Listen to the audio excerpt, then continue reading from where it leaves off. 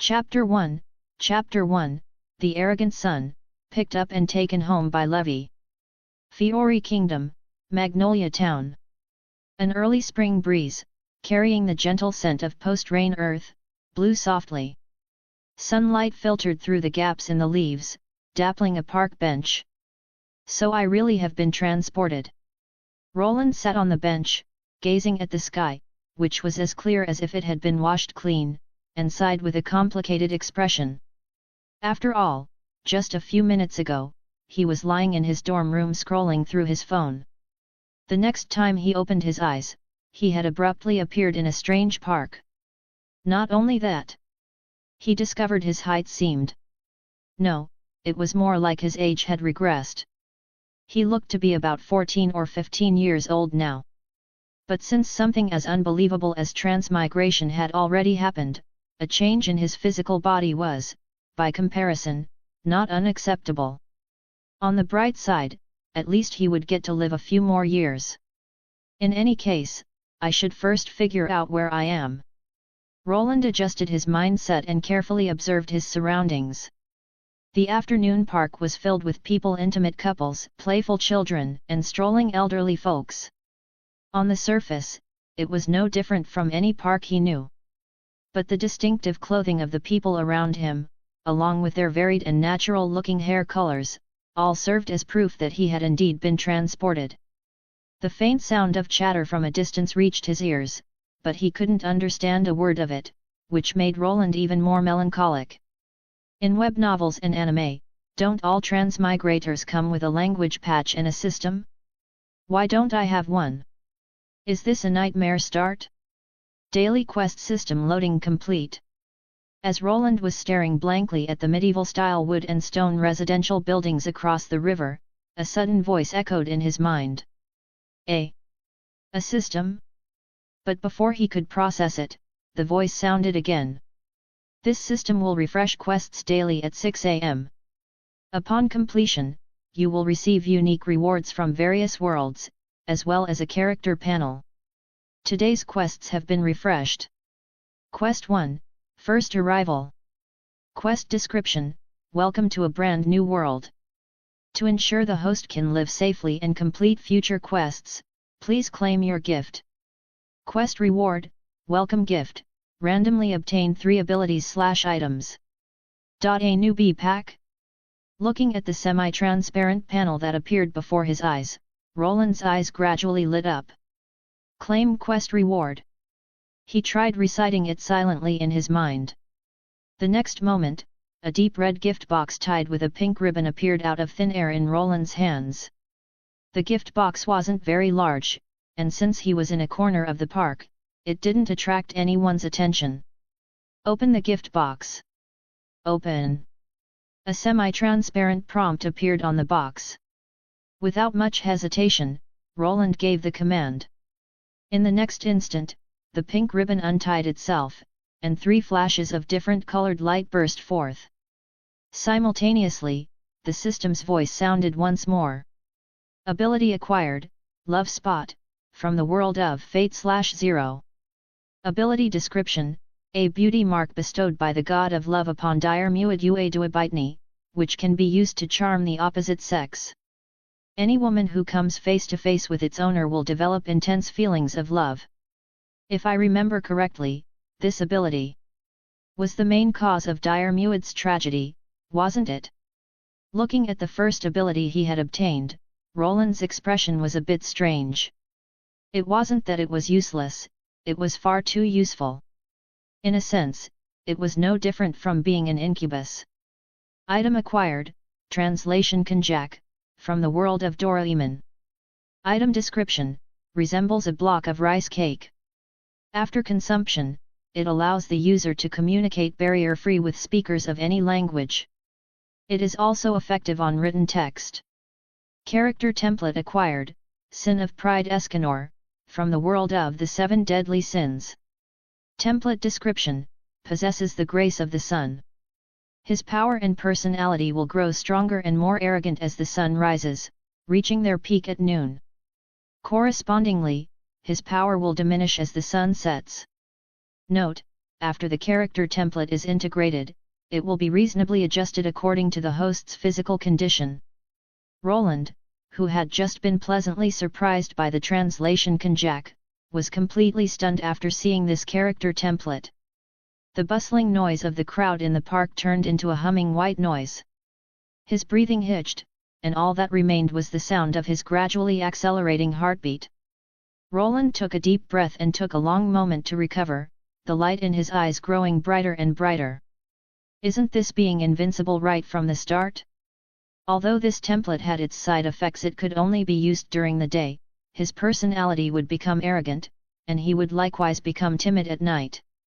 But compared to a power so great it could be called invincible, these side effects were simply insignificant. Claim rewards. Claim all. As his voice fell, a black mole appeared at the corner of Roland's left eye. The red gift box in his hand dissolved into light and disappeared, replaced by a piece of grey kanjak. The most obvious change was to his body. Beneath his black shirt were sharp, chiseled muscle lines, and within him was a scorching magic power ready to erupt as well as a strength powerful enough to destroy anything. The power of the sun. Roland whispered, feeling the surging magic power within him. Even though it was almost evening, his power was already this immense. He didn't dare to imagine to what extent his power would swell at high noon. But why hasn't my body size increased? Feeling the changes in his body, Roland frowned and muttered to himself in confusion. He remembered that this ability affected one's physique, causing one to become muscular from the morning onwards, with a height that could reach an exaggerated 3 meters at noon, only returning to normal at night. It was currently sunset, so logically, both his personality and physique should be undergoing significant changes, yet he felt nothing of the sort. This character template has been adapted. Your body size will not change, and the personality aspects will also vary from person to person. I see, that's really thoughtful. Roland couldn't help but praise. After taking a moment to adapt to his immense power, he remembered he still had the translation kanjak to eat. He looked at the springy, jelly-like kanjak in his hand.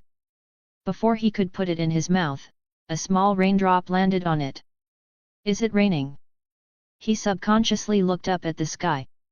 The clear blue sky had become overcast with dark clouds at some point, and a fine, needle-like rain poured down, splashing on the ground. It started as a drizzle, but the rain quickly grew heavier, blurring the scenery in the distance. However, as soon as the raindrops neared Roland, they were evaporated into vapor by the magic power emanating from him. Although he wasn't getting wet, this wretched weather still made him frown. Since the sun hadn't completely set, he could use his magic power to block it for a while. But what about after the sun sets? Don't tell me I'll have to sleep under a bridge. He had just solved the problems of language and power, only to be stumped by the question of where to sleep. At this, Roland couldn't help but sigh. Are you all right? With this weather, it's probably better to head home, you know. A young girl's voice suddenly sounded from his side.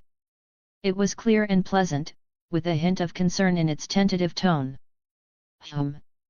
Roland was slightly taken aback, then turned his head to see a blue-haired girl standing beside him, holding an umbrella in one hand and a book in the other. The girl could be described as petite, with a very cute appearance. Her sky-blue hair was tied with a dark green headband, and her light yellow, off-the-shoulder dress gave her a lively and cheerful look. If I could, I would go home. Roland first complained helplessly, then returned the girl's gaze with a smile. But, thank you for your concern. No. It's nothing. As the blue-haired girl looked at the boy's delicate face and the mole at the corner of his eye, her eyes widened slightly, and her heartbeat couldn't help but quicken. What a strange feeling. Excuse me, are you in some kind of trouble? The girl, who should have been heading back to the guild dorms, hesitated for a moment before she couldn't resist asking. Trouble? Roland looked at the girl's gradually blushing cheeks and understood instantly. The love spot is really something else. Although he felt a bit bad about deceiving a kind-hearted girl who was trying to help, it was better than sleeping under a bridge tonight. You were scammed out of all your money while traveling. How could someone be so awful? After hearing Roland's tragic story, the blue-haired girl indignantly puffed up her cheeks in condemnation. Yes, so I don't know where I'll sleep tonight. In this weather, I'll probably have to find a bridge to sleep under. The blue-haired girl looked at the curtain of rain in the distance and said subconsciously, if you really have nowhere to go, you could stay at my place for the night. Wait, what did I just say? After the words left her mouth, the blue-haired girl immediately realized what she'd said. A wave of shyness washed over her, and she turned bright red, using the book in her hand to hide her face. Is that really okay? I'm a man. Roland feigned hesitation upon hearing this. It's fine, you don't look any older than me, the blue-haired girl said in a small voice, sneaking a peek at him. Boy, your age isn't really a man yet, right? In that case, I'll be in your care. Roland ignored her quiet mumbling and extended his hand with a smile. My name is Roland, a traveler from a faraway place. It's a pleasure to meet you. I am Levy. Levy McGarden. Chapter 2, The Enchanted Levy, the Shadow Khan? Levy. That sounds familiar. Sharing an umbrella with the girl he had just met, Roland walked along the wide, stone-paved street, a thoughtful expression on his face. So, Roland, did you just arrive in this town today? Levy tilted her head slightly, her shoulder-length blue hair falling to one side, her eyes secretly staring at him. Her other hand, which was holding a book, quietly pressed against her flat chest. Even now, she could still feel her heart pounding intensely. She couldn't even bear to look away. This isn't right, this isn't right. Acting like this, could this be the love at first sight from the books? At this thought, Levy's breathing grew heavier, and the blush on her cheeks deepened, as if she were intoxicated. Ah, if only I hadn't just been scammed. Roland noticed the girl's strange behavior beside him but didn't ask about it. He decided to spare the girl before him some embarrassment. The distance from the park to where Levy lived wasn't too far. The two chatted as they walked and soon arrived in front of a large residential building on a hillside. Fairy Hills. Looking at the wooden sign hanging above the main entrance, Roland subconsciously glanced at the girl behind him and asked with some uncertainty, "Is this your home?" "No, this is the girls' dormitory where I rent a room." Levy quickly shook her head. "A girls' dormitory?" Roland forced a smile and continued to ask, "Don't girls' dormitories here prohibit men from entering?" "Of course they do," but Levy first glanced cautiously at the dormitory entrance, then whispered, "It's fine as long as Granny Hilda doesn't find out. Besides, I can get in through the second floor. This feels like a secret rendezvous." Before Roland could speak, Levy handed him the umbrella. Her slender index finger moved gracefully in mid-air, as if writing characters. Solid script, float. Following her soft chant, 5 semi-transparent letters appeared out of thin air in the rain, floating lightly like balloons in the sky. As Roland held the umbrella and watched this incredible scene, he suddenly realized something. His gaze instantly swept over the girl's exposed fair skin, and he quickly found a special white emblem on her smooth, left shoulder blade. The meaning represented by that emblem was the guild named Fairy Tale. Fairy Tale. No wonder the girl's name sounded so familiar. Roland couldn't help but widen his eyes. He really hadn't expected to be transported to this world. After calming down a bit, he let out a light breath and immediately began recalling information about this world in his mind. In terms of danger, Fairy Tale was no less perilous than the other 3 great shonen manga. Just then, the girl's cheerful voice came from his side. "All done." Having cast her magic, Levy clapped her hands, a cute smile on her pretty face. "Now, if you touch the letters in the air, you'll be able to float." "Is that so?" Pushing his thoughts aside, Roland, experiencing the magic of this world for the first time, reached out with curiosity to touch the row of characters shimmering with white light. The next moment, he felt his body slowly drift upwards, as if he had escaped the pull of gravity.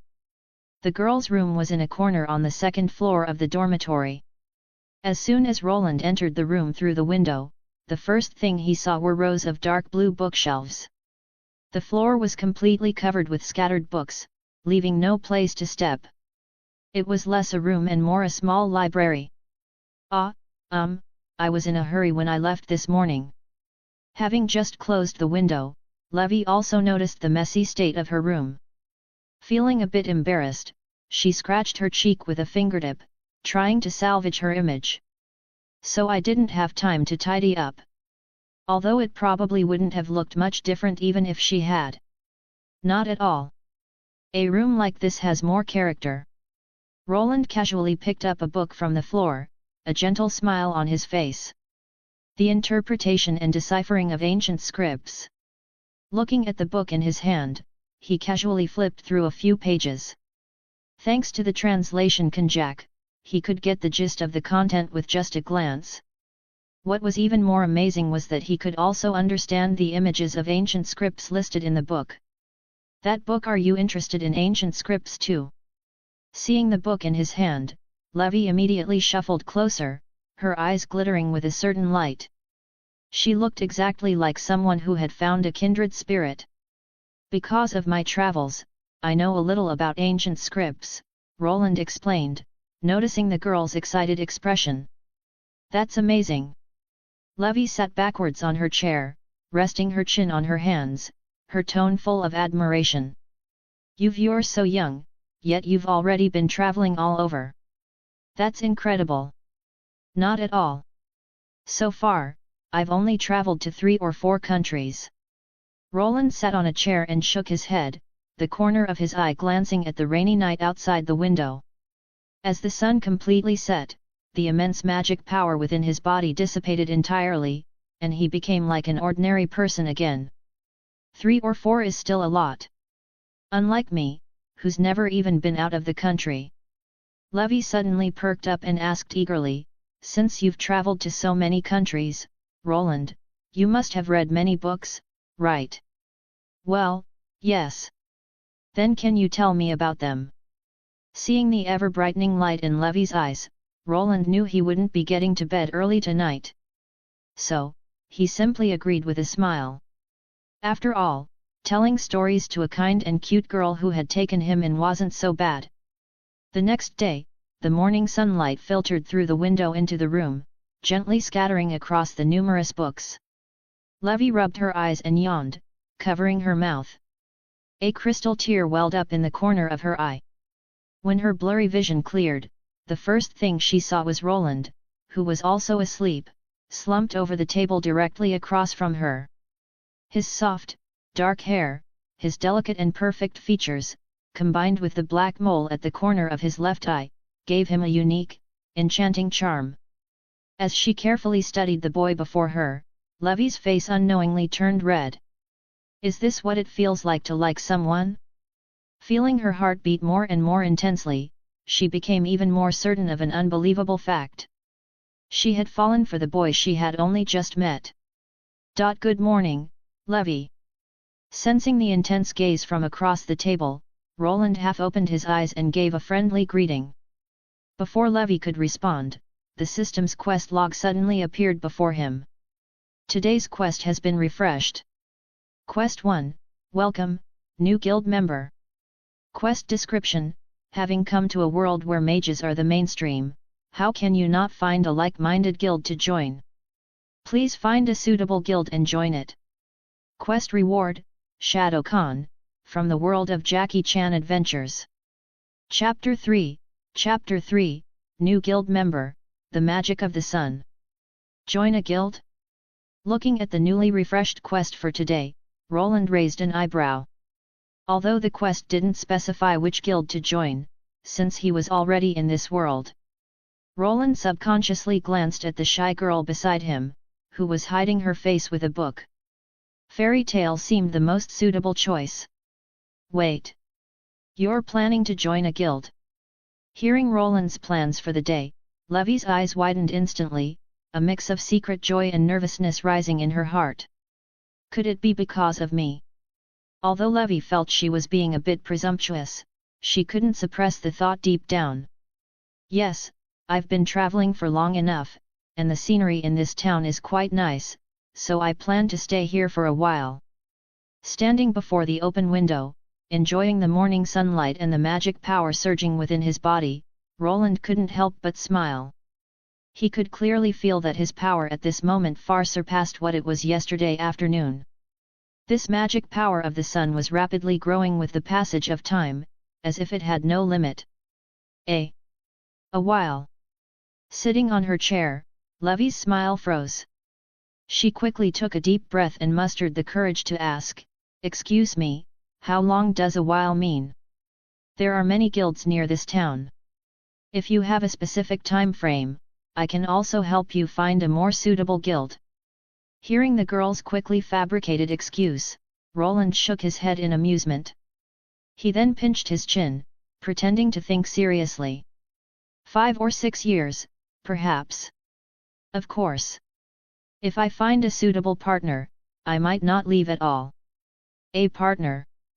Levy, who had been a bit disappointed by the first half of his sentence, her eyes instantly lit up after hearing the last part. Is that so? In that case, the girl suppressed her excitement, raised a slender, white index finger with a slight smile, and said in a serious tone, "Then you should definitely join Fairy Tale. As the only top-tier mage guild in Magnolia, besides the various quests with high rewards, its lively atmosphere is also unmatched by other smaller guilds."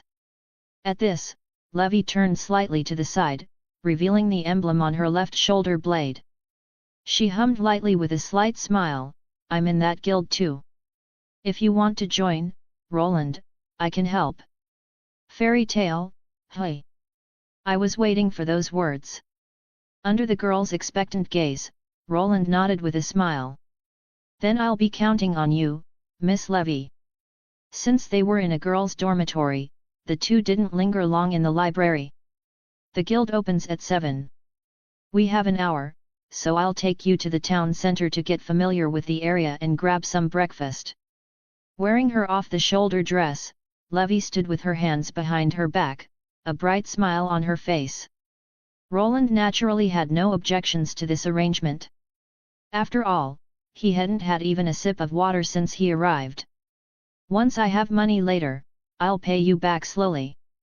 The boy's gentle, smiling voice sounded from his side, making Levy's small body tremble slightly. She subconsciously paused and quickly waved her hands.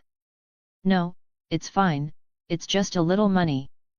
Seeing Levy's flustered state, Roland chuckled. "You're really cute, Miss Levy." Walking on the white marble-paved street, Roland looked around with curiosity. But he soon noticed something was off. Several women and young girls who had just made eye contact with him had all stopped in their tracks, their faces slightly flushed as they secretly glanced at him. One girl even hesitated for a moment before quietly starting to follow them. The power of the love spot is really too much. Roland lowered his head and thought to himself. Inside the restaurant. Considering Roland hadn't eaten yesterday afternoon or evening, Levy specially ordered a lot of croissants and steak, as well as 2 strawberry cakes for dessert. After breakfast, it was the moment Roland had been most looking forward to. Walking through the crowded streets, they soon saw a large, 3-story guild hall built of wood and stone, located in the center of town. Above the main entrance hung a colorful guild emblem flag fluttering in the wind, and a huge silver sign Fairy Tale. "Let's go, I'll take you to find Myra," Levy said happily, then took his hand and quickly walked into the guild. The spacious hall of the guild was filled with wooden tables and chairs. A request board covered with quest flyers was placed to the side, and there was a bar in the distance. Overall, the place looked more like a bar than a guild. Since the guild had just opened, there was almost no one in the hall, only a white-haired girl in a dress standing behind the bar. Seemingly noticing their arrival, a gentle smile appeared on her exquisite face as she greeted them with a laugh. "Good morning, Levi." "Good morning, Myra." Levi smiled and pushed Roland in front of her, introducing him. "This is Roland, a traveler from another continent. He wants to join our guild."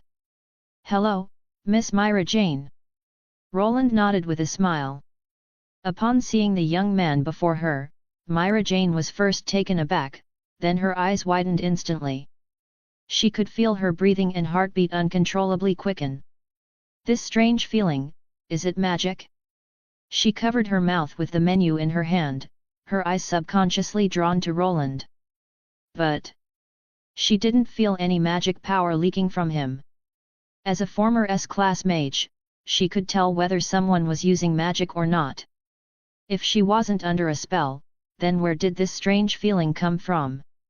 Although confused, Mirajane suppressed her inner shyness and put on a smile as bright as the sun.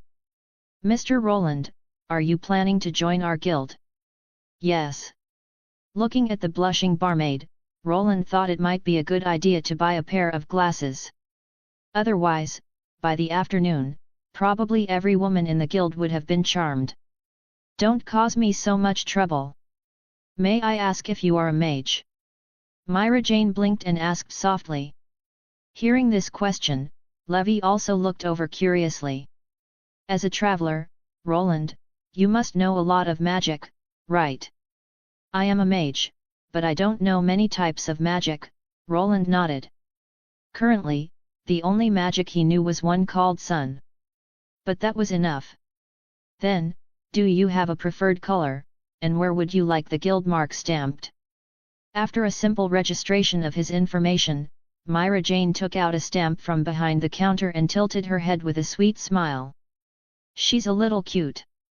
Roland coughed lightly, trying not to look at her. "On the left arm, please. As for the color, gold will be fine."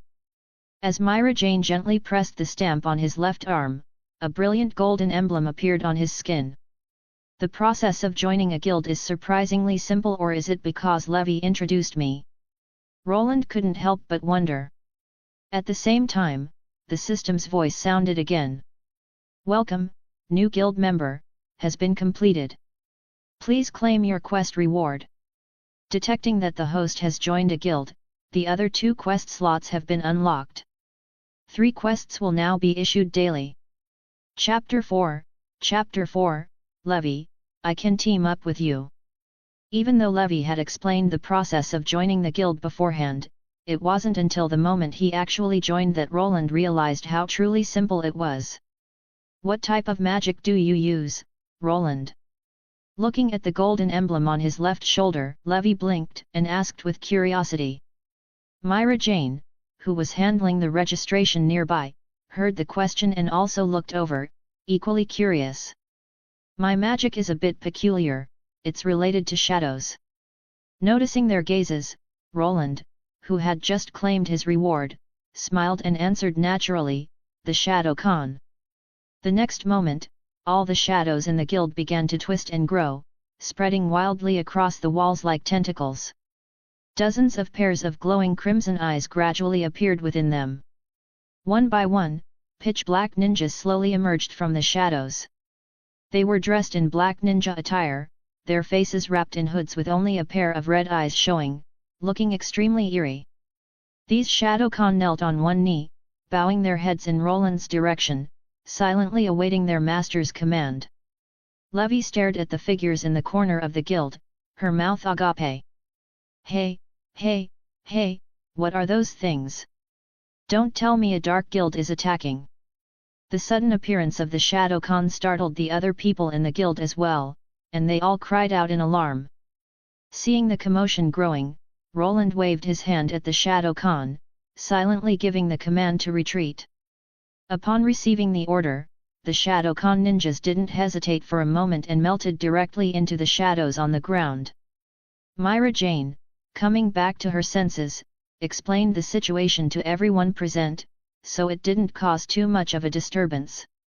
"You, Mr. Roland, your magic is truly unique." Seeing the shadows in the guild return to normal, Mirajane couldn't help but say in surprise. I've never seen magic like this before. Levi murmured softly. She was confident she had never seen similar magic in any existing ancient books. As an avid reader, she had faith in her own knowledge. So that's it. Those strange people just now were your magic. Just then, an old yet very energetic voice came from behind. Roland turned around, and his eyes fell upon a short old man wearing a circus clown hat, with a kind smile on his face. Yo, nice to meet you, newbie. Noticing his gaze, the old man smiled and extended a hand in greeting. This is the master of fairy tale Makarov, Mirajane introduced with a smile. Good morning, master, Roland greeted with a light laugh. Although his memory of the fairy tale plot was a bit fuzzy, he remembered the identity of the old man before him clearly. Makarov Driar, the third guild master of fairy tale, and also one of the 10 wizard saints. At that moment, Levi told Makarov of his identity. You've been traveling alone since you were a child. Makarov gave him a surprised look, then nimbly hopped onto a high stool nearby. With a kind smile on his face, he reached out and patted Roland on the shoulder, laughing heartily. That must have been tough. But now that you've joined the guild, just think of this place as your home. No need to be so formal. Seeing the guild master, who was as kind as a grandfather, Roland's mood relaxed a bit. Then, in the next moment, bang! A wooden bench flew over without warning, smashing the laughing Makarov directly behind the bar. Roland subconsciously turned his head, then fell silent. At some point, the guild hall had erupted into a brawl. Broken tables and wooden barrels flew everywhere, colorful magic circles flashed one after another, purple smoke burned, and clouds of smoke rose. No, it's not like that. Seeing the silent Roland, the smile on Levi's face became strained. She stammered, trying to explain, everyone is just having a daily exchange. Before she could finish, a muscular figure suddenly flew from the distance. Just as it was about to hit Levi, Roland, who was standing beside her, sighed and pulled her into his embrace. Makarov, who had just jumped back up, wasn't so lucky. He lost his footing and was smashed down again. That's enough, you damn brats! Unable to bear it any longer, Makarov activated his giant magic. A huge arm tossed Elfman, who was pinning him down, aside, and he roared as he charged into the crowd. MMPH. Pulled into his embrace, Levi's cheeks instantly flushed red. Her small, cute body suddenly felt weak. I'm being held? Are you okay? Looking at the girl breathing rapidly in his arms, Roland couldn't help but stroke her head. Her blue hair was soft and smooth, very comfortable to the touch, and there was even a faint fragrance that tickled his nose. Just like petting a cat. But unlike a cat, which would purr when petted, Levi. Seeing the girl's eyes gradually glaze over, Roland felt a strange sense of guilt and stopped stroking her head, turning to look away. He ended up seeing Mirajane staring at the two of them with a curious expression. Realizing she had been noticed, she put a hand to her mouth, coughed lightly, and whispered, "Ahem, I wasn't looking at all." Liar. Fortunately, thanks to Mirajane's interruption, Levi also realized the situation was inappropriate. She quickly got out of his embrace and stood to the side, her face bright red, fidgeting with her index fingers behind her back. "Myra, may I take a quest now?" Ignoring the girl's blush, Roland asked with a serious expression. Because after completing the guild joining quest, the system had also unlocked the remaining 2 quest slots. Quest 2, the first pot of gold. Quest description: earn your first sum of money in this world. You can work, beg, steal, or rob. Quest reward: Gourmet Tablecloth, from the world of Doraemon. Quest 3, S-Class Quest.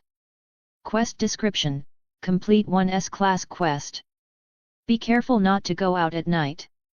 Quest reward: Zoan-type Devil Fruit, from the world of One Piece.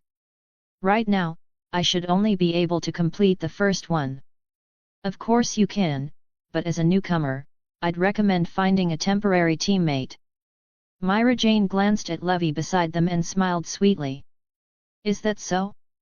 Then could I trouble you, Myra? Wait, I can team up with you. Chapter 5, The Midday Sun, Laxus's Provocation. This guy. He's doing it on purpose. Seeing Roland extend an invitation to Mirajane, Levi pouted her cheeks in jealousy. I was the one who brought him to the guild, so naturally, I should be the one to guide him. Oh my, are you two going to team up? Mirajane gently pressed a finger to her lips and tilted her head to remind him, but I remember Levi already has a team, doesn't she? If Jet and Droy find out. Honestly, Myra, don't say things that could cause a misunderstanding. The two of them and I are just ordinary friends. Levi subconsciously glanced at Roland beside her. Seeing no change in his expression, she couldn't help but breathe a sigh of relief. She couldn't let Roland misunderstand something like this.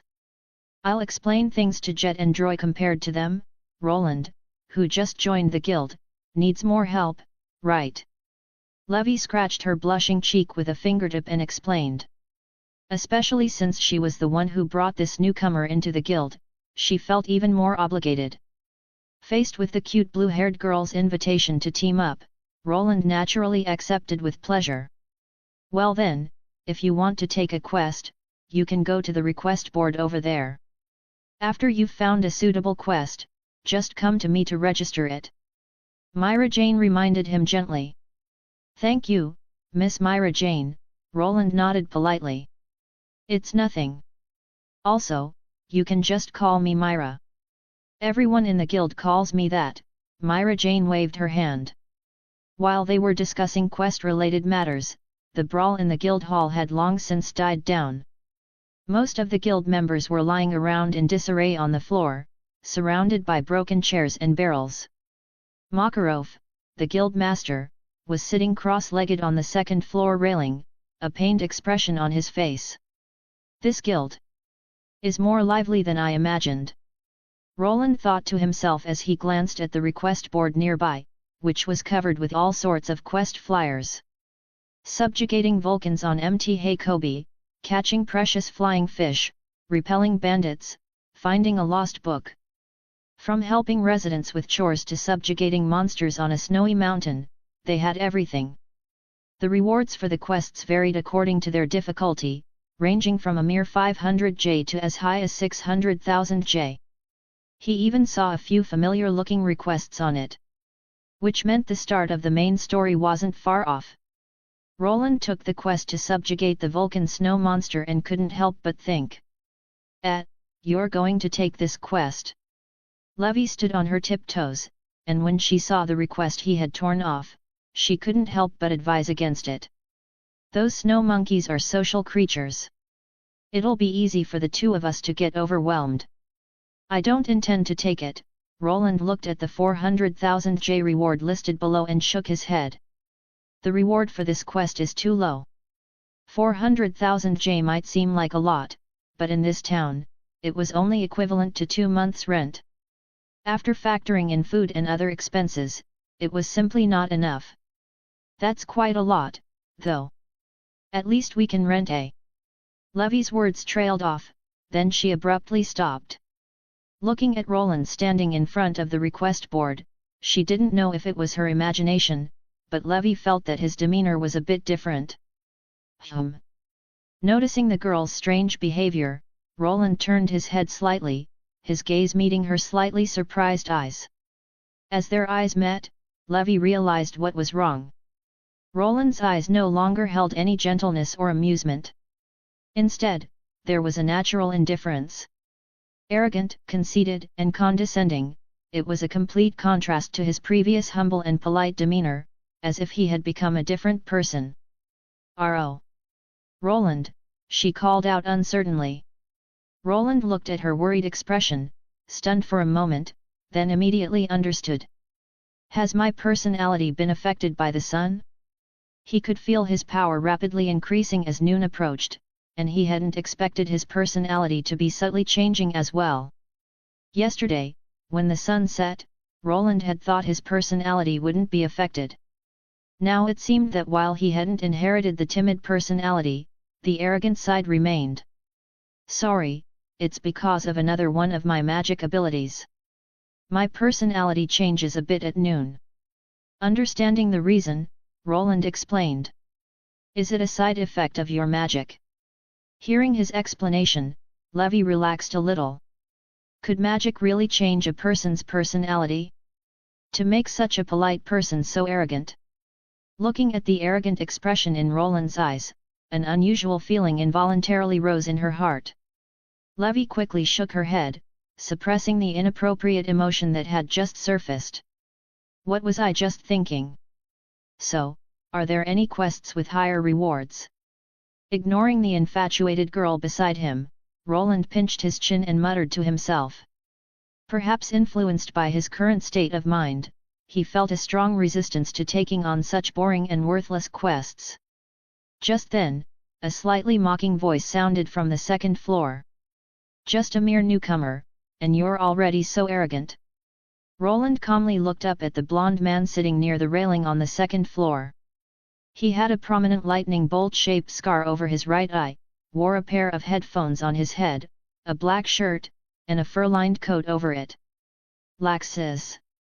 Levi subconsciously called out the man's name.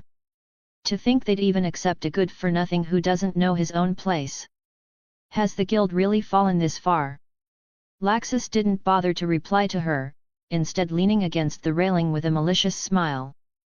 You want a high-reward quest, don't you? Why don't you take a look on the second floor, newbie? Roland, don't listen to him. Mirajane frowned and looked up. Although Roland is a new member, he is also a comrade of the Fairy Tale Guild. Who would acknowledge such a weakling as a comrade? There are enough weaklings in the guild already. Laxus looked down from above, a disdainful smile on his face. Do I really need to consider these weaklings as my comrades? His words instantly angered more than half the people in the guild hall. Damn it, that Laxus! So arrogant! Bastard! Laxus, is it? A smile spread across Roland's lips. He ruffled the blue hair of the girl beside him and turned to walk towards the stairs. It was currently noon, and he was finding it a bit hard to contain the immense power within his body. He might as well use this guy to test his strength. Wait, Roland. Chapter 6, Laxus, was it? You are so weak. Seeing Roland walk towards the stairs, Levi quickly hurried after him. You can't go up to the second floor right now. According to the master's rules, only S-class mages are allowed up there. However, she had just finished speaking when Roland's figure disappeared from the stairs. Rules are the kind of thing that become meaningless if you're strong enough. Roland didn't even turn his head as he took the next step onto the landing. He could feel his personality had undergone a drastic change. But so what? He had absolute confidence in his strength, so what if he was a little more arrogant? The other guild members weren't too surprised by this scene. After all, there were always some hot-tempered individuals who couldn't stand Laxus's provocations and would try to charge up to the second floor. The result, naturally, was being thrown back down by Guildmaster Makarov. TCH, that Laxus guy is always so arrogant every time he shows up. Sitting on a repaired chair, a bruised and swollen Wakaba held a cigarette and clicked his tongue in annoyance. Well, what can you do? He was so well behaved when he was a kid. Macau stroked his chin as he watched the newcomer walk up the stairs. Isn't Natsu around? Nah, he went out on a job yesterday morning. No wonder I felt like something was missing. If Natsu were here, he could have served as a bad example for the newcomer. That was a good line just now. I wonder if you have the strength to back it up. A playful smile appeared on Laxus's lips as he glanced at his grandfather, who had fallen asleep at some point, clutching a wine bottle. It's about time you woke up. Just as Roland was halfway up the stairs, the drunken Makarov woke up. Laxus, can't you just behave yourself? Looking at his grandson, Makarov had a helpless expression. He was always causing a heap of trouble, and now he wouldn't even let a newcomer off the hook. Sorry, Roland. It's all my fault that Laxus is like this. Please don't mind him. Makarov sighed. A golden magic circle flashed in front of his palm, and a giant hand reached towards Roland. He was preparing to bring him back down. After all, he was a newcomer who had just joined, it was normal for him not to know the guild's rules. However, the giant hand he extended grabbed nothing but air, leaving Makarov stunned. When he looked towards Roland's position again, the other was already standing in front of Laxus. Wait, when did he get there? Not only Makarov, but the other guild members were also shocked.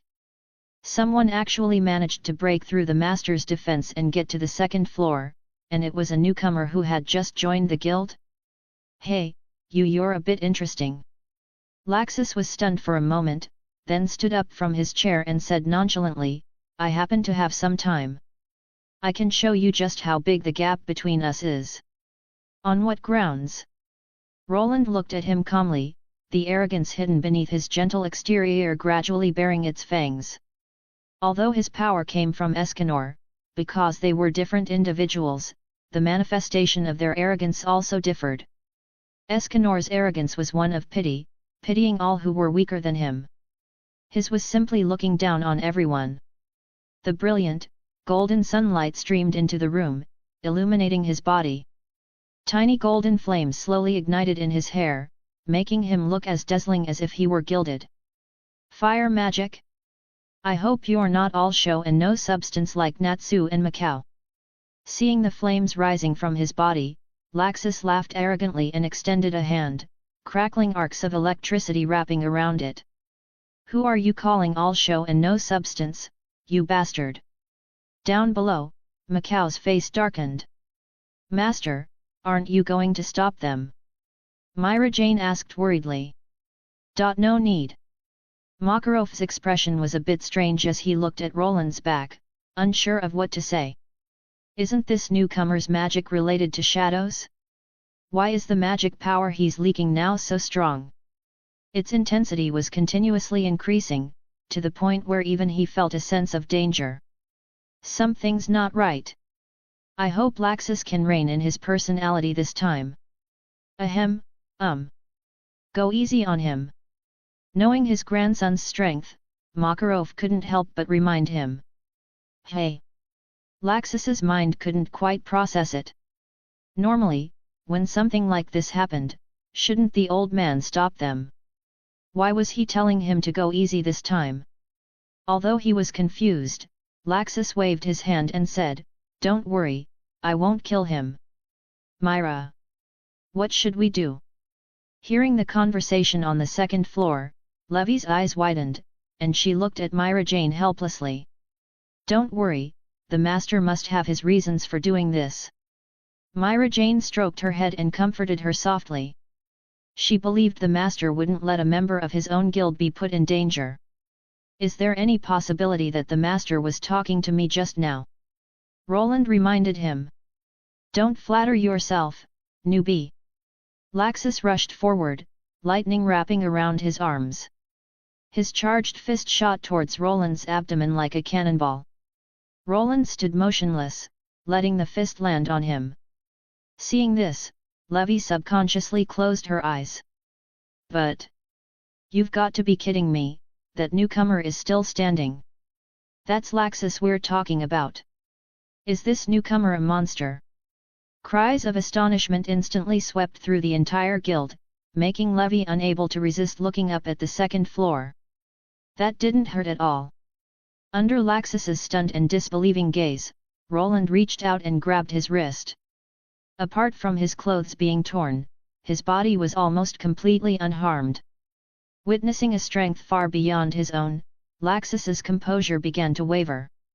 He tried to pull his arm back with all his might, but it wouldn't budge. Taking a deep breath, he aimed his other hand at Roland, and a brilliant golden magic circle instantly appeared.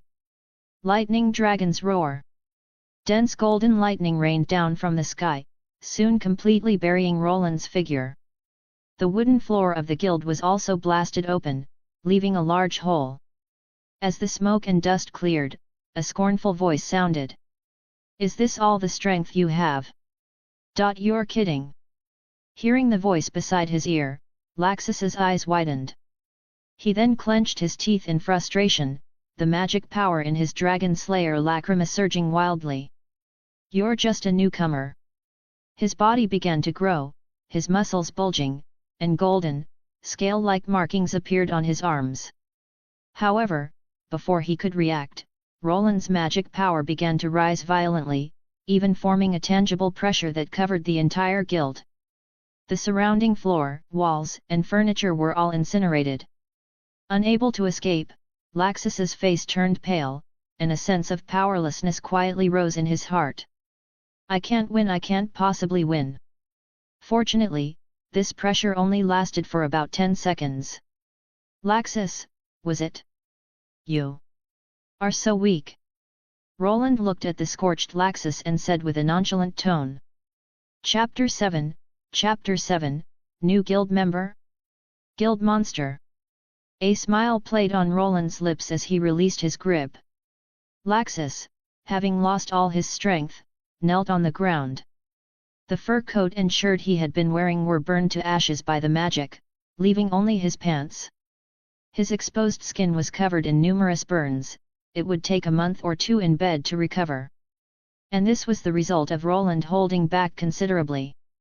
He had a feeling that if he hadn't controlled himself, the entire town of Magnolia would have been vaporized. As the battle ended, everyone present fell into a strange silence. Clearly, no one had expected a newcomer who had just joined to be able to defeat Laxus, and with such an overwhelming display of power. What new guild member?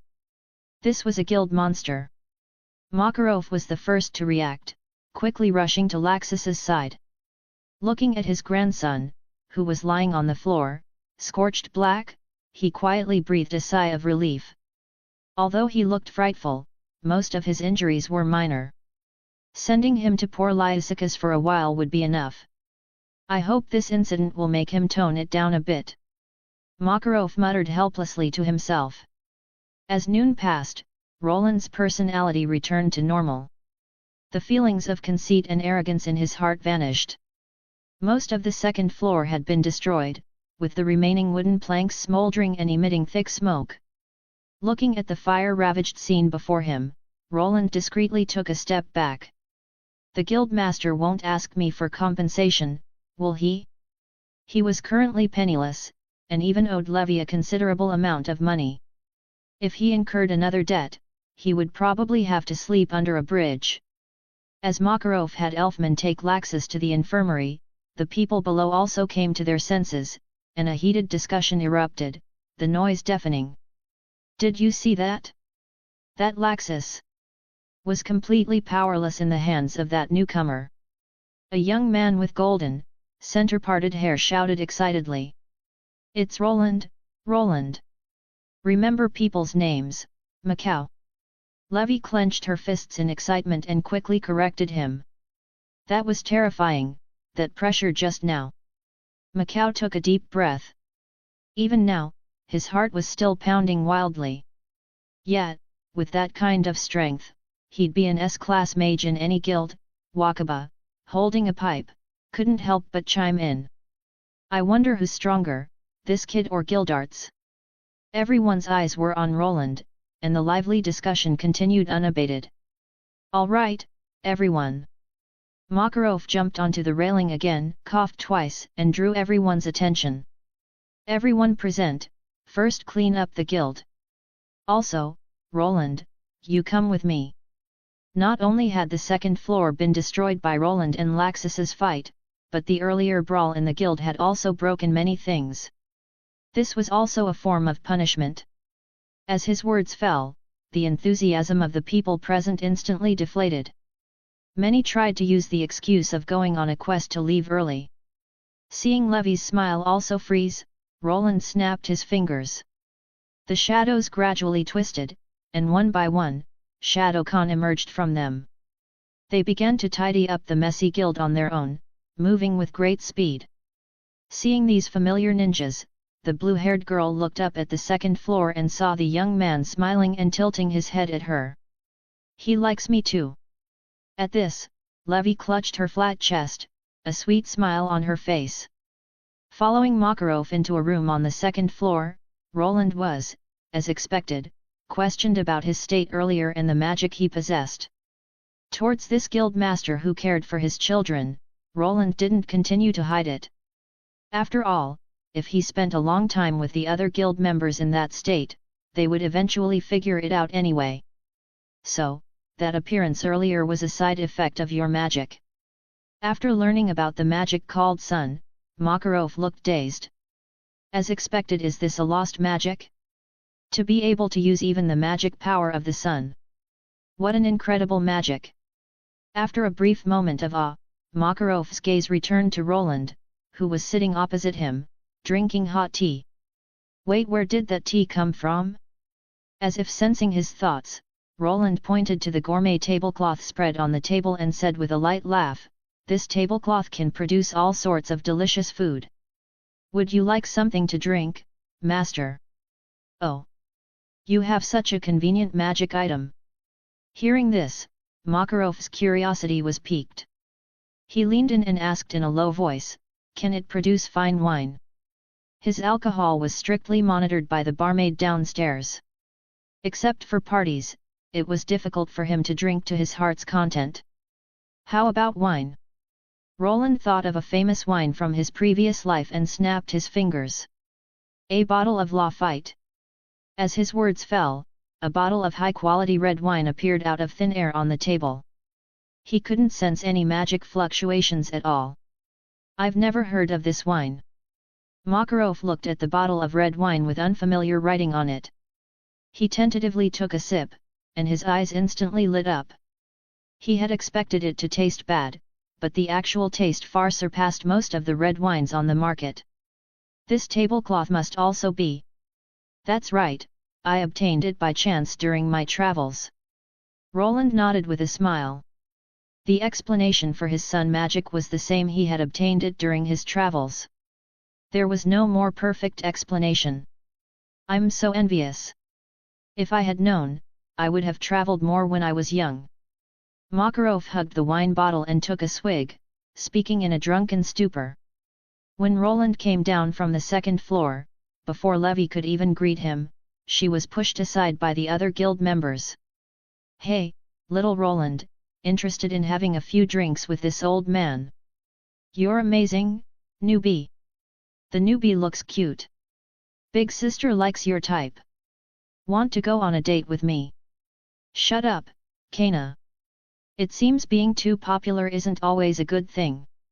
Looking at the enthusiastic guild members surrounding him, Roland couldn't help but take a couple of steps back. Chapter 8, The Working Shadow Con, Team Shadow Gear. Quest: The first pot of gold has been completed. Please claim your quest reward. The column that originally listed 3 quests now had 2 grayed out, leaving only the S-class quest uncompleted. But what made Roland feel strange was, how did I complete this quest? He clearly hadn't accepted any quests, he had only crushed Laxus. Just as he was wondering, a Shadowcon ninja appeared silently beside him, knelt on one knee, and respectfully handed him a small bag of coins. Taking the bag of money, Roland had a blank expression. They didn't steal this, did they? But he hadn't given any order to steal. That's their payment. After all, your shadow magic was a huge help, Roland. Mirajane said with a smile, placing a glass of orange juice in front of him. They need to rest and eat too, right? In a way, it's similar to celestial spirit magic. No, it's completely different. Although these Shadowcon could work for 100 years straight without eating or drinking and still not die, looking at the gentle smile on Myra's face, he didn't say it out loud. If he said something like that, wouldn't he be a complete monster? Silently accepting the coins, Roland took a sip of the iced orange juice, the cool, sweet and sour taste spreading in his mouth. By the way, Myra, is the guild hiring servers? Roland asked thoughtfully, looking at the Shadowcon bustling about their work in the guild. In any case, since he could summon the Shadowcon and there were no distance limitations, leaving 2 or 3 of them here to work and earn some extra cash would be a good idea. Are you planning to work part-time here, Roland? Mirajane, clearly not expecting such a question, blinked in a daze. Putting other things aside, with the strength he had just displayed, he could easily take on S-class quests. You have to understand, the minimum reward for an S-class quest is 7 or 8 million J, which is equivalent to an ordinary person's annual salary. Currently, Mickey and I are the only servers. When it's a holiday or we have a party, it does get a bit hectic. Although she was confused, Mirajane answered seriously. It's just a part-time job. In a way, my magic is quite suitable for this kind of work. Roland said with a light laugh. Well, that's true. Mirajane glanced at the diligently working Shadowcon. After some thought, she held up a finger and kindly reminded him, but the salary for this job is low, only 200,000 J. After paying rent, that amount would barely be enough for daily expenses. As for buying magic items, that would be out of the question. No problem. Also, could I get a month's salary in advance? Sure, you can, but... Are you short on money? Because he was scammed out of all his money yesterday morning. Levy, who was quietly drinking her orange juice beside him, said in a small voice. He ran into a scammer. Mirajane's eyes widened in surprise. Then, she thought of something and couldn't help but ask, then where did Roland stay last night? Cough, cough. Before she could finish, Levy, knowing what was coming, became visibly flustered. In her panic, she choked on her drink and couldn't stop coughing, covering her mouth. Noticing her intense reaction, a wild guess suddenly formed in Mirajane's mind. She looked at the two of them with a peculiar expression, her mouth slightly open, at a loss for words. In the end, she could only give Levy a knowing smile. I never thought the usually shy Levy would be so bold in such matters.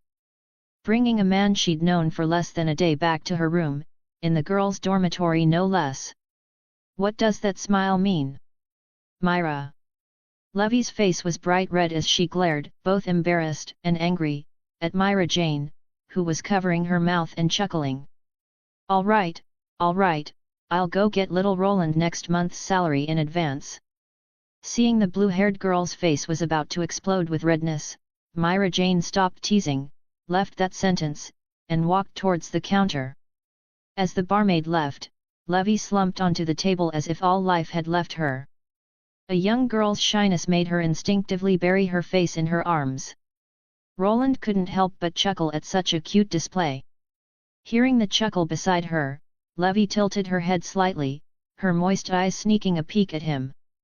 Want some Zanpakutō? My treat. Roland said with a smile. Zanpakutō. A flicker of confusion appeared in Levy's eyes. She couldn't help but ask, what's that? It's a staple food from my hometown. If I had to describe it, it's kind of like the filled buns here. Are you going to make them? Levy asked, blinking. No, it's a magic item I got during my travels. It can generate all kinds of food in unlimited quantities. Roland shook his head. Hearing of such a magical item, Levy's curiosity was piqued. Under her expectant gaze, Roland took out a pure white tablecloth with a symmetrical pattern from thin air and unhurriedly spread it on the table. Whatever you want to eat, just say it to this gourmet tablecloth. Then I want a strawberry cake. Hearing this, Levy gave it a try and called out. The next moment, under her incredulous gaze, a huge strawberry cake suddenly appeared on the table. No way! Levy murmured in disbelief. However, that sense of absurdity vanished completely after she tasted a bite of the cream. It's delicious. Compared to the strawberry cakes sold in cake shops, the texture and taste are just as good. Popping a strawberry into her mouth, Levy praised it subconsciously. If Urza knew about this item, she'd probably be pestering you for cake every day. Urza. The Titania. Roland propped his chin on one hand. Yo, Levy. I found a good quest, wanna go? Just then, a cheerful voice called out from not too far away. Roland looked up and saw a man with orange hair wearing a cowboy hat and a coat walking over, followed by another tall, slender figure. That's Jet and Droy. They're my teammates. Levy wiped the cream from the corner of her mouth and quickly explained. Her nervous expression seemed to show she was afraid he would misunderstand. Chapter 9, damn it, give Levy back to us. Team Shadow Gear. After Mirajane's explanation, Roland also learned that there were many small groups within the guild. Among them was the Thunder God tribe, led by Laxus. While Levy was making introductions, Jet and Droy also noticed the young man sitting beside her, and both were stunned. Jet, Droy, these are my good friends whom I've known since I was a child. Levy paused, then looked at Roland beside her and said with a smile, This is Roland, a newcomer who just joined the guild today. Hello, Roland greeted in a gentle tone. A newcomer who just joined today? The two looked at each other, their expressions grave. There's no mistaking it, this kid has his eyes on our cute Levy. An enemy? Jet muttered to himself in a low voice. Yeah, looks like we'll have to call a temporary truce. Noticing his exceptionally handsome face, Droy felt an inexplicable pressure, and cold sweat trickled down his forehead. Damn it, where did a guy who's on par with Loke suddenly appear from? It was obvious the person before them was the greatest threat to their pursuit of Levy. You two are being too rude, aren't you? He was just greeting you. Seeing the two of them not responding at all, Levy narrowed her eyes in annoyance. These two? Ah, sorry. I'm Sarasuk, but everyone in the guild calls me Jet. Seeing the dangerous look in Levy's eyes, Jet quickly stood at attention, pressed his hand on his wide-brimmed hat, and introduced himself. I'm Droy. It's a pleasure to meet you. Droy said, somewhat reluctantly. After all, seeing the girl you have a crush on laughing and talking with a strange man, who would be in a good mood. After a simple round of introductions, Levy suddenly remembered the matter of teaming up. She scratched her cheek with her index finger and said with an embarrassed tone. I have something I need to discuss with you. What is it? Jet asked curiously. Levy began to hesitate. After a long pause, she revealed an awkward yet polite expression. I'll be leaving the team for a while. For the upcoming quests, it'll just be the two of you. Wah! Wait. You're quitting the team. Droy and Jet stood frozen as if struck by lightning. Their expressions went from disbelief to pale, and their lips trembled so much they couldn't speak. Why? Our team, since its formation, has never. I asked Miss Levy to team up with me. Before Droy could finish, Roland interrupted. Because I'm new to this town and not familiar with the quest procedures, I asked Levy to team up with me for a while. He still had a smile on his face, and his gentle voice made Levy pause. That's not right, I was the one who asked to team up.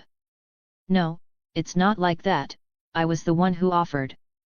After hesitating for a few seconds, Levy decisively opened her mouth to explain, but before she could get halfway through her sentence, she felt her left hand being held.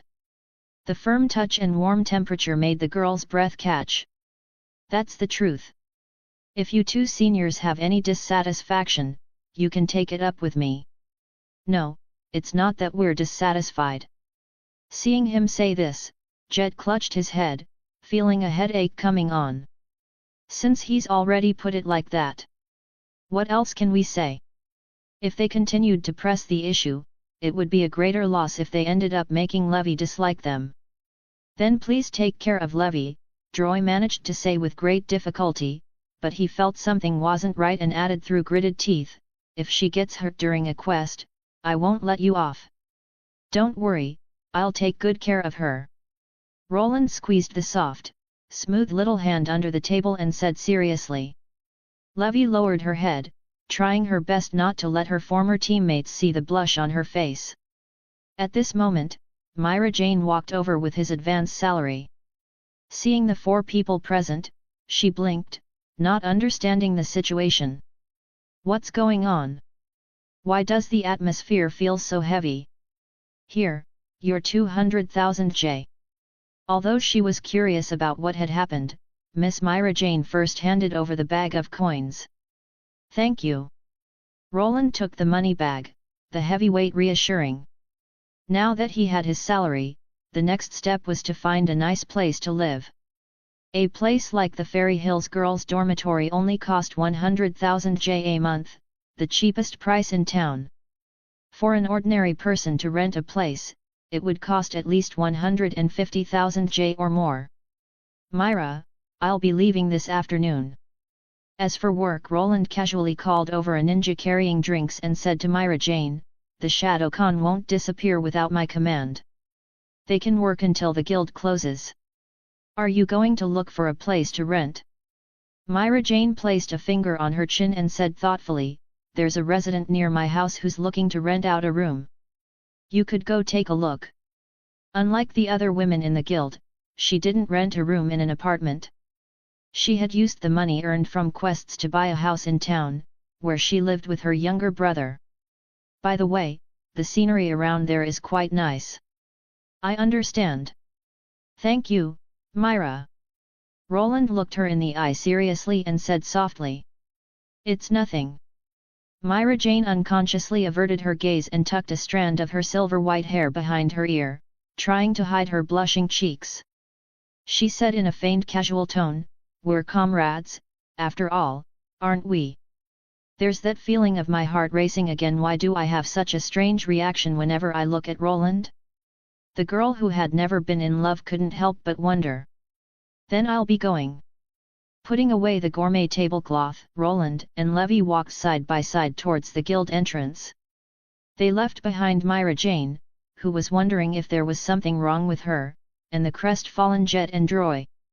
Staring at the 2 departing figures, Droy slammed his fist on the table in frustration. Damn it, give Levy back to me. Chapter 10, The Girl's Innocent First Kiss. After leaving the guild, Roland naturally took the slender, fair hand of the girl beside him. Levy looked at the street beside them nonchalantly, allowing her hand to be slowly held tighter.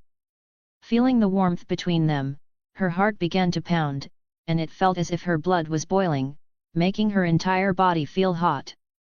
Levy took a deep breath, trying to calm herself down, but the rising heat had already made her mind fuzzy, and she could only let him lead her along like a doll.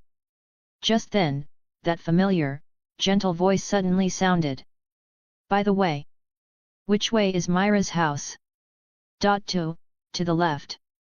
Suppressing her inner shyness, Levy subconsciously pointed to the fork in the road on the left. After all, having lived in this town for so many years, she could give directions without a clear head. The afternoon sun wasn't glaring. Roland looked up with a slight smile, clearly feeling the power in his body fading away. But it didn't affect his pleasant mood. Admiring the various medieval fantasy-style buildings and smelling the aroma of baking bread wafting through the air, everything was so new and fascinating to Roland. Especially with a cute, blue-haired girl by his side. This world is really nice. Hearing the whisper beside her, Levy, who hadn't heard clearly, asked subconsciously. Perhaps she had gotten a little used to it. Although she was still shy, it was better than at the beginning. At least she didn't have to walk with her head down the whole time. I was saying, Levy is really cute. Roland smiled slightly, lightly pinching his chin. No wonder Jet and Droy like you so much. Cute. I'm not. Levy's eyes widened as she quickly waved her hands. However, she couldn't suppress the smile on her lips, which revealed the joy in her heart for all to see. The way the 2 of them were laughing and talking, from the perspective of many passers-by, they looked just like a couple in love. Mirajane's place wasn't far from the guild. After walking for about half an hour, Levi stopped, and Roland curiously observed their surroundings. The originally wide street was divided by a river, with tall trees bearing flower buds planted on both sides. Every so often, there was a flat bridge made of white stone. The residential building where Mirajane lived was on the north side of the river. The buildings were arranged in neat rows, giving them a unique, symmetrical, and delicate feel. Across from the residential area was a huge park filled with unknown trees. It seemed it was not their blooming season.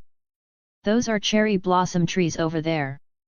The guild's cherry blossom festival is always held there, but unfortunately, it's not the blooming season right now. Levi explained cheerfully with her hands behind her back. I see.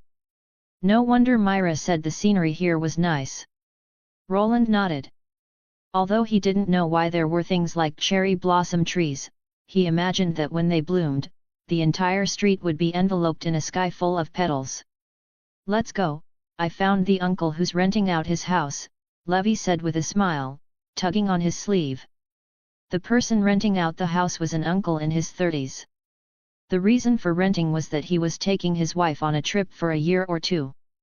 After hearing the reason, Levi couldn't help but exclaim, "That's so wonderful! Your wife is so lucky to have a husband like you." If she married Roland, she wondered if they would one day go on a trip together. She couldn't help but think about it.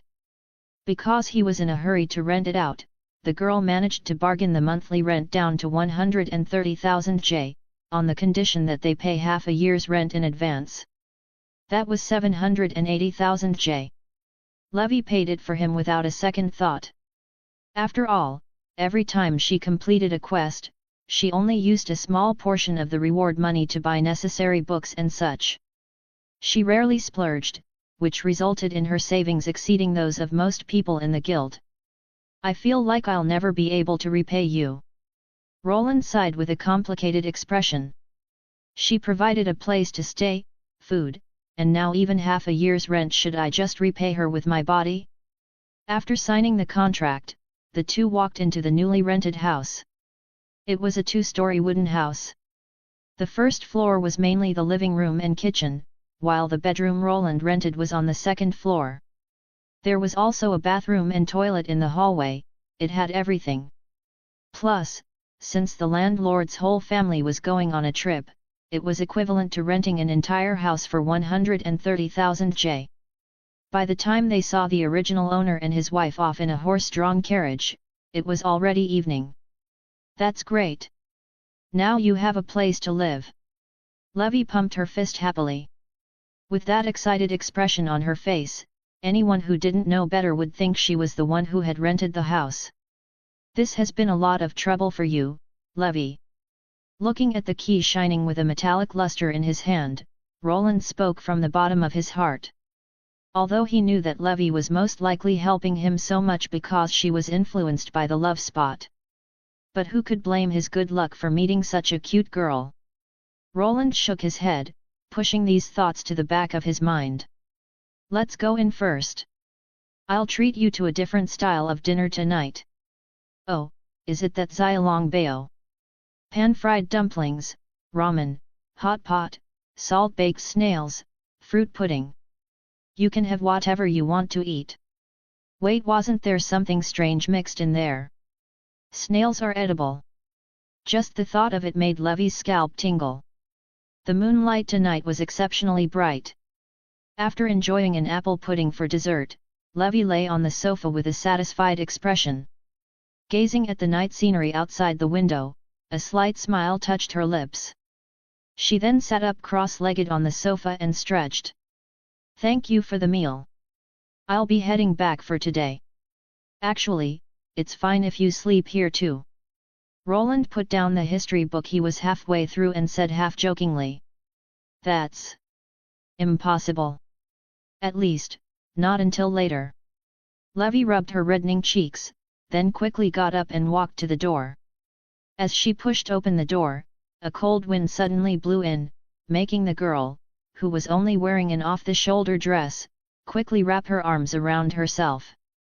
But in the next moment, a black long-sleeved jacket was draped over her shoulders, and the chill dissipated considerably. Thank you. Levi held the collar of the jacket and turned to look at Roland, who was standing at the door. The bright moonlight shone down leisurely, falling on Roland's face. His gentle and delicate features made her heart flutter once again. Roland. Levi lowered her head slightly and said in a small voice. Can you close your eyes, just for a little while? Sure, I can. But why? Roland raised an eyebrow, somewhat confused. Please. Although he was full of questions, based on his trust in the girl, Roland closed his eyes. What followed was a gentle and moist sensation on the corner of his lips along with the faint taste of apple. Did I just get kissed? At that moment, only one thought remained in Roland's mind. Chapter 11, Minidora and the Secret Sword, Swallow Reversal. Her soft, cherry blossom-colored lips, her breathing growing ragged. After a moment of silence, sensing that Levi was about to pull away, Roland didn't hesitate to embrace her small, cute body, assertively savoring her taste. Stunned by his move at first, Levi then subconsciously stood on her tiptoes, clumsily responding in kind. The faint, fresh scent from her blue hair, the soft, jelly-like touch of her lips, and their breaths mingling together. Everything was so intoxicating. MMPH. Soon, Levi couldn't take it anymore, patting his back with all her might. I'm going to suffocate. Although her light taps felt more like a caress to Roland, he realized what was happening when he saw her face turning red from lack of air. As they parted, Levi gasped for fresh air, her ember eyes now misty.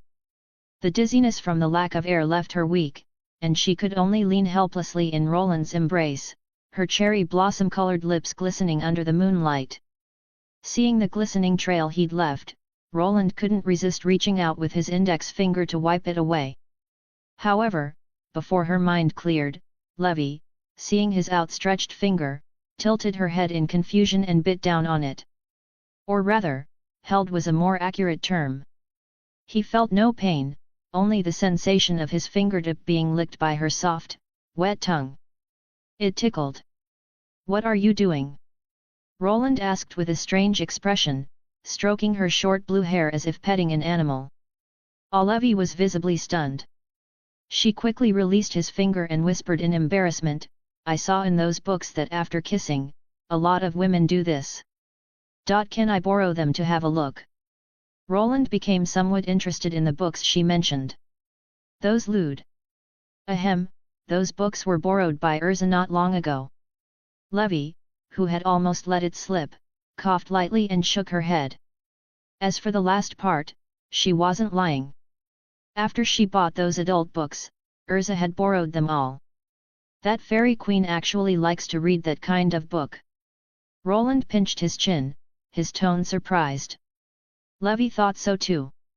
After all, it was normal for a literature-loving girl to be curious about that sort of knowledge, but she really hadn't expected Urza to read them as well.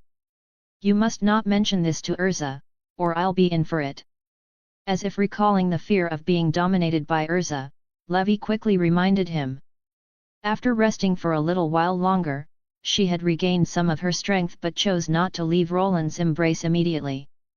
Instead, she lingered, seeming to covet the warmth. Actually, you don't have to leave tonight. He said the same words again, but unlike the half-joking tone from before, this time was clearly much more serious. No. It's too soon for that. As expected, Levi refused his request to stay, her face red. At the very least, we need to get to know each other for a while. After all, they had only known each other for 2 days, and she had already given him her first kiss. The pace of their relationship was abnormally fast. Hearing her quiet mumbling, Roland didn't press the issue, respectfully giving the girl time to prepare herself. All right, I'll ask again later. He ruffled her sky blue hair and helped her stand steady on the ground again. As the solid feeling of the ground returned, Levi gradually steadied her swaying figure, lightly biting her pink lip. So this is how wonderful kissing is. As she thought this, her gaze couldn't help but drift to Roland's lips. Just one more time and then I'll go back and sleep. Wait. You can't do that there. Faced with Levy's second assault, Roland narrowed his eyes, preparing to collect some interest from this disobedient girl.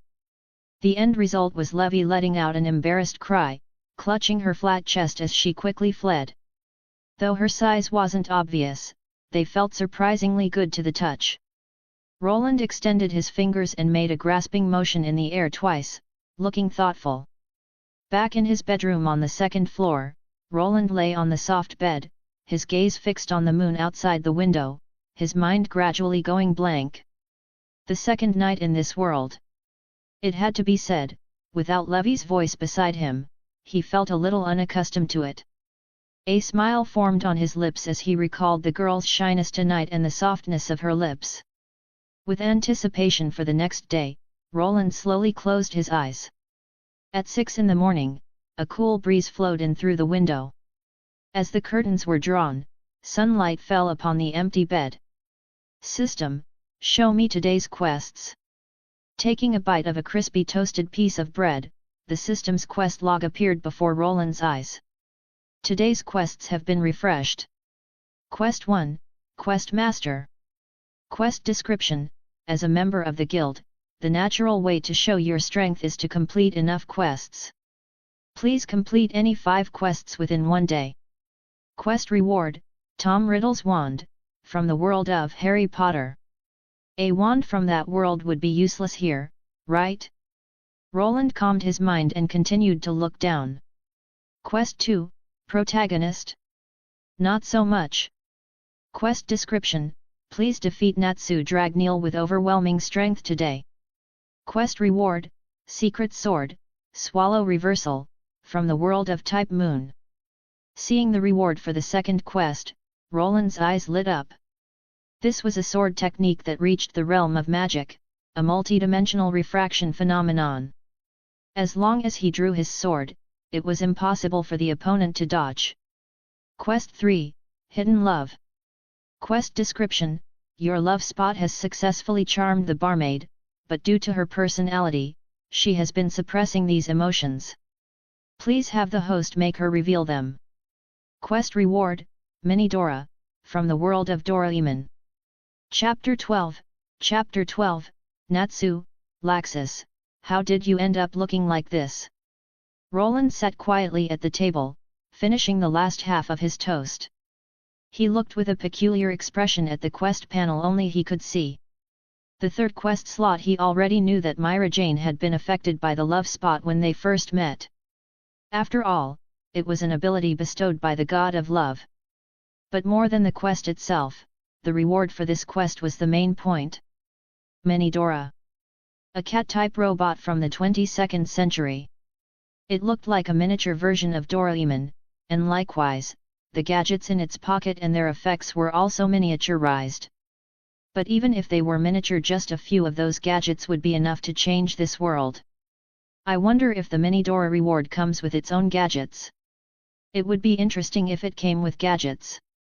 With that thought, Roland closed the system panel and walked to the full-length mirror to adjust the clothes he had just bought yesterday.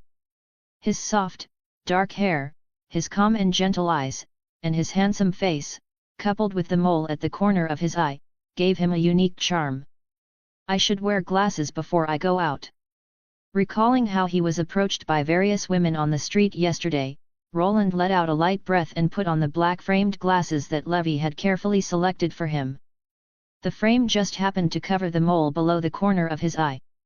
Although he had a face that was very attractive to women, covering the mole would at least prevent pregnant women from hitting on him. He still remembered the way Levy gritted her teeth in anger when a pregnant woman had winked at him. Well then, I'll leave the cleaning of this house to you. With a snap of his fingers, several ninjas emerged from the shadows and began to tidy up the room with swift and efficient movements, while Roland headed downstairs. I hope I can run into Natsu at the guild today, he muttered to himself. Whether it was the secret sword, Swallow Reversal or Mini Dora, he wanted the rewards for both quests.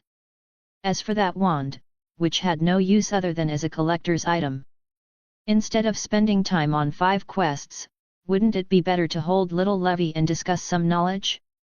Good morning, newbie. Just as he stepped out the door, a rough voice sounded from behind. Roland subconsciously turned his head. The first thing that caught his eye was the very conspicuous white hair, followed by a very muscular build and a fierce-looking face with a scar. Elfman. Roland called out his name, but couldn't help but wonder. Are he and Mirajane really siblings? Apart from the white hair, there was no resemblance in their appearances at all. Wait, you know my name?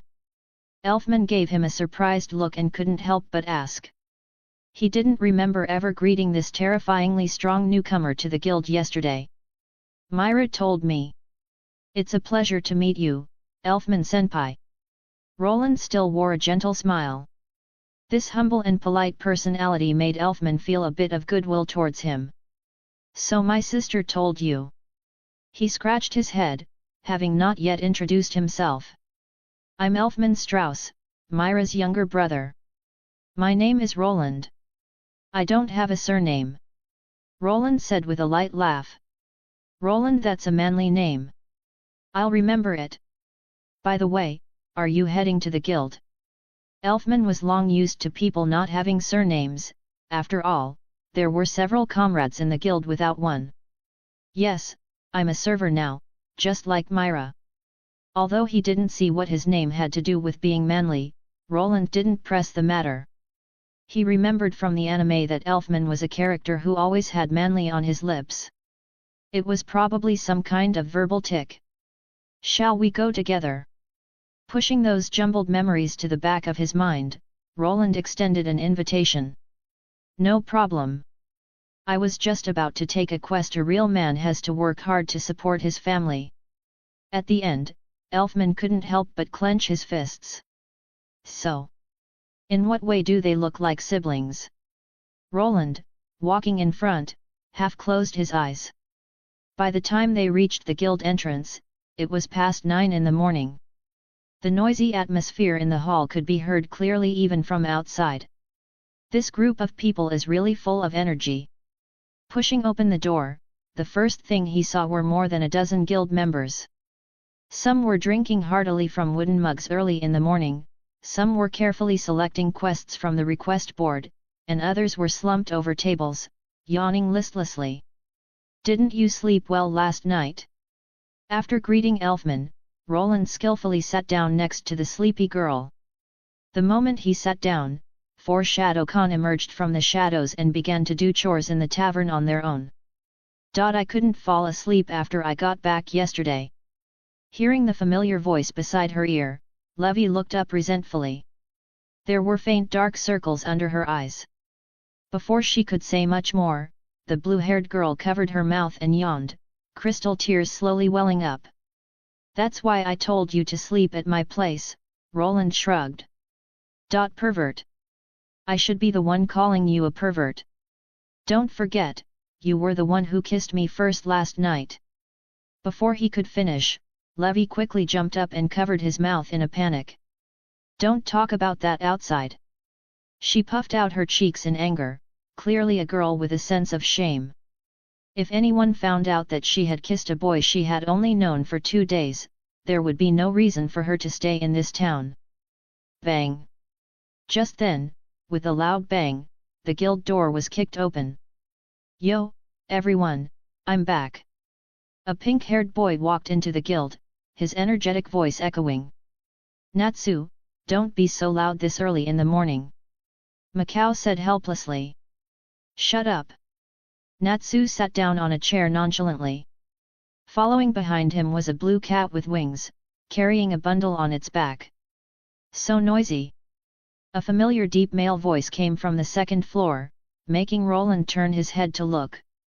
He saw Laxus, wrapped in bandages from head to toe, sitting by the railing on the second floor, looking down with a gloomy expression. His gaze finally rested on Roland, and he clenched his fists in frustration. Laxus, you're just in time. Natsu's words were cut short as he suddenly fell silent, his eyes fixed on the bandaged, blonde young man on the second floor. Strange, I could have sworn I heard Laxus's voice. The one up there is Laxus, Mirajane kindly reminded him, placing a beer in front of him. Wah, that's Laxus. Natsu had a look of disbelief on his face and couldn't help but ask curiously, how did you end up looking like this? Chapter 13, Defeat me, and I'll tell you about the Dragon Slayers. It wasn't Natsu's fault for not recognizing him. Laxus was currently wrapped in white bandages from head to toe, with only a pair of cold eyes and a head of badly scorched blonde hair visible. From a distance, he looked just like a bandaged monster. Was I a little too rough yesterday? Roland couldn't help but wonder. After all, in less than a day, he was able to get out of bed and walk, and his voice was even full and resonant. He didn't seem like a patient with burns all over his body at all. Wait, Laxus was beaten up by a newcomer yesterday. At that moment, Natsu, who had just gotten the news from Mirajane, his eyes widened as he shouted in astonishment. That idiot! Sitting upstairs, Laxus heard him loud and clear. His face instantly darkened, and he glared at Natsu with murderous intent. What's that look for? Wanna fight? Natsu taunted provocatively. Since he knew Laxus had been beaten into this state by a newcomer, there was nothing to worry about. You should keep training. Come find me when you can beat Urza. After being stirred up by Natsu, Laxus was in no mood to stay. He stood up, intending to head back to the infirmary on the second floor. But before he left, he specifically looked at the newcomer who had effortlessly crushed him. Roland, was it? Just you wait, sooner or later, I'll pay you back for yesterday's defeat. I'll be looking forward to it. Roland replied with a light laugh. His demeanor, which was the complete opposite of yesterday's, made Laxus pause. But he didn't pay it much mind. After a cold snort with a gloomy face, his figure disappeared from the second floor. As Laxus left, the crowd, who had thought there would be another show to watch, uninterestingly averted their gazes. Those who were drinking went back to drinking, and those who were chatting went back to chatting. By the way, I didn't expect your strength to be so incredible. You even beat that Laxus. The shocking pressure from yesterday had made the sleepiness on Levy's face quietly dissipate, replaced by a thick curiosity.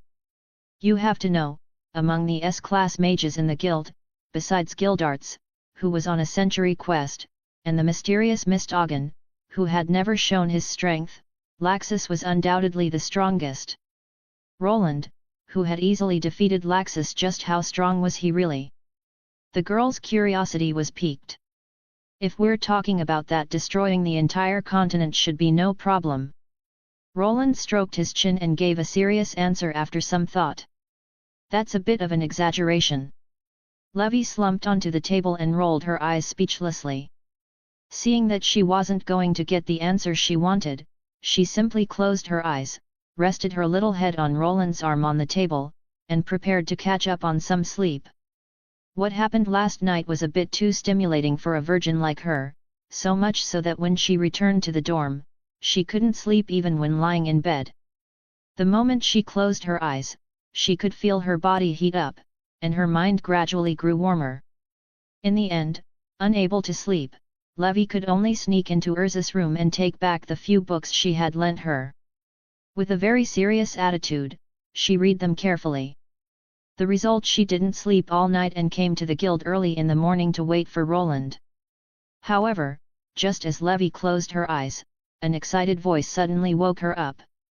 You're that Roland Myra was talking about, right? To be able to beat Laxus, your strength must be amazing. Natsu strode up to them, his spirits high. What a terrifying newcomer! The blue cat, who at some point had grown a pair of white wings, was now floating in mid-air, sighing in agreement. So noisy! Levy looked up, feeling lifeless. She shook her groggy head and covered her mouth with a yawn. Although she wanted to curl up in Roland's arms and sleep, breathing in his pleasant scent, she dutifully made the introductions. This is Natsu Dragneel. The magic he uses is quite peculiar dragon slayer magic, from the ancient spells. The blue cat behind him is also a member of the guild. His name is Happy. I didn't expect to actually run into Natsu today. With a head of pink hair, wearing a black short jacket with cropped pants, and a white, scale-patterned scarf around his neck, he wasn't much different from his memory. And this is Roland. He just joined the guild yesterday and is currently on my team. When Levy introduced her boyfriend beside her, her tone couldn't help but become much more spirited. I remember you were on a team with Jet and Droy, weren't you? Happy landed steadily on the table, looking at the girl sideways with a thoughtful expression. Could it be you two have a thing going on? Don't talk nonsense. Levy, whose thoughts had been guessed, blushed and shouted loudly. This stupid cat, why is he so sharp when it comes to these things? Natsu, however, didn't pay any attention to this. His eyes were fixed on Roland, burning with fighting spirit as he issued an invitation, "Fight me, Roland." It's Roland, Roland. At least get people's names right. Levy corrected him, feeling a bit frantic. Besides, who challenges someone they've just met for the first time? It's fine. Actually, I'd also like to see the strength of a mage raised by a dragon. Roland stood up with a smile, but his words made Natsu's expression freeze. Hey, how did you know I was raised by a dragon?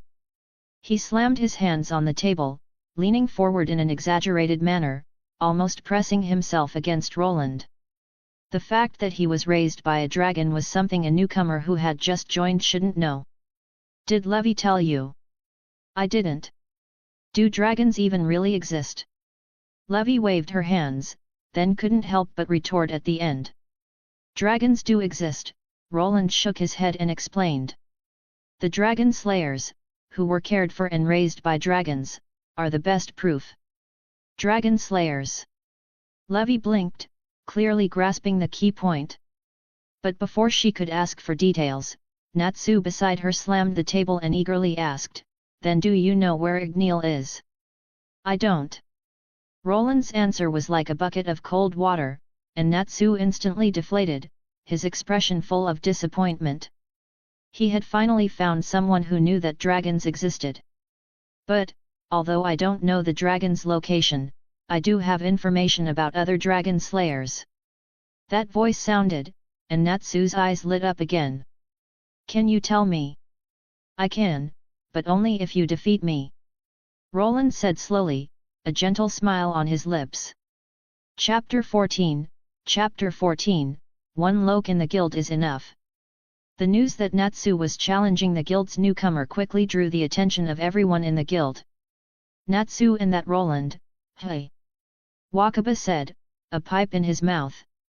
He stroked his chin with one hand and looked up at Macau, who was sitting across from him. So, you want to go watch? I have a feeling it'll be boring. Even Laxus didn't last 3 minutes against that newcomer. If it's Natsu, Macau paused, then continued, I'm afraid he won't even be able to take a single punch. After all, the guy could intimidate the entire guild just with the pressure he exuded. He couldn't even imagine how much pressure Laxus was under at that time. If it were him, he probably would have surrendered long ago. So, are we going or not? Wakaba blew a smoke ring and said nonchalantly, not many people saw the fight yesterday, you know. Then let's go. It's a good chance to see the newcomer's strength again. Macau's eyes lit up, and he immediately stood up without hesitation. The fight was to take place in the guild's backyard. As the news spread, all the members present in the guild gathered around to watch the spectacle. There was even a scantily clad woman holding a barrel of liquor, drunkenly setting up a betting pool. She took a light pen, wrote Natsu's and Roland's names in the air, and shouted with a brilliant smile. The betting is open. The odds are 7-1 on Natsu, and 2-1 on the newcomer. 2-1? There's no money to be made in that. I will bet 8,000 J on Natsu.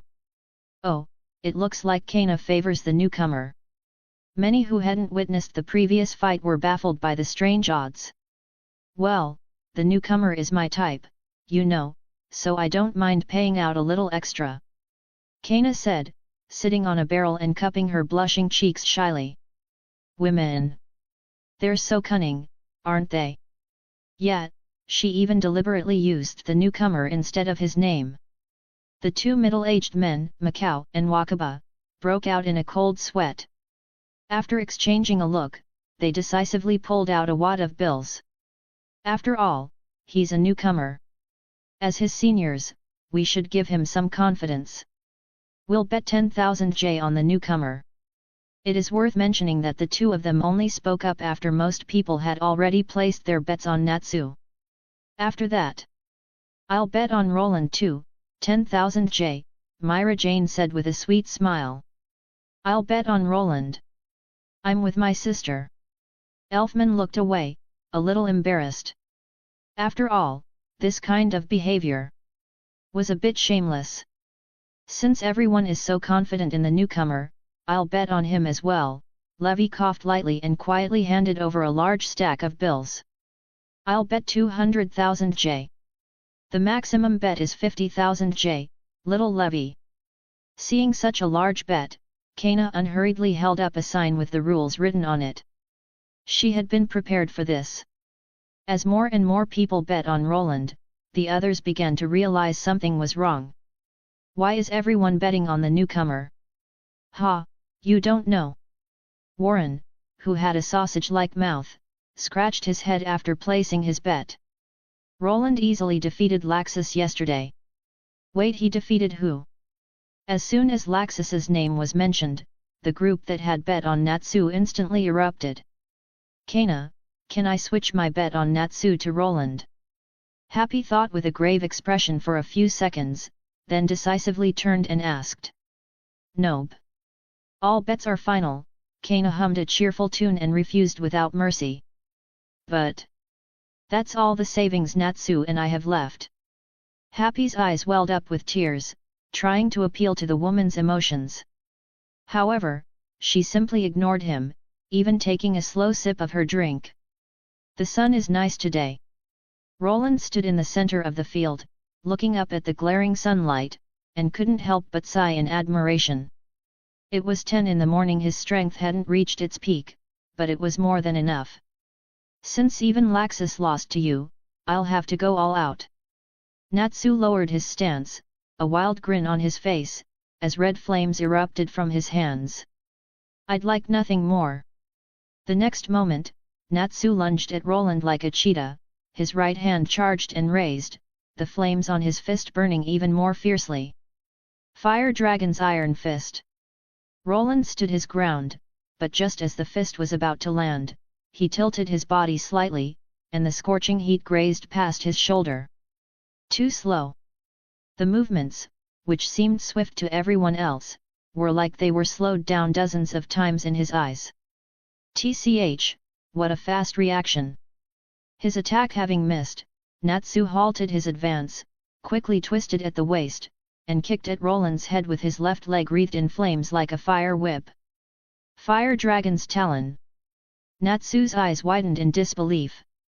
His side kick had been caught by Roland, and the flames burning on it were completely useless. They had no effect at all. Isn't this guy afraid of getting burned? Before Natsu could recover, the Roland in front of him, with his back turned, vanished like an illusion. When he reappeared, he was standing right in front of him. Keep trying, Natsu. A light and cheerful voice sounded as Roland, controlling his strength, struck him in the abdomen with lightning speed. Boom! In an instant, the powerful impact sent Natsu flying backwards like a shooting star. With a loud crash, dust flew everywhere, and a section of the brick wall collapsed. Damn it! Lying in the pile of bricks, Natsu tried to get up defiantly, but the sharp pain in his abdomen made him hiss. After several attempts, he gave up and lay on the ground. Is the gap between me and Roland really this big? Natsu! Happy cried out, tears in his eyes, and flew towards him. I controlled my strength, Roland said reassuringly, then added, at least he won't be lying in the infirmary for 2 days like Laxus. Don't worry, Happy, I'm fine. Seeing Happy's teary eyes, Natsu was touched for a moment. That's not it. All my remaining money. I lost it all. Happy turned his head away and said in a small voice. Just then, a scantily clad woman walked up to Roland and casually slung an arm around his shoulders. Thanks a lot, newbie. A happy voice sounded, and Roland could even smell the strong scent of wine. Thanks to you, I earned a lot of drinking money today. How about this big sister treats you to lunch at a fancy restaurant? Kana invited him with a grin. Wait, what are you doing, Kana? Seeing this intimate scene from a distance, Levy's eyes widened. She immediately ran to Roland's side, pulled the two who were pressed close together apart, and demanded with puffed cheeks. Although she was angry at Kana's actions, she couldn't help but glance at Roland. Isn't this boyfriend a little too popular? One loke in the guild is enough. Chapter 15, Roland and Myram make a good match? Oh ho, I see. Could it be that you like Roland? Kana, who had been pushed away, rubbed her chin. She leaned forward slightly, her eyes suspiciously examining the petite, blue-haired girl before her. The two stood together, one tall and one short, one voluptuous and one as flat as the ground. The difference in their figures was like night and day. He hadn't thought much of it before, but now that the contrast was so obvious, he suddenly felt a little sorry for Levy. Roland pushed up his black-framed glasses and thought silently. Like I just didn't want Roland to get the wrong idea.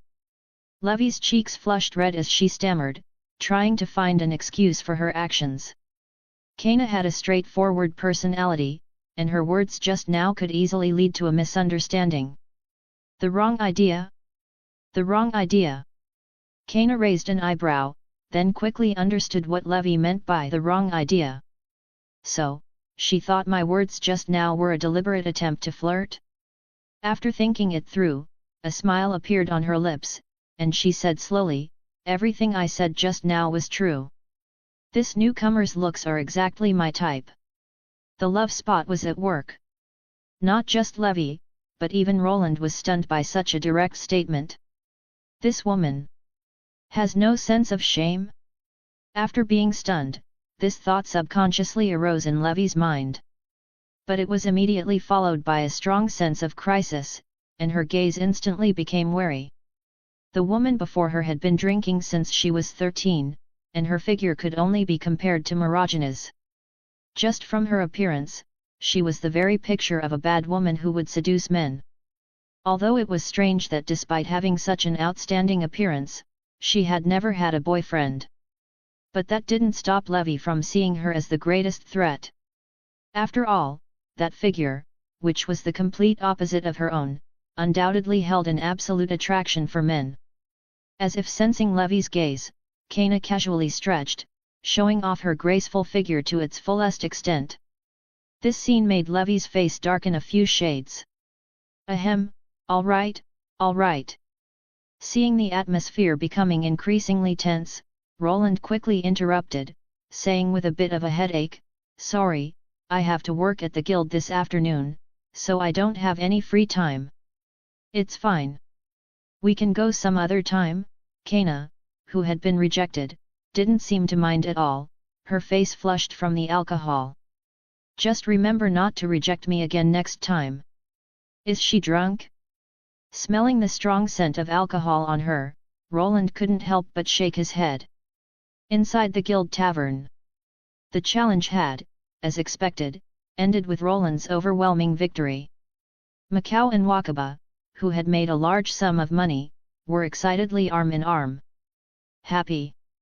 Natsu, who had lost the challenge, lay listlessly on the table, and Happy beside him was the same. Not only had he failed to get information about other dragon slayers, but he had also lost all his remaining savings. He couldn't even afford lunch. Didn't you just get back from a quest? Roland sat at the bar, took a sip of red wine, and asked with a peculiar expression. Logically, even if he had lost a lot of money, he shouldn't be so broke that he couldn't even afford lunch, right? That's because during the quest, Natsu accidentally burned down a magic item shop. All the quest money was used for compensation, and he even had to pay a lot out of his own pocket. Mirajane explained, holding a tray in her hands. She smiled and said, "But well, this isn't the first or second time something like this has happened. You get used to it." Similar incidents were common in fairy tale. For example, Urza had once accidentally destroyed half a town's buildings while trying to catch a criminal. When they went out on a quest, forget about making money, it was good enough if they didn't lose any. "I see." Roland nodded in understanding. After a moment of thought, he walked over to where Natsu was, took out the gourmet tablecloth he had obtained yesterday. "Lunch is on me today. Is there anything you two want to eat?" "Ooh! Is that you, Roland?" Hearing that someone was treating them, Natsu and Happy instantly perked up, their eyes shining, and their voices high-pitched. "Thanks a lot. We knew you were a good person, Roland." Happy drooled and quickly praised him. "Please give me a plate of fire curry rice. I want to eat fish." Although he had no idea what fire curry rice was, Roland snapped his fingers and said softly, "Then a devilishly spicy curry in a sashimi platter it is. The taste of devilishly spicy should be similar to fire, right?" He stroked his chin. As his words fell, to Natsu and Happy's astonishment, a steaming plate of curry rice and several plates of sashimi appeared on the table. "Is this your magic too? Amazing! Can we learn it?" "To be precise, it's a magic item, not my magic." After correcting them, Roland also ordered 2 honeydew parfaits for Levi and Mirajane. Needless to say about Levi, Mirajane had also taken good care of him since he joined the guild. Not to mention, he had an important quest involving her. Since Levi was discussing the follow-up quest procedures with her former teammates, after delivering the dessert, he went to the bar. "Myra, you should take a break." Placing the parfait in front of the busy Mirajane, Roland took a ballpoint pen, took her place, and said with a smile. Although having the Shadowcon deliver food was much more convenient, processing orders and handling the cash register had to be done by Mirajane or himself. "Ah, thank you." Looking at the white cream in the glass cup, and the honeydew and chocolate adorning it, Mirajane took it with curiosity. She had never seen this dessert before, but just from its appearance, it should taste good. She took a small bite. The wonderful sweetness mixed with the fresh scent of fruit spread in her mouth. Mirajane closed her eyes in bliss, her slightly curved eyeliner looking as beautiful as a crescent moon. "How is it?" Roland handed the red wine in his hand to a Shadowcon and asked, turning his head. He didn't know if there was a difference in taste between the two worlds, but desserts should be more or less the same, right? The taste and texture are both unique. If you were to open a shop, it would definitely become a hit among women. Mirajane tilted her head slightly and commented with a smile. On the other side, Levi, who had finished her business, was walking towards the bar when she suddenly stopped beside a plump member. She squinted at the drawing board in front of the member.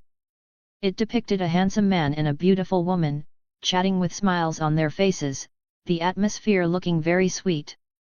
The painting was perfect, both the characters' expressions and the surrounding scenery were exquisite and beautiful. But the problem was she knew that man. After all, they had just had a passionate kiss last night. "Read us. What are you drawing?" The light in Levi's eyes faded, and she asked in a cold voice. "Roland and Myra, don't you think they make a good match?" Read us was focused on his drawing, completely oblivious to the girl's expressionless face. Chapter 16, Mirajane, you should probably put your glasses back on. A good match? In what way are they a good match? Looking at the two laughing and talking behind the bar, Mirajane had a brilliant smile on her face. Levi could even see her small, slightly red earlobes. Could it be that Myra likes Roland too? First Kana, and now Mirajane. Levi sighed, feeling exhausted. Why do all these people have to fixate on him? Levi admitted that Roland was charming. After all, she herself had been inexplicably drawn to him, and it had ended in love at first sight. But he shouldn't be so charming as to attract every single woman. Is there any difference between that and charm magic? At this thought, Levi stomped her foot in frustration. Levi, are you okay? Hearing the commotion beside him, Rita slowly turned around. Seeing the furious-looking blue-haired girl, he scratched his head and asked kindly. Sorry. I was just thinking about some unpleasant things. Levi waved her hands with a forced smile. After taking a deep breath, she quickly walked to Roland's side. So what if many people liked Roland? After all, she had gotten his first kiss. In other words, she had a head start. Roland. A familiar voice sounded as the cute, blue-haired girl sat down across from Roland, holding a glass of juice, her eyes staring at him with a hint of resentment. Noticing Levi's gaze, Roland didn't need to guess to know what had caused it. Is everything settled with Shadow Gear? Roland reached out and ruffled her hair twice, saying with a light laugh, I've also found some good quests. Let's go out on a job tomorrow. Okay. Although being petted on the head in the guild felt embarrassing, Levi didn't dodge.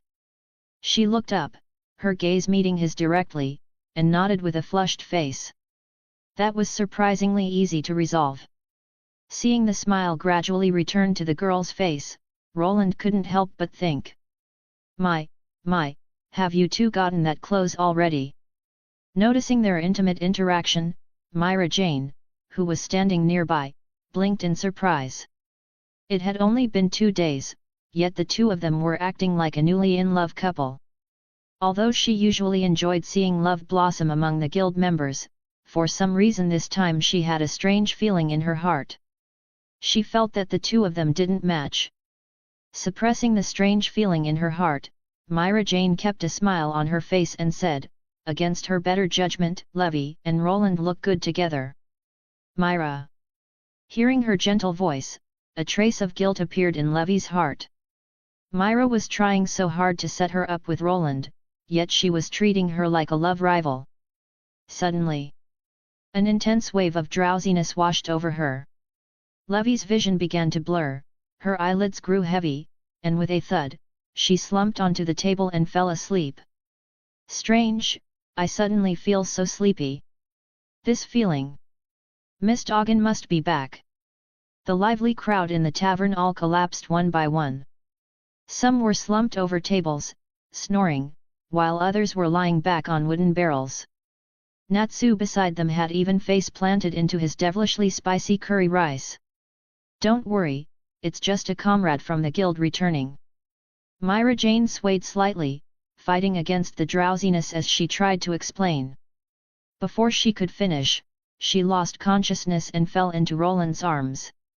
A light, elegant floral scent wafted from her hair. Feeling the voluptuous barmaid in his arms, Roland's heart couldn't help but beat faster. Mist Ogden. Taking a deep breath, Roland looked up towards the guild entrance. The door had opened silently at some point, and a man wearing a black hood, a black cloak, and a mask covering his face walked in slowly. The Jalal from Edelas, and also the prince of that parallel world. If I remember correctly, Myra's sister is in that world. Looking down at Mirajane's quiet and gentle sleeping face, Roland gently poked her cheek twice. It felt surprisingly nice. He always makes such a big scene. The guildmaster's helpless voice sounded from the second floor, drawing both their gazes. If he hadn't suddenly felt his consciousness waver while writing his self-criticism, he wouldn't have known Mist Ogden was back. But, as expected, you're fine too. Makarov sat cross-legged on the railing, looking at Roland, the only one still standing, with an expression that said he had expected this. With such powerful magic power in his body, it wasn't surprising that he could resist the sleep magic. There's someone else. Mirajane was stunned, a hint of surprise in his eyes hidden beneath his hood. Usually, only the master and Laxus could resist his sleep magic. Now there was another unfamiliar face. This is a newcomer who joined the guild yesterday. His name is Roland. Makarov introduced him naturally, his voice old yet full of energy. A newcomer? Mirajane paused in his tracks, then continued towards the request board, picking out a quest flyer for himself. After holding it up for the master to see, he turned and left without any delay. Wait, aren't you going to undo the sleep magic? Makarov covered his mouth and yawned. It will wear off in a moment. The instant Mirajane stepped out of the guild, the unconscious members inside began to wake up one by one. The noisy atmosphere instantly replaced the silence. It was that guy again. Makar rubbed his aching head and said helplessly. Yet, his sleep magic is so over the top. Cough, cough, so spicy, so spicy. Natsu, who had woken up from his devilishly spicy curry rice, had a bright red face, and puffs of fire kept coming out of his throat. Miss Mirajane also woke up. She groggily half-opened her eyes, and the first thing she saw was Roland, wearing his black-framed glasses. She paused for a moment, then subconsciously took the glasses off Roland's face, revealing the mole at the corner of his eye. After staring for 2 seconds, Mirajane's face turned an unnatural shade of red. She averted her gaze, looked away, and handed the glasses back to him. The glasses suit you better. Chapter 17, Loki, Myra, you're blushing? This woman. What is she doing? Taking the proffered glasses, Roland stared at her, not understanding. But since she was awake, there was no need to keep holding her. Looking at the barmaid's cute posture in his arms, he took a deep breath and released his hands from her waist. Wait! Unprepared, Mirajane blinked blankly. Without support, she started to fall towards the floor. She let out an involuntary cry and instinctively grabbed onto Roland's clothes. As a result, they both fell to the floor together. Thud! Ouch! As her head hit the wooden floor with a dull thud, tears welled up in Mirajane's eyes. Roland, who had been pulled down, landed on top of her. Luckily, he didn't hit the floor. But feeling the softness pressed against the side of his face and the pleasant smell of shampoo, his expression became peculiar. So big, so soft as expected of Miss Mirajane, who works as a professional model. I'm so sorry, I wasn't paying attention. Mirajane, having come to her senses, subconsciously apologized. However, the feeling of pressure on her chest made her voice grow softer, and her beautiful eyes slowly widened. Hearing the instantly accelerated heartbeat in his ear, Roland quickly raised his head, pushed himself up with his hands on the floor, and then extended a hand to the blushing Mirajane. Let's get up first. Thank you. As she stood up steadily, Mirajane lowered her head slightly. Because of the embarrassing scene just now, she didn't dare to meet Roland's eyes. It's fine, as long as you're not hurt. Roland said with a reassuring smile on his lips. Looking at the boy's calm expression, Mirajane clutched her chest, and her tense body relaxed. But just when she thought it was over, Roland's next words made her newly recovered smile freeze. Also, thank you for the treat, Myra. I don't know what you're talking about. Mirajane took a small step back. Although she was flustered, she forced a calm tone. It's okay, you'll understand in the future. Roland chuckled, not forgetting that he had a quest involving Myra. At the current rate of progress, he would probably have to stay in the guild until it closed at night. My head hurts. Is this annoying feeling because of Mirajane? Levi rubbed her reddened forehead as she slowly woke up from her sleep. Except for Myra, none of the S-class mages in the guild are normal. She couldn't help but complain in her heart. Unfortunately, Myra couldn't use her own magic due to special reasons. At this, Levy looked up at Mirajane, who was wiping a cup, but she soon noticed something was wrong. Why is Myra's face so red? Does she have a fever? Levy couldn't help but wonder. The afternoon sun was warm and comfortable. Roland sat by the window, slowly sipping his wine. Fish scale clouds floated in the azure sky, and a gentle, warm breeze blew softly, rustling the black hair on his forehead. Levy, sitting beside him, wore a pair of pink glasses and was looking at the books on the table with great interest. The atmosphere between the two of them was completely different from everyone else. Mirajane turned to look at the increasingly noisy hall and couldn't help but think. "Little Myra, a beer, please?"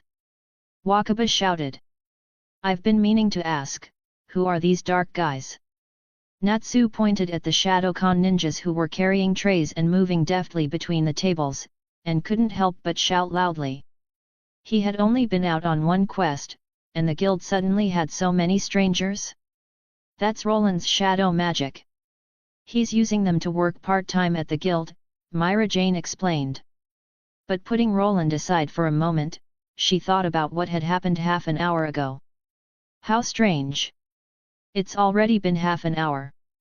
Why is it that whenever I think of it, I can't help but blush? My heart is beating fast too. By now, Mirajane had more or less figured it out. The strange changes in her body and emotions when she was around Roland, weren't they the same as when other people were in love? Although she had never been in love before, it didn't affect Mirajane's judgment. But the problem was, how should she handle these feelings? Mirajane thought with distress. If Roland didn't have a girlfriend, she might have tried. After all, it had been so many years since she had met a boy who made her heart flutter. But Levy also likes Roland, right? And she was a step ahead.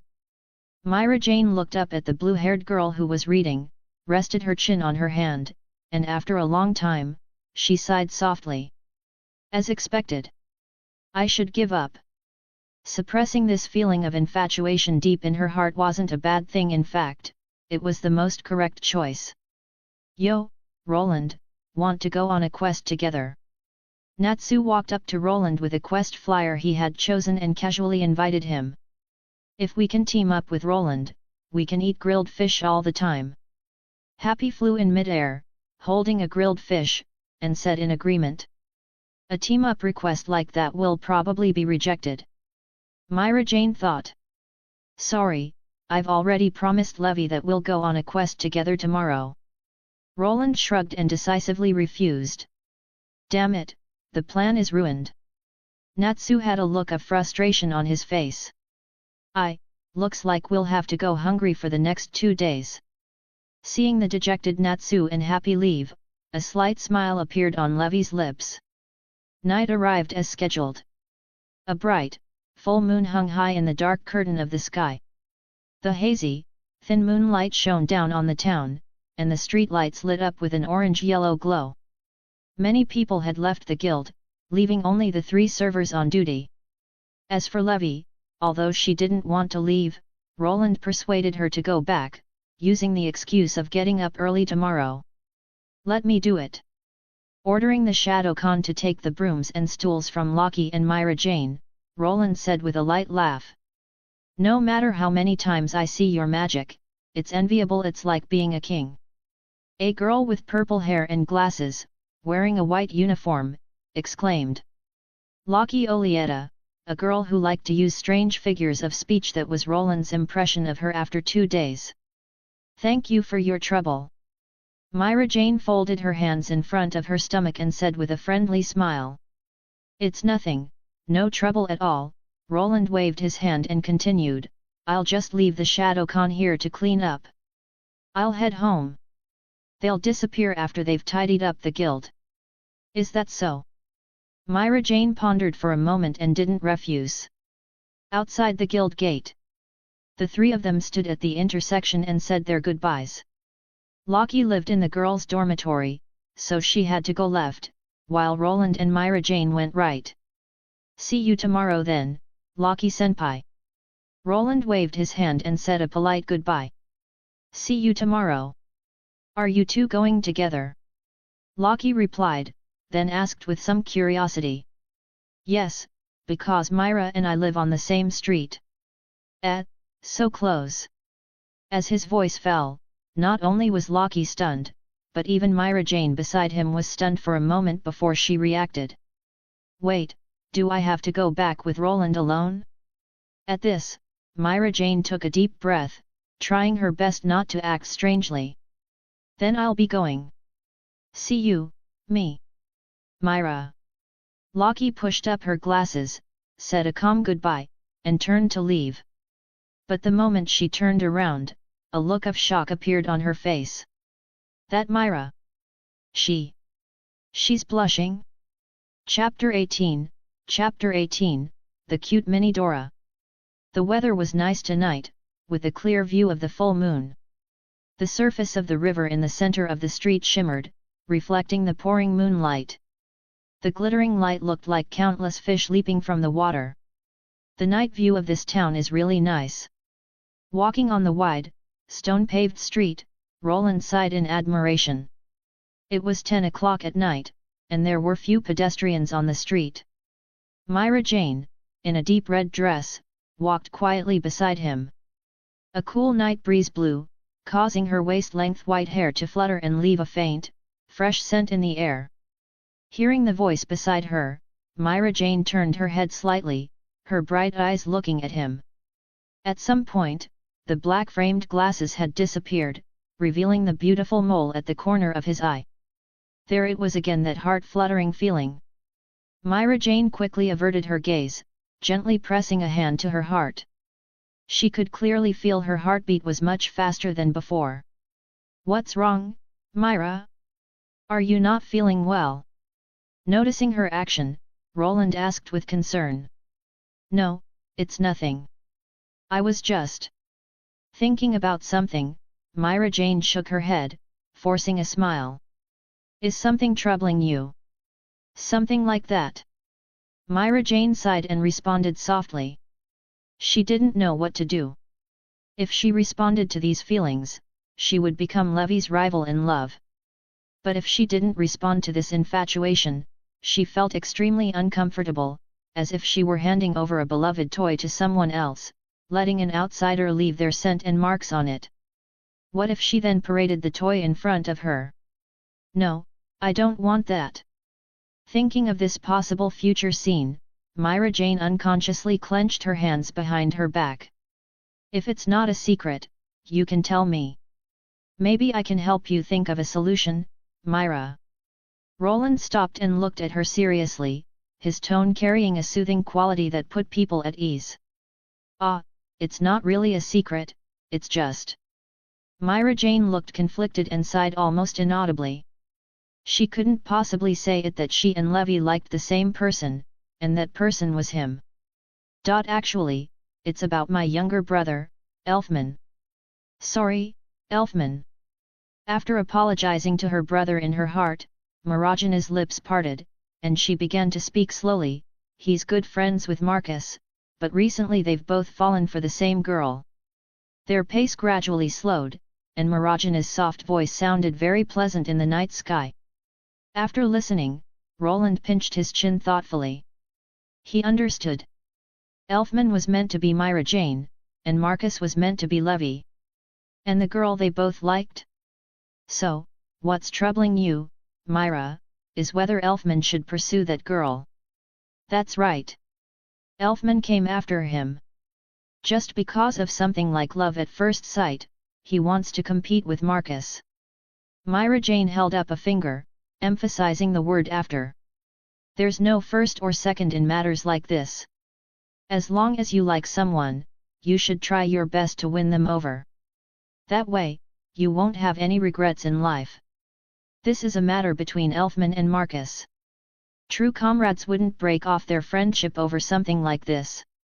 If they did, their friendship would be too fragile. Look at Droy and Jet, don't they get along very well?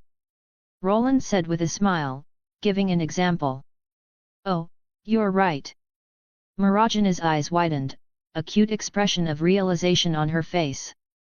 It was a well-known fact that Droy and Jet both liked Levi, and had for many years.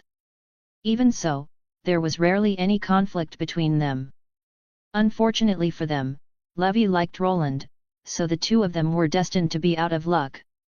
As the confusion in Mirajane's heart was resolved, a smile reappeared on her face, and even her steps became much lighter. "Thank you. I'll pass these words on to Elfman when I get back," Mirajane said with a smile, touching her cheek with one hand. "It's nothing. I hope Elfman can win that girl over soon," Roland said softly. After all, Marcus had already gotten the girl's first kiss. The house Mirajane had bought was a small, two-story building.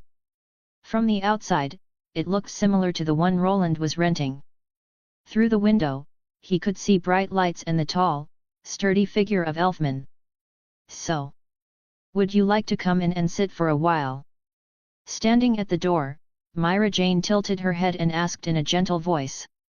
"Not tonight. I'll visit some other time. See you tomorrow, Myra." See you tomorrow." With Mirajane seeing him off, Roland's figure slowly disappeared into the night. "Protagonist? Not so much, has been completed. Please claim your quest reward. Hidden Love, has been completed. Please claim your quest reward." Light blue text glowing faintly arranged itself in mid-air, and Roland let out a light sigh of relief. Finally completed. Claim all quest rewards. As his voice fell, Roland suddenly felt a lot of unfamiliar knowledge enter his mind, images of endlessly striking down flying swallows in a field. No, rather than calling those things swallows, it would be more accurate to call it the wind. Roland steadied his swaying figure and looked at his hands with a calm expression. His fingers were well defined, his skin fair and smooth. His palms didn't have the calluses of a swordsman. But the unfamiliar memories flooding his mind made his muscles instinctively make a grasping motion in the air, and a sharp, blade-like aura erupted from him, as if he had been practicing the sword for decades. Swallow reversal. A good ability. Dora Dora. Just then, a cute voice suddenly sounded from beside Roland's ear. He subconsciously turned his head and saw a small, red, miniature version of Doraemon standing on his left shoulder. Seeing the familiar cat-type robot, Roland couldn't help but smile. "Good evening, Mini Dora." "Dorara." Mini Dora hugged his cheek and nuzzled him affectionately like a cat.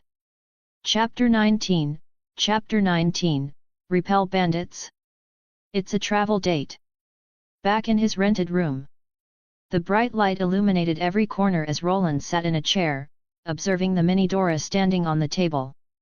Other than its color and size, it wasn't much different from the Doraemon he remembered. Most importantly, it also had a semicircular pocket on its white belly. Dorara. Mini Dora perched on the windowsill, looking out at the street with curiosity. It seemed very lively. "Are there any gadgets in your fourth-dimensional pocket?" Roland asked, gently poking its little head. Although his memory was a bit fuzzy, he clearly remembered that Mini Dora's fourth-dimensional pocket also contained quite a few gadgets. Even though they were all miniature versions with weakened abilities, it didn't mean they were useless. If it had a causality-type gadget like the what-if phone booth, even if he couldn't use it at a human scale, Roland could have Mini Dora change the very nature of this world. For example, changing the world of magic into a world of technology, making it so that the Black Dragon Acknowledge never existed, or even Zeref. Duare.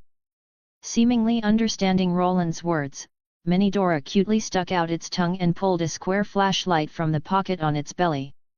The shrink ray. Roland lightly pinched his chin, leaning forward to look at the gadget it held. "Are there any others?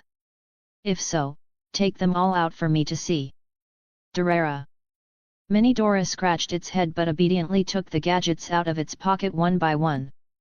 The Hopter, the Anywhere Door, the Shrink Ray, the Air Cannon, Momotaro Dango, a box of unknown candies.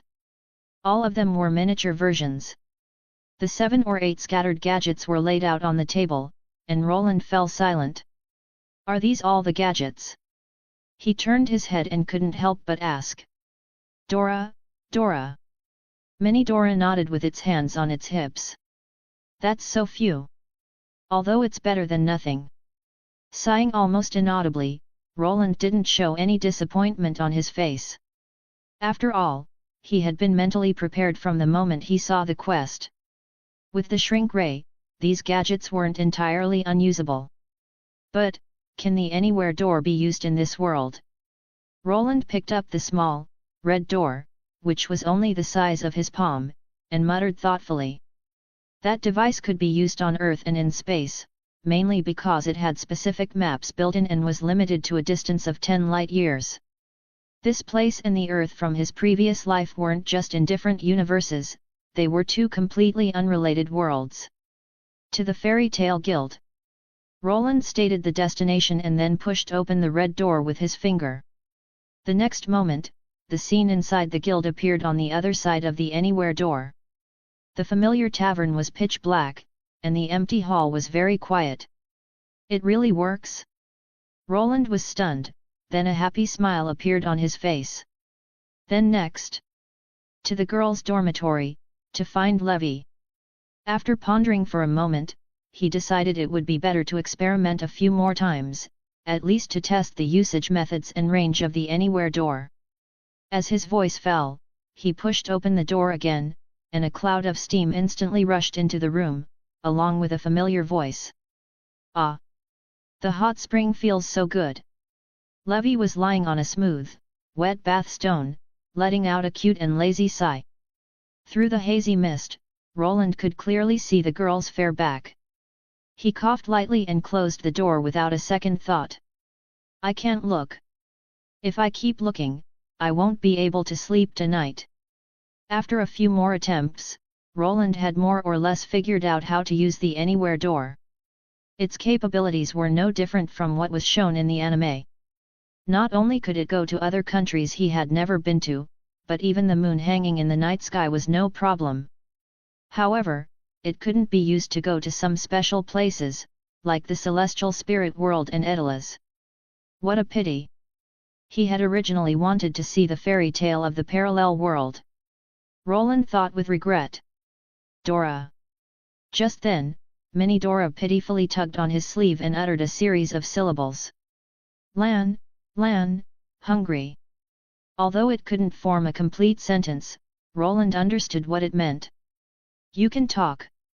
Roland first gave it a surprised look, then spread the gourmet tablecloth on the table and smiled. You should know how to use this. Eat whatever you want. Dorara. Oh right, I forgot you're not fluent in speaking. How about dorayaki for dinner? Dora. The next morning, a thin mist filled the streets. Dewdrops condensed on the green leaves, then quietly fell.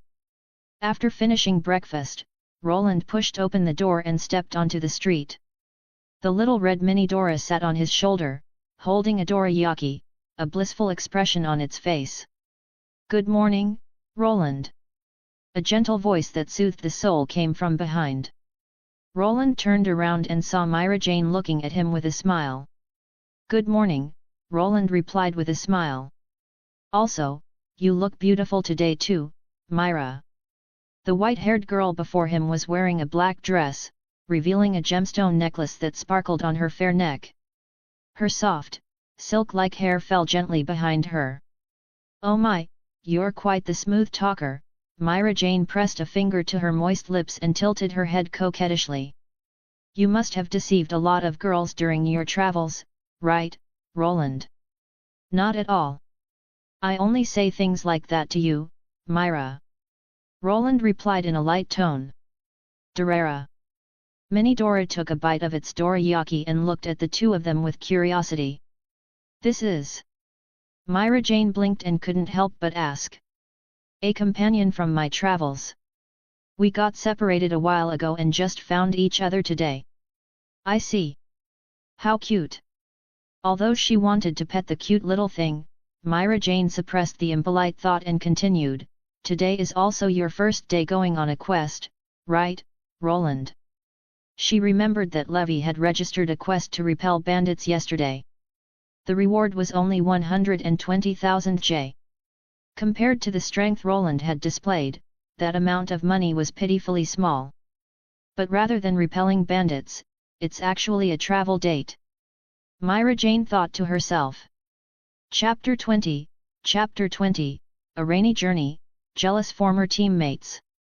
The two of them chatted as they walked and soon arrived at the guild entrance. Since it was 6 in the morning, the streets were deserted, and there were no members at the entrance. Let's go. I'll help the cute little Minidora register first. Pushing open the guild doors, Mirajane said with a bright smile. Minidora had no objections to joining the guild. For it, as long as it was with Roland, it didn't matter where they went. All done.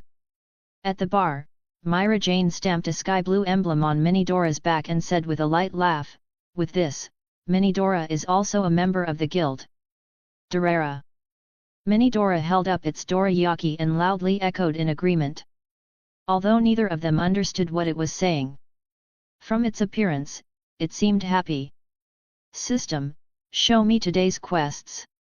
Holding a cup of hot coffee, Roland sat at the bar, his gaze sweeping over the crystal panel in his line of sight. Today's quests have been refreshed. Quest 1, the Fishing Master. Quest description, how can one forget fishing during leisure time? Catch a total of 12 different types of fish. Quest reward, 1 lobster fish, from the world of Toriko. There are even things from the gourmet world. Roland's eyes flickered, and he then sighed lightly. Unfortunately, it was just food, not the gourmet cells he wanted, but even if he got gourmet cells, it didn't seem like he could get stronger in this world. Quest 2, sorry, I'm the strongest in the guild. Quest description, defeat all members in the guild and make your name resound throughout the Fiori Kingdom as a victor. Quest reward, complete collection of wood release ninjutsu, from the world of Naruto. Seeing the description and reward for the second quest, the corner of Roland's mouth twitched. Putting the reward aside, the quest itself couldn't be completed in a single day. Gildarts and Mistogan's whereabouts were uncertain, and Urza and Grey were also out on quests. He hadn't even seen them yet. Troublesome quest. Skip. Without any hesitation, Roland looked down at the third quest slot. Quest 3, Love in Progress. Quest description, welcome to the romance section.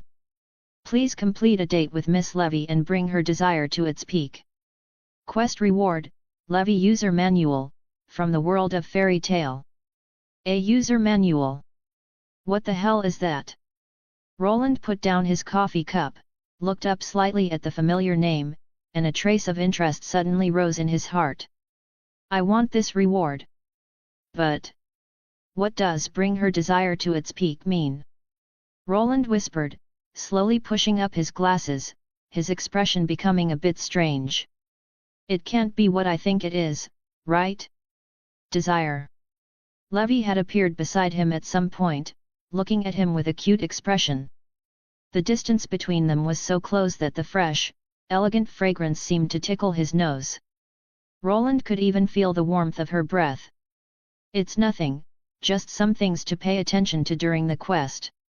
Roland shook his head. Things to pay attention to.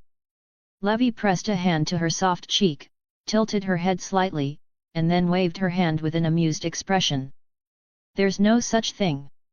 As long as you don't destroy various buildings during a quest like Natsu and Urza, you'll be fine.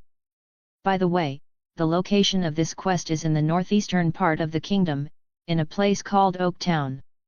Because it's far, we might have to camp in the wild. As she said this, Levy secretly winked at him. Isn't it a bit late to prepare camping supplies now? Don't worry, I prepared them last night. Only then did Roland notice the huge travel backpack on Levy's back. He didn't know how a girl with such a petite body could carry it. Since everything is ready, let's set off. Seeing that Levy had prepared everything, Roland smiled lightly, ruffled her head, and took the travel backpack from her. Minidora, we're leaving. As his voice fell, Minidora, who was sleeping on a plate, barely opened its eyes and stood up unsteadily. Levi let out a cry of surprise, her beautiful eyes sparkling with curiosity. So cute! Another creature she had never seen before. The last time was Natsu's blue cat with wings. This is Minidora, a companion from my travels. He just joined the guild today. Roland placed it on his shoulder and explained with a light laugh. Is it a special creature? In a sense, probably. After all, it's a biological robot. A biological robot. Having never heard such a special term, Levi's thirst for knowledge surged, and she quickly followed beside him, asking questions. Well then, Myra, we'll be leaving now. As they passed the center of the hall, Roland greeted the barmaid. Be careful on the road. Mirajane held a tray in her hands and blessed them with a smile. By some coincidence, Jet and Droy were sitting at the table behind her. I'm going on a quest. You too, do your best. Levi smiled and waved at the two of them, then turned without a second thought to follow Roland. Wait. Ugh, damn it. Droy watched their retreating figures and couldn't help but slump onto the table and cry out in sorrow. Looks like we don't have a chance. Jet patted his friend's shoulder comfortingly and downed his drink with a melancholic expression. Although he was jealous of that new guy, seeing the happy smile on Levi's face, he couldn't help but sigh. If this is Levi's choice, then all I can do is wish her well. I hope that guy doesn't make Levi sad, otherwise even if he defeated Laxus, I'll make him pay. Stepping out of the guild, a fine drizzle fell on the two of them. Is it raining? It's fine, I brought an umbrella. Levi pulled an umbrella from her backpack, opened it to cover the two of them, and a brilliant smile appeared on her face. But I only brought one, so we'll have to squeeze together. No, that's not a problem, it's just. Roland felt the weight of the backpack, it didn't seem like enough equipment for two people. Never mind. Forget it. Chapter 21, Chapter 21, we can squeeze in a little bit. Threads of rain, like dense silver lines, fell silently from the lead grey sky, enveloping the entire town in a hazy mist. The quest location was Oak Town, in the northeastern part of the kingdom. Although it was some distance away, it would take less than half a day by train or magic mobile. But are we going on foot? Leaving the town, Roland looked at the green meadows and the tall, dense forest in the distance, and couldn't help but ask. If not by train, at least a horse-drawn carriage. Couldn't we rent one of those? After all, this is our first time going on a quest together.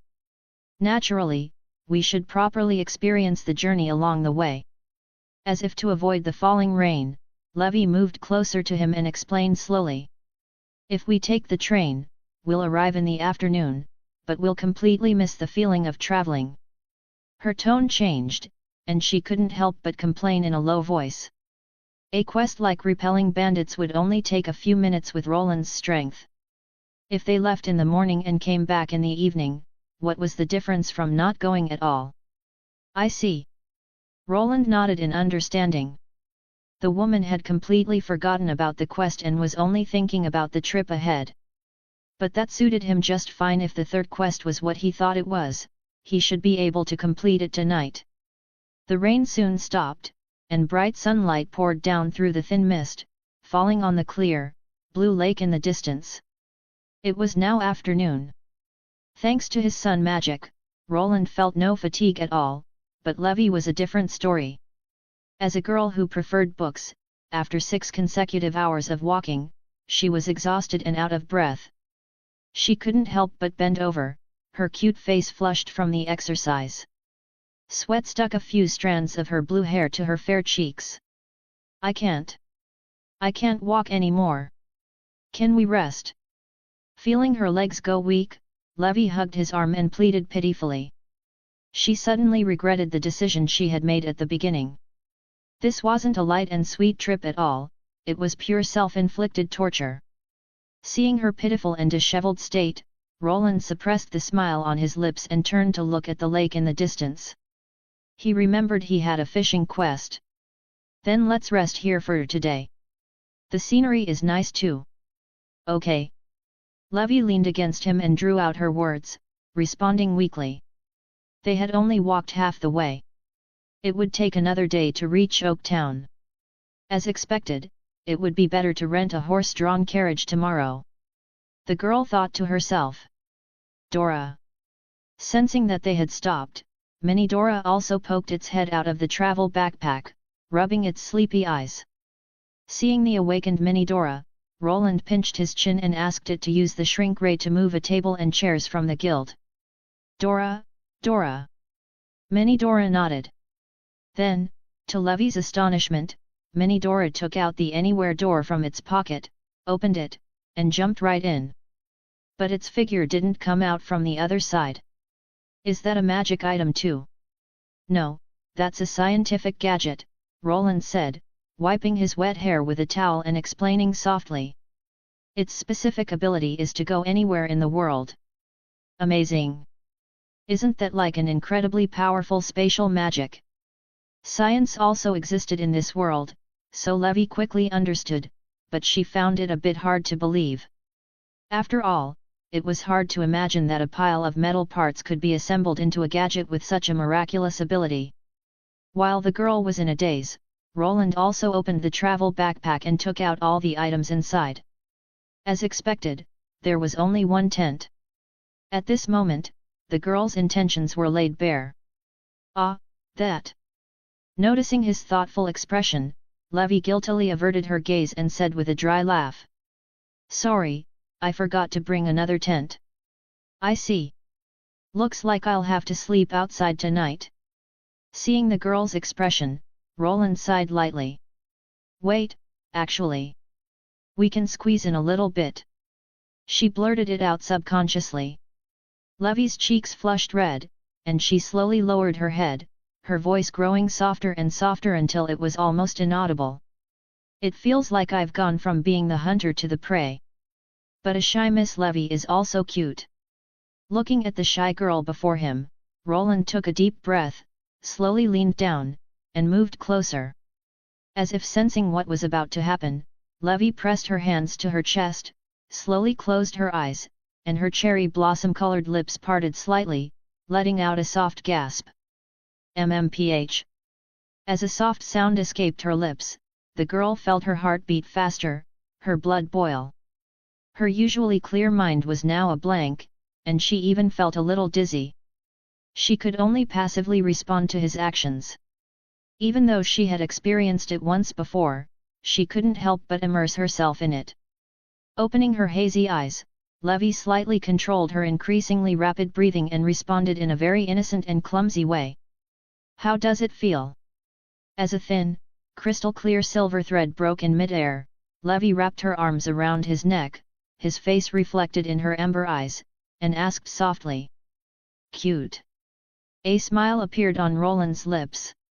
He reached out and brushed away the messy strands of hair at the girl's temple, tucking them behind her ear. You know that's not what I was asking.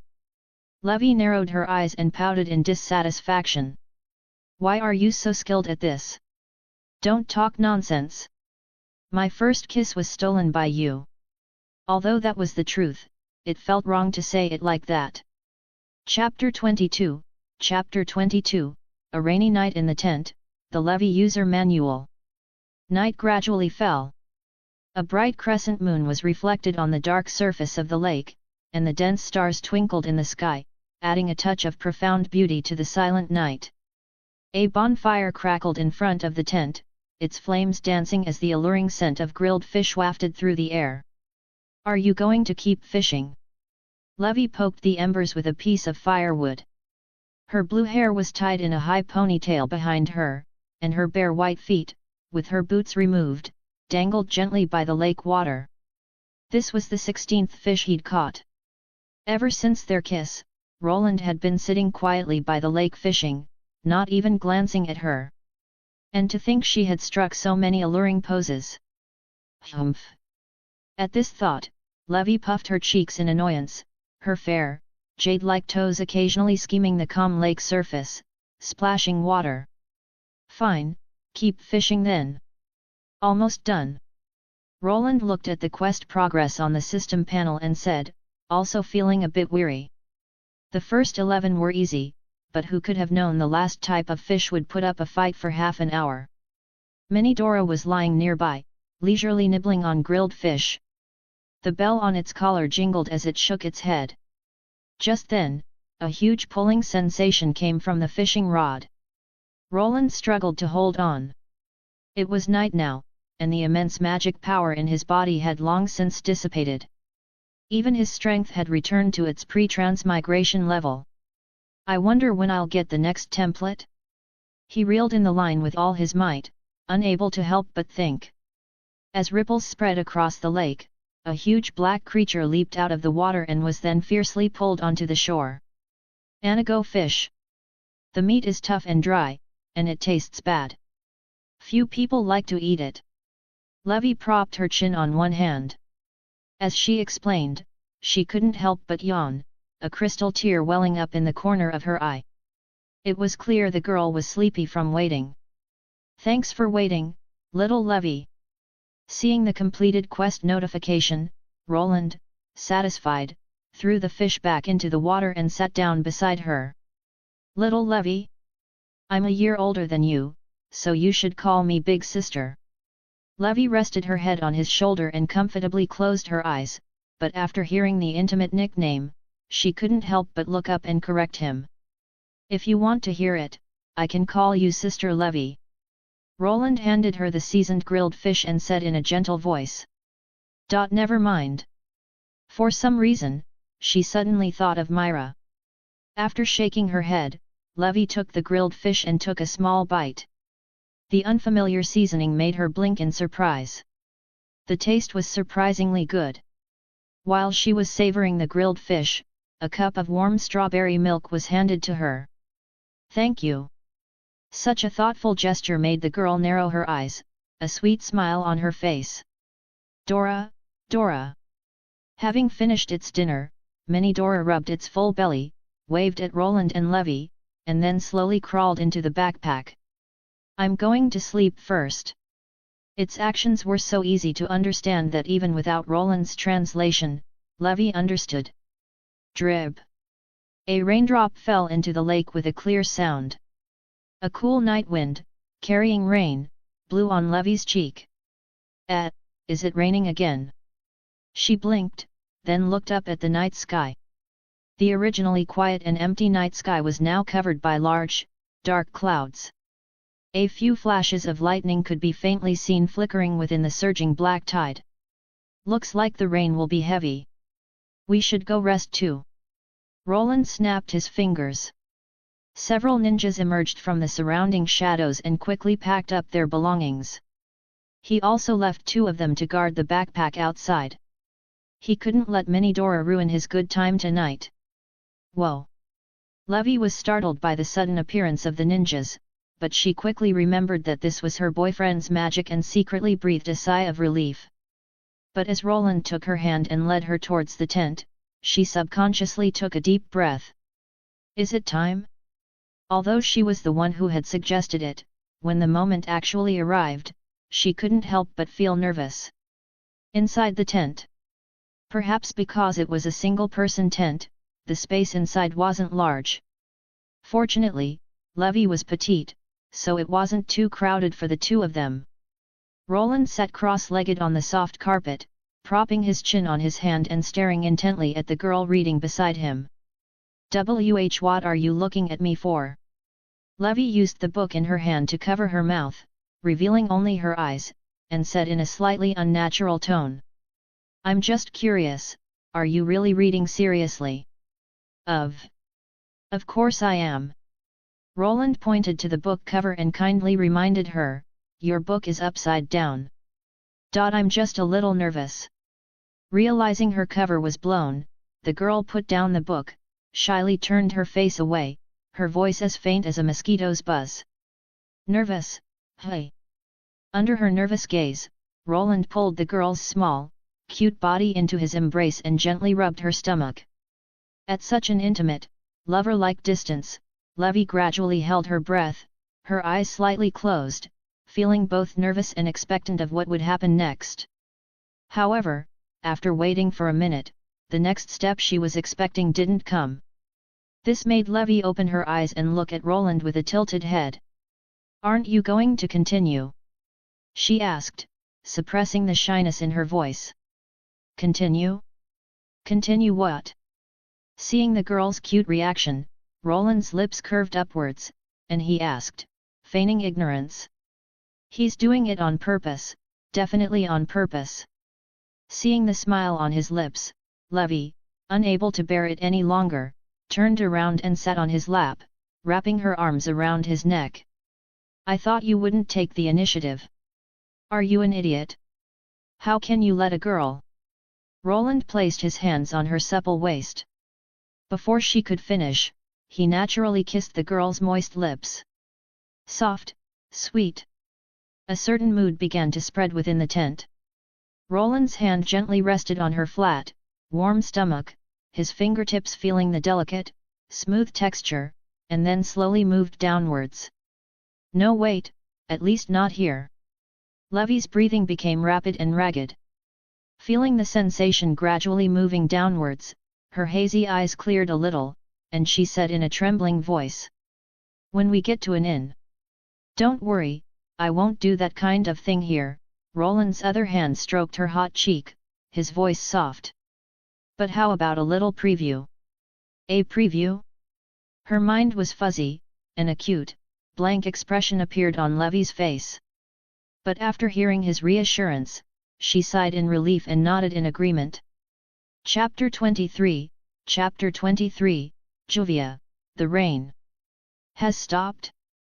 The sky remained shrouded in clouds. Raindrops fell from above and drummed on the tent. Lightning flickered in the clouds, and the downpour only grew fiercer. Inside the tent, a bright oil lamp lit the cramped space. The chill creeping in outside did nothing to disturb the warmth within.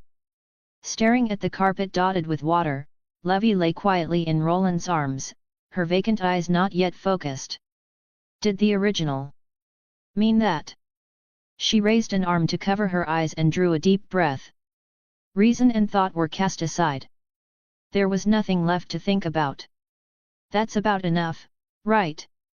Roland lowered his head to her ear and asked in his usual gentle tone. With them so close, he could clearly catch the girl's scent, tinged with a trace of sweat. It wasn't unpleasant. It was even enticing.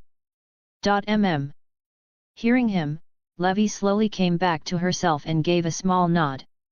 If they kept going like this, there would be no mission tomorrow, they might not even make it out of the tent. A bit of a pity. Little Levy looked so cute like that. Roland brushed the hair stuck to her forehead aside. Recalling how she'd looked moments ago, a pleased smile tugged at his lips. Levy said nothing, lowering her head as a faint blush rose. If he hadn't insisted on trying it, she wouldn't be this limp now. "How does it feel?" As her taut body slowly relaxed, Roland's voice came again. "How am I supposed to answer a question like that?" "Good. That kind of feeling." Hesitating, Levy turned her head aside and stammered it out. Hearing the shy admission at his ear, Roland chuckled and ruffled her hair. "Since the experience was good, let's get some rest. It's late anyway." Levy nodded quickly, then paused, her gaze drifting to the carpet soaked with droplets. The wet patch wasn't large. If it were just one person, you could lie a little to the side without much trouble. But there were two in the tent. They could still sleep, but one of them would have to lie on the damp spot. "Don't worry. I came prepared with a spare." Noticing her look, Roland calmly took a new blanket from his pack and replaced the wet one. At the same time he pulled the tent flap open a little to let the stuffy air out. The cool night breeze slipped through the gap and brushed her skin. Levy instinctively clung tighter to Roland, burying her head against his chest. Like a small, soft pillow, she was held gently in his arms. "Good night, Miss Levy." "Morning." The sky was still veiled in pale grey clouds with no sign of clearing. After ordering the Shadow Battalion to tidy the camp, Roland turned toward the blue-haired girl sitting in a chair sipping coffee. As for last night, Levy behaved as if she had amnesia and never brought it up. Because she's too shy. He closed the book in his hand and murmured, thoughtful. It was worth mentioning that the book in his hand was last night's reward, a volume titled Levy User Manual. It recorded the girl's likes and dislikes, even listing her height, weight, and measurements. What Roland found most useful was the data on Levy's body, such as the sensitivity of each spot. In a way, the book was quite handy. Once he'd memorized the gist, he burned it to ash without a qualm. He had seen enough of that kind of book, there was no need to let it exist in the world. Were you just burning something? At some point Levy had come closer and couldn't help asking. Nothing important. Just useless scraps of paper. Roland shook his head. Best not to let the owner know about a manual like that. Watching the page crumble to ash between his left index finger and thumb, Levy couldn't help blinking, her cheeks tinged red. She remembered it clearly. After all, last night it had been only his left hand. Ahem. I should head for the next town along the route. She coughed twice to cover her secret and went on. According to today's plan, they'd hire a carriage in the next town, hasten straight to Oak City, finish the job, then take their time enjoying the trip. Commissions came with deadlines. Come on, let's go. Levy took Roland by the hand and set off at a brisk pace to lead the way. Judging from the smile at her lips, she was in good spirits. Ojulka City. As soon as they stepped into town, a fine needle-like drizzle started falling again. What is going on? Why has it been raining for 2 days straight? Levy puffed out her cheeks at the leaden sky and couldn't help grumbling. I thought you liked rainy days. That's for reading. When you're out on a job, who likes rain? Actually, I have a way to make it clear up.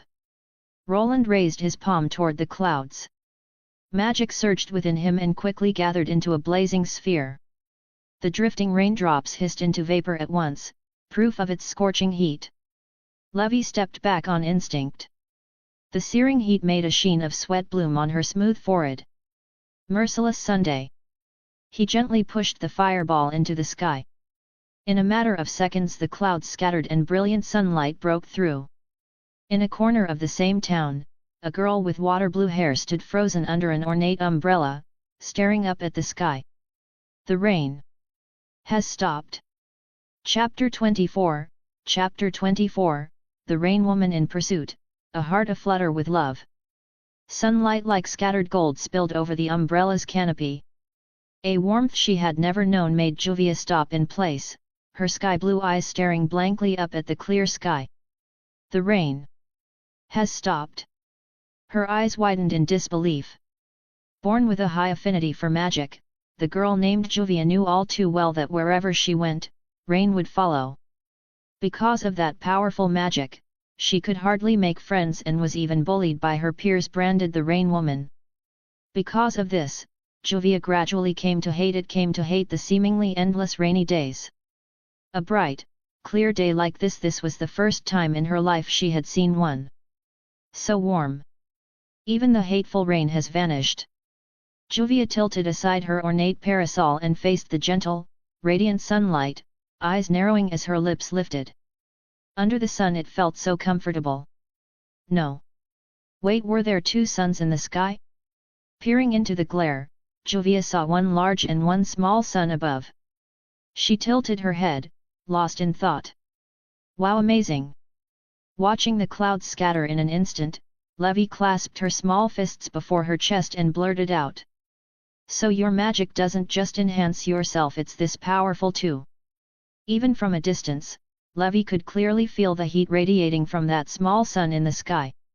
If it hit someone, there probably wouldn't even be ashes left. My magic, sun, is it really unreasonable that it can make a miniature sun? Roland said it offhandedly.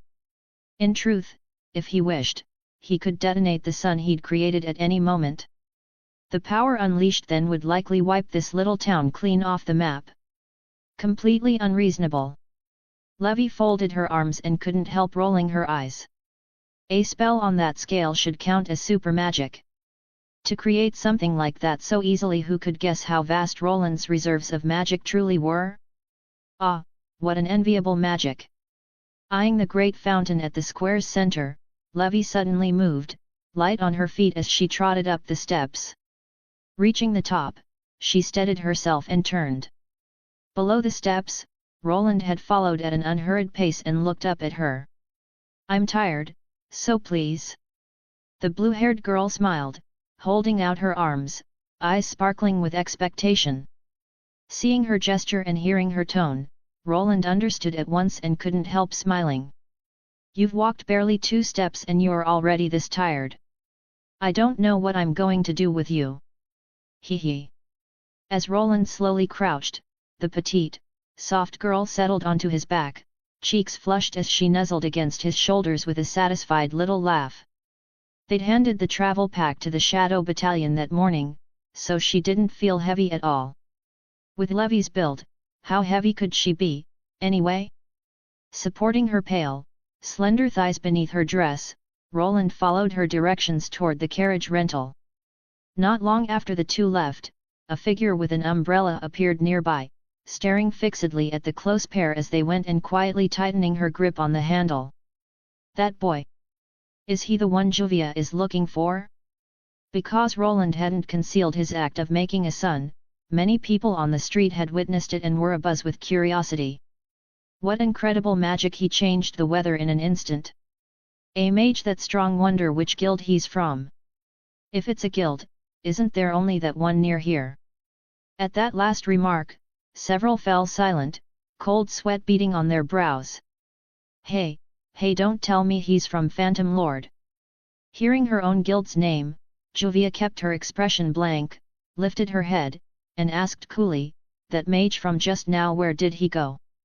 After asking around, she hurried to the town's central square. In the end she only saw their backs as they left, the boy carrying a cute girl. "Juvia will find him." Murmuring softly, Juvia followed without the slightest hesitation. Seated in the rented carriage, Levi sat beside him, absorbed in her book for once, not bothering him. "Check today's quests." Gazing at the drizzle beyond the window, Roland propped his chin on one hand and spoke silently. Quest 1, Master of Reading. Quest description: please speed read 20 books within 1 day. Quest reward: light novel writing techniques from How to Raise a Boring Girlfriend. If he took this one, he'd have to borrow Levi's wind chant glasses. It would cost nearly an entire day. Roland shook his head and looked at the next quest. Quest 2, the so-called Ashina Sword Saint. Quest description: don't let the sword in your hand limit your thinking. Defeat 10 enemies by any means. Quest reward: Ashina Swordsmanship from Sekiro. Well, now even that showed up? Wouldn't it be perfect to finish while driving off bandits? Roland rubbed his chin and glanced at the third quest, then froze at its title. Quest 3, the Rain Woman's Fluttering Heart. Quest description: the Rain Woman, bullied since childhood, has finally found her son. Please answer her feelings. Quest reward: Taratarabsa from Doraemon. The Rain Woman. Juvia of the Element 4? At the quest's target, the image of that slightly Yandere girl surfaced in Roland's mind. No wonder it kept raining around me. So that's why. Chapter 25, Juvia, he likes me. Juvia. If nothing unexpected happened, she was probably drawn by the sun I threw into the sky. Thinking of the Rain Woman's identity, Roland watched the rain along the roadside outside the window, unable to keep calm inside. I can't anymore. I'm going to nap for a bit. Wake me when we reach Oak City. Closing the book in her hands, Levi covered her mouth with a yawn and naturally lay down on his lap. Because of last night, they hadn't slept until nearly 3 in the morning. Now she could no longer fight the drowsiness. No problem. Roland gently stroked her lovely short blue hair, his brown eyes quietly admiring the girl's sleeping face. Because she wore an off-shoulder dress, her porcelain white shoulders were in plain view. Look closely and you could even see the fine down. His gaze slid lower. Her slender waist and hips traced a graceful curve. Her fair, taut legs bent slightly, inviting the touch. Reining in the sudden urge, Roland turned back to the beautiful scenery beyond the window. Don't rush. Sooner or later, anyway. Half an hour later, the carriage stopped inside Oak City. Gently waking the sleeping Levi, the two stepped down at an unhurried pace. I'm exhausted. It feels like ever since I met you, I haven't had a single good night's sleep. She leaned her head weakly against his back. Tears glimmered at the corners of her eyes as she murmured her complaint. They'd only known each other not even a week, yet she'd had 3 sleepless nights in a row. As compensation, how about I sleep beside you when we're back? Nope. Men are forbidden in the girls' dorms. Levi crossed her arms in front of her chest to make an X, then the corners of her lips lifted.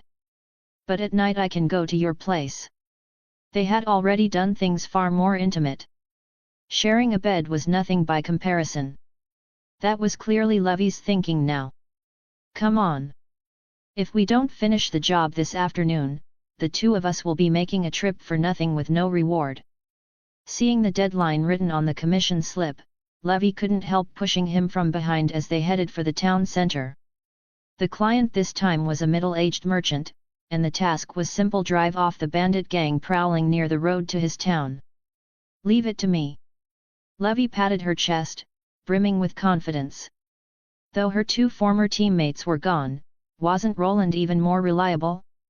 Only 2 people for this job. Looking at the pair who had accepted the task, the middle-aged merchant hesitated, his expression uncertain. Unbelievable.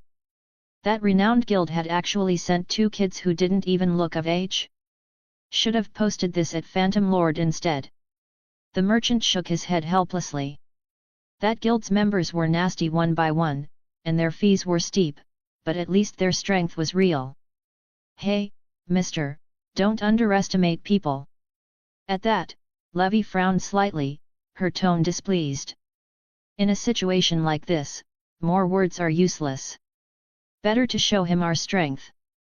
Roland spoke softly, raised his hand toward the wide river nearby, and the magic granted by sun surged forth in an instant. In a heartbeat the surging river turned into scalding steam. The entire town was wrapped in a mist like the haze that rises after rain. So hot! The exposed skin that touched the vapor made the merchant cry out and throw his coat over his head. That temperament again! Is it noon already? Thanks to the blanket the Shadow Battalion had passed to her in advance, Levi wasn't harmed at all. With the fluffy blanket over her head, she stared wide-eyed at the familiar yet unfamiliar Roland and understood immediately. By Roland's own account, he had 1 minute every day when he couldn't control his emotions and the magic in his body rampaged. So around noon the past 2 days, Roland would step away for a while to avoid hurting Levi without meaning to. With that lofty contempt for all bearing, not even he could predict what might happen. Better to play it safe. Is that level of power enough? If not, I can keep turning it up. And it wouldn't just be a single river evaporating next time. Roland still wore his gentle smile, but his eyes were full of disdain, sending a chill down the spine. Enough. More than enough. Watching a river nearly 100 meters wide go dry in an instant, the merchant gulped in terror, nodding rapidly and shouting his reply. Terrifying. This one man was scarier than Phantom Lord's Gajeel. After obtaining the bandits' whereabouts, Roland and Levi left the town that had become a maze of alleys filled with vapor. Roland. Walking along, Levi called to him softly, her ember eyes studying his expression. Tired again? Roland turned his head on reflex, his face already back to its earlier gentle look. So the minute had passed. Levi let out a tiny breath of relief.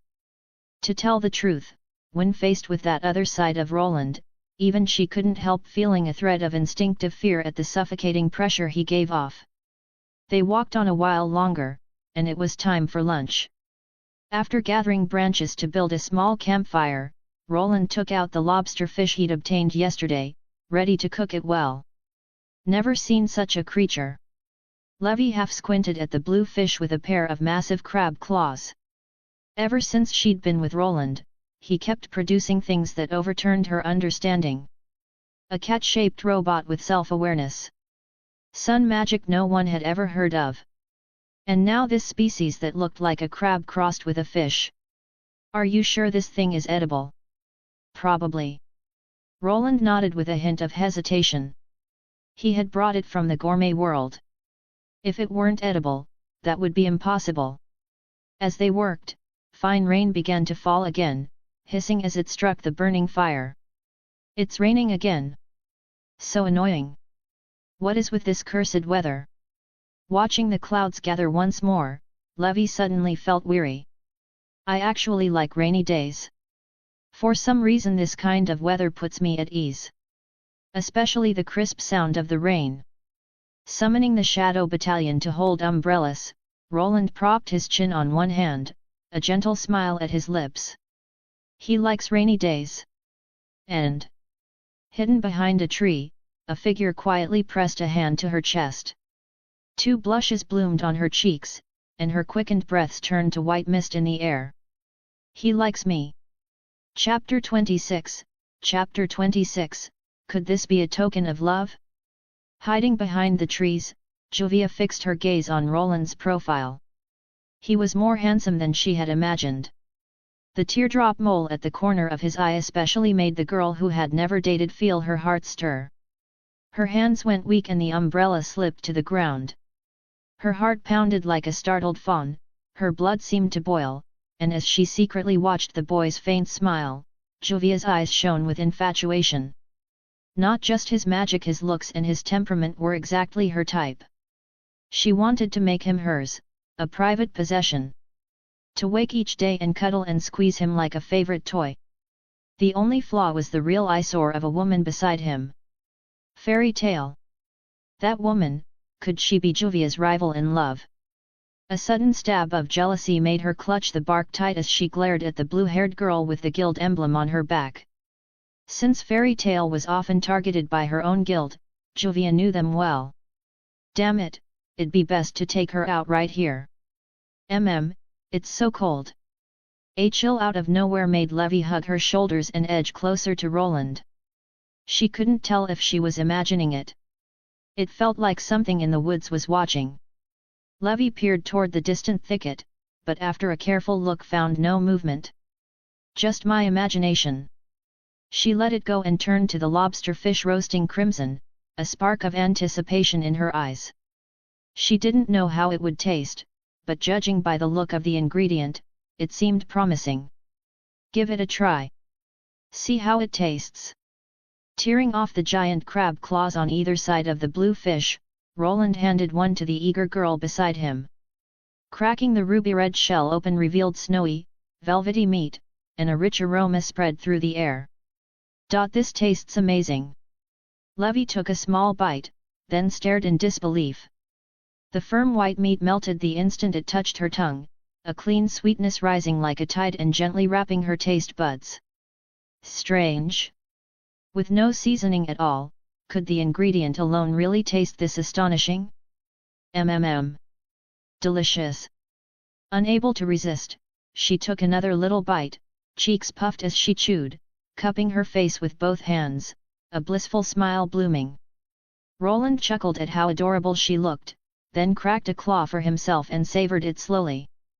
This flavor worthy indeed of an ingredient from the gourmet world.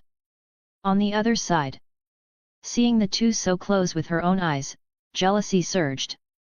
Juvia clenched her teeth in frustration. Rival. If she'd doubted before, now she was certain.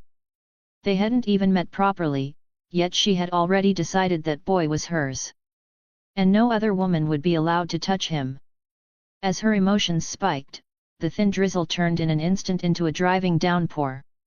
Raindrops battered the leaves in a dense roar. Why did it start pouring all of a sudden? Even with the shadow battalion holding umbrellas, the splash from the ground flew everywhere, soaking the girl's pale yellow dress and black boots. Levy pinched up the drenched hem, her voice full of grievance.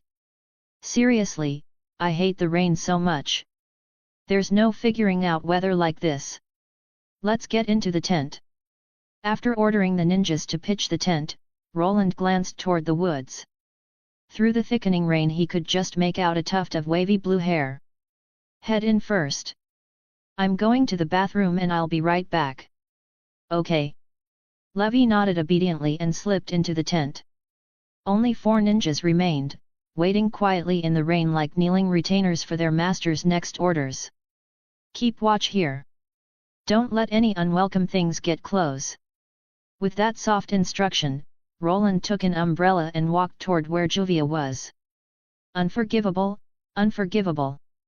That person, Juvia. As he drew near, Roland caught her muffled whisper. Another tear mole victim.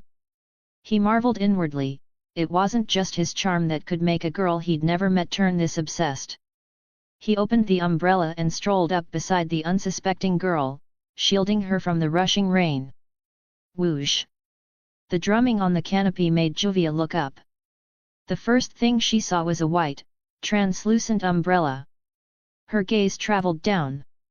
When she saw that heart-stirring face, her eyes widened slowly. She froze where she stood like a child caught misbehaving. This downpour is your doing, isn't it? It sounded like a question, but his tone was certain. After a moment's silence, Juvia turned her head aside and nodded, her expression heavy. Would he hate her? Would Juvia be hated? She had finally met a man who liked rainy days and could even let her see a clear sky. Anything but that. Sorry. Juvia didn't know you hated such heavy rain. Noting the torrent outside, she more or less understood why he had come. Hate it? I actually like rainy days, Roland said with a gentle smile on his fine features. Whether a drizzle or a downpour. Juvia couldn't help pressing a hand to her chest. Even amid the noisy rain, she could clearly hear her heartbeat thudding. Your ability is interesting. May I know your name? I'm Roland. Juvia. Before he could finish, Juvia cut in, too excited to hold back. My name is Juvia Loxer. Pleased to meet you. Roland blinked at the introduction, then the corners of his lips lifted. Then, Juvia. Do you like rainy days? Did she? Juvia hesitated, then slowly shook her head. Because it has troubled others since I was small, I hate this ability. After speaking, she looked at Roland, a little uneasy. After all, he had just said he liked rainy days. But she couldn't go against her heart and pretend to like them. I understand. If it had rained every day for me growing up, I'd hate it too. Roland took from his pocket a white Taratarabsu with a smiling face and handed it to her. Here. For you. Could it be? Looking at the doll in her hands, Juvia drew a deep breath, a blush rising to her cheeks.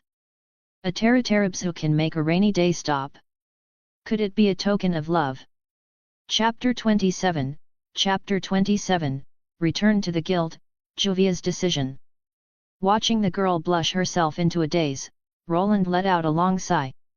Levy and Mirajane had blushed when we first met too, but they wouldn't blurt out their heartbeat like that. Well, except Kana when she's drunk. Who gives a token of love at a first meeting? This Taratarabsu turns rainy days into sunny ones. He shook the little doll in his hand and explained. After I said I liked rainy days, the system notified me the quest was complete. The reward was subtle, useless for most people, but tailor-made for Juvia, who had hated rain since childhood. Turn rainy days into sunny. The blush on Juvia's face hadn't faded. She slowly lifted her head and blinked those lovely sky-blue eyes. Could something like this really change the weather? She pressed a hand lightly to her chest. A Taratarabsu charm hung from the deep blue fur stole there as well, one she had made herself.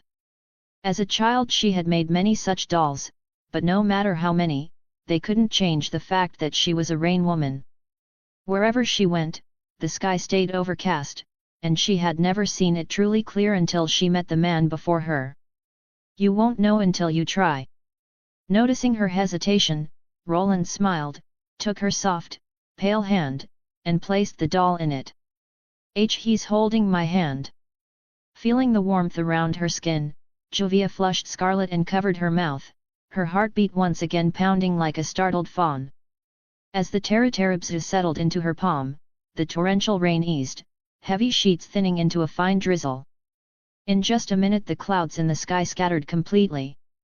Sunlight poured down like a waterfall, filtering through the dense canopy and spangling the ground with gold. The rain disappeared again. Realizing what had happened, disbelief flickered in Juvia's eyes. She instinctively lowered her gaze to the doll clenched in her hand. There was no blazing miniature sun in the sky this time, so this was clearly the doll's doing. It actually worked. How does it feel standing beneath a clear sky, free of rain and clouds? So beautiful. Facing the dazzling light, Juvia's eyes slowly closed and a genuine, easy smile rose to her lips. What she had longed for since birth finally unfolded before her eyes. When she opened them again, tears shimmered in those gem-like irises. She looked up at the smiling Roland. "Thank you, Lord Roland." Cheeks still flushed whether from shyness or the remnants of her excitement, she cried out and threw herself into his arms. Her fluffy blue high hat tumbled down. She nuzzled against his chest, sky blue curls flying free in the air. Truly a woman of action. Watching Juvia lavish affection like a pampered pup, Roland wordlessly glanced toward the nearby tent. Not seeing a familiar petite silhouette, he quietly breathed out in relief. She didn't push me away. Does that mean Juvia was accepted? In his arms, Juvia's face showed rapt delight, her body trembling with excitement. A red maple leaf drifted from the treetops and came to rest above her head.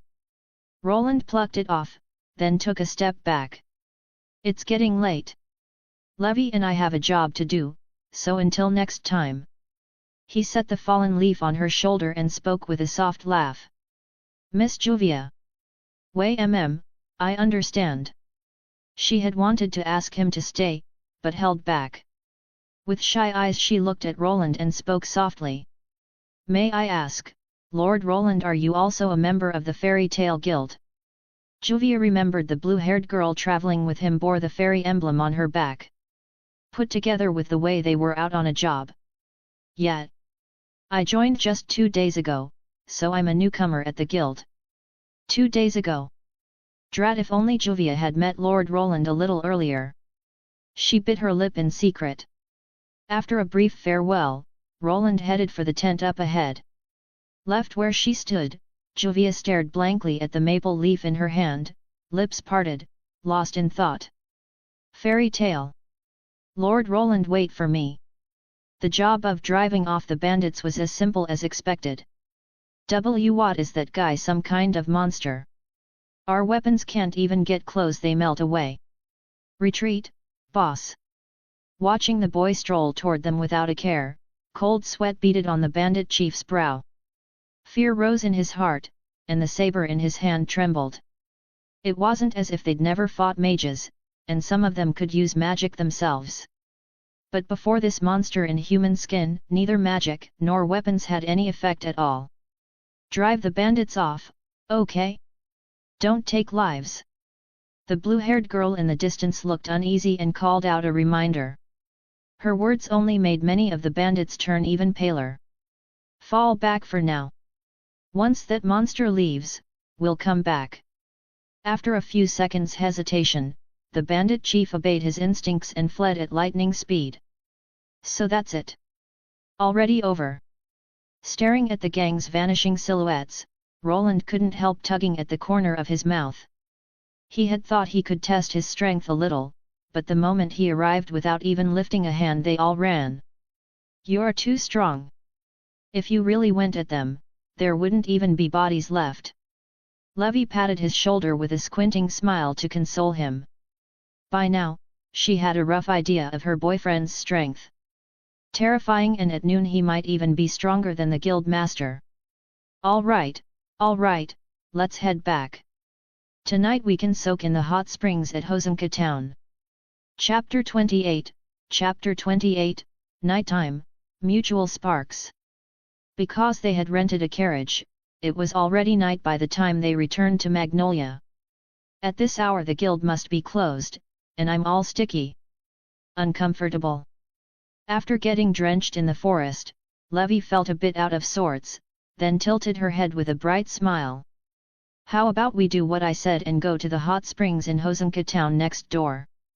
She could soak at the girls' dorm, but without Roland beside her it was a completely different experience. I don't mind a hot spring, but... Watching the girl ahead of him spread her arms and walk happily along the river's edge, Roland pinched his chin.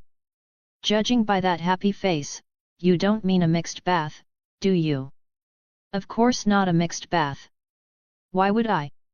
What kind of girl do you think I am? Levi stumbled and nearly fell into the river, hurriedly steadied herself, puffed her cheeks, and protested.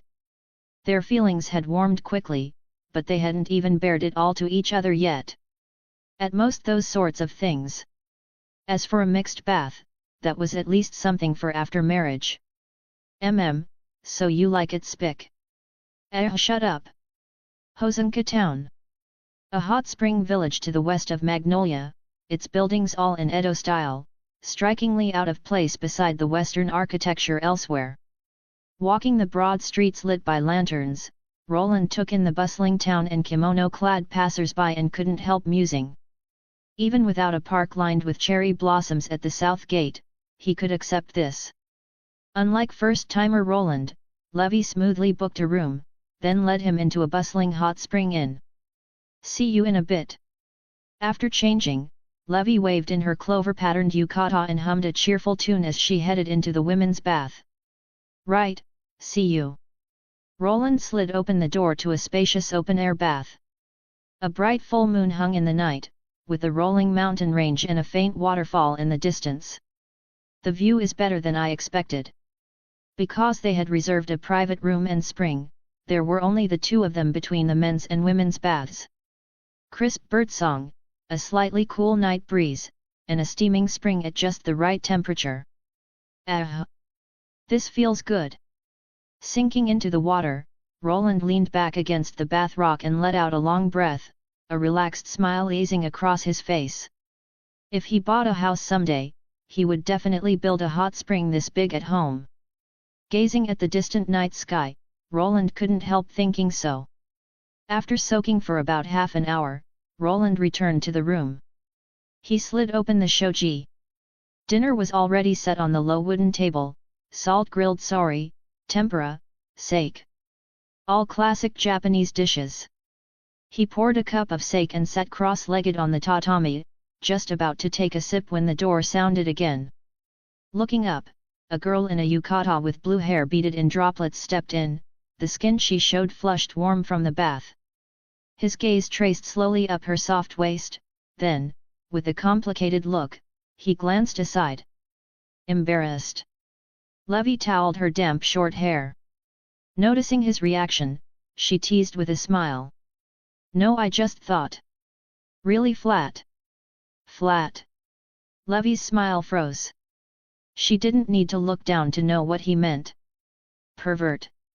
She huffed, cheeks blazing, and sat down opposite him. Anyone could tell the red on her face wasn't shyness. It's not my fault I don't grow. She snatched the sake and downed it in one go, glaring at him. It's fine. Small is cute too. Propping his chin in one hand, Roland looked at the girl before him as if admiring a delicate work of art.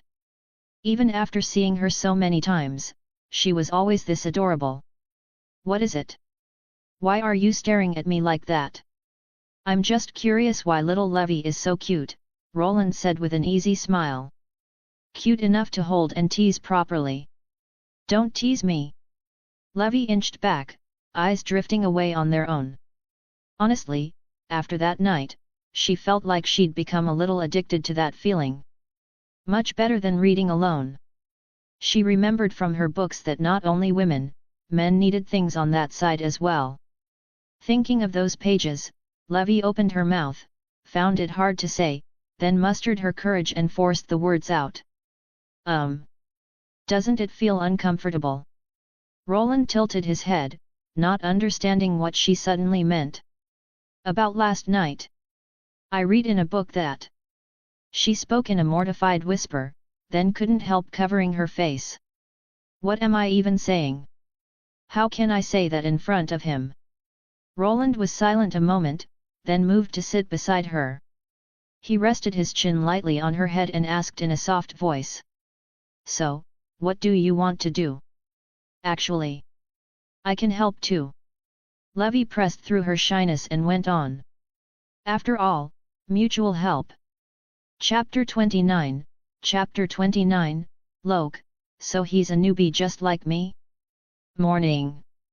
Gentle sunlight, like strands of golden gauze, spilled softly in through the opened window, bringing a touch of warmth to the room. Her whole body was sore, and her lips felt a little numb. Levy half opened her eyes and stared blankly at the ceiling, her mind replaying last night on its own. She'd been bold yesterday. Instinctively covering her eyes with the back of her hand, Levy let out a mortified little cry. Yet even as embarrassment flooded her, she couldn't help thinking of Roland. Why did that guy know so much, acting so practiced? With mixed feelings, Levy turned her head, her ember eyes reflected the boy's face beside her. Roland opened his eyes and quickly met the gaze of Miss Levy, who was staring without blinking. Morning. She wanted to ask what was on her mind, but only managed a blushing nod before quietly burrowing under the covers. No, if I look at Roland, the scenes from last night will. Unable to voice the question she'd cared so much about, Levy peeked out with just her eyes and stared at him. What is it? You were so skilled last night. You must have had women before. What nonsense are you talking? Roland sat up cross-legged and flicked her smooth forehead. I've just read a lot of books on that side, don't make things up. Ow! Clutching her forehead, Levy yelped, tears glimmering at the corners of her eyes. Sorry, I forgot the sun's up. It's a little hard to control my strength. Seeing the red mark, Roland looked away, chuckling awkwardly. He wasn't that practiced at controlling his power, it kept growing as the sun climbed. But those techniques. Why didn't I see them in the books I read? Watching him suspiciously, Levy tugged the quilt around herself and sat up cross-legged too, her pale shoulders striking in the sunlight. Maybe different places have different levels of openness, so the physiology books vary too. Are really? If we keep talking about this, it'll be afternoon soon.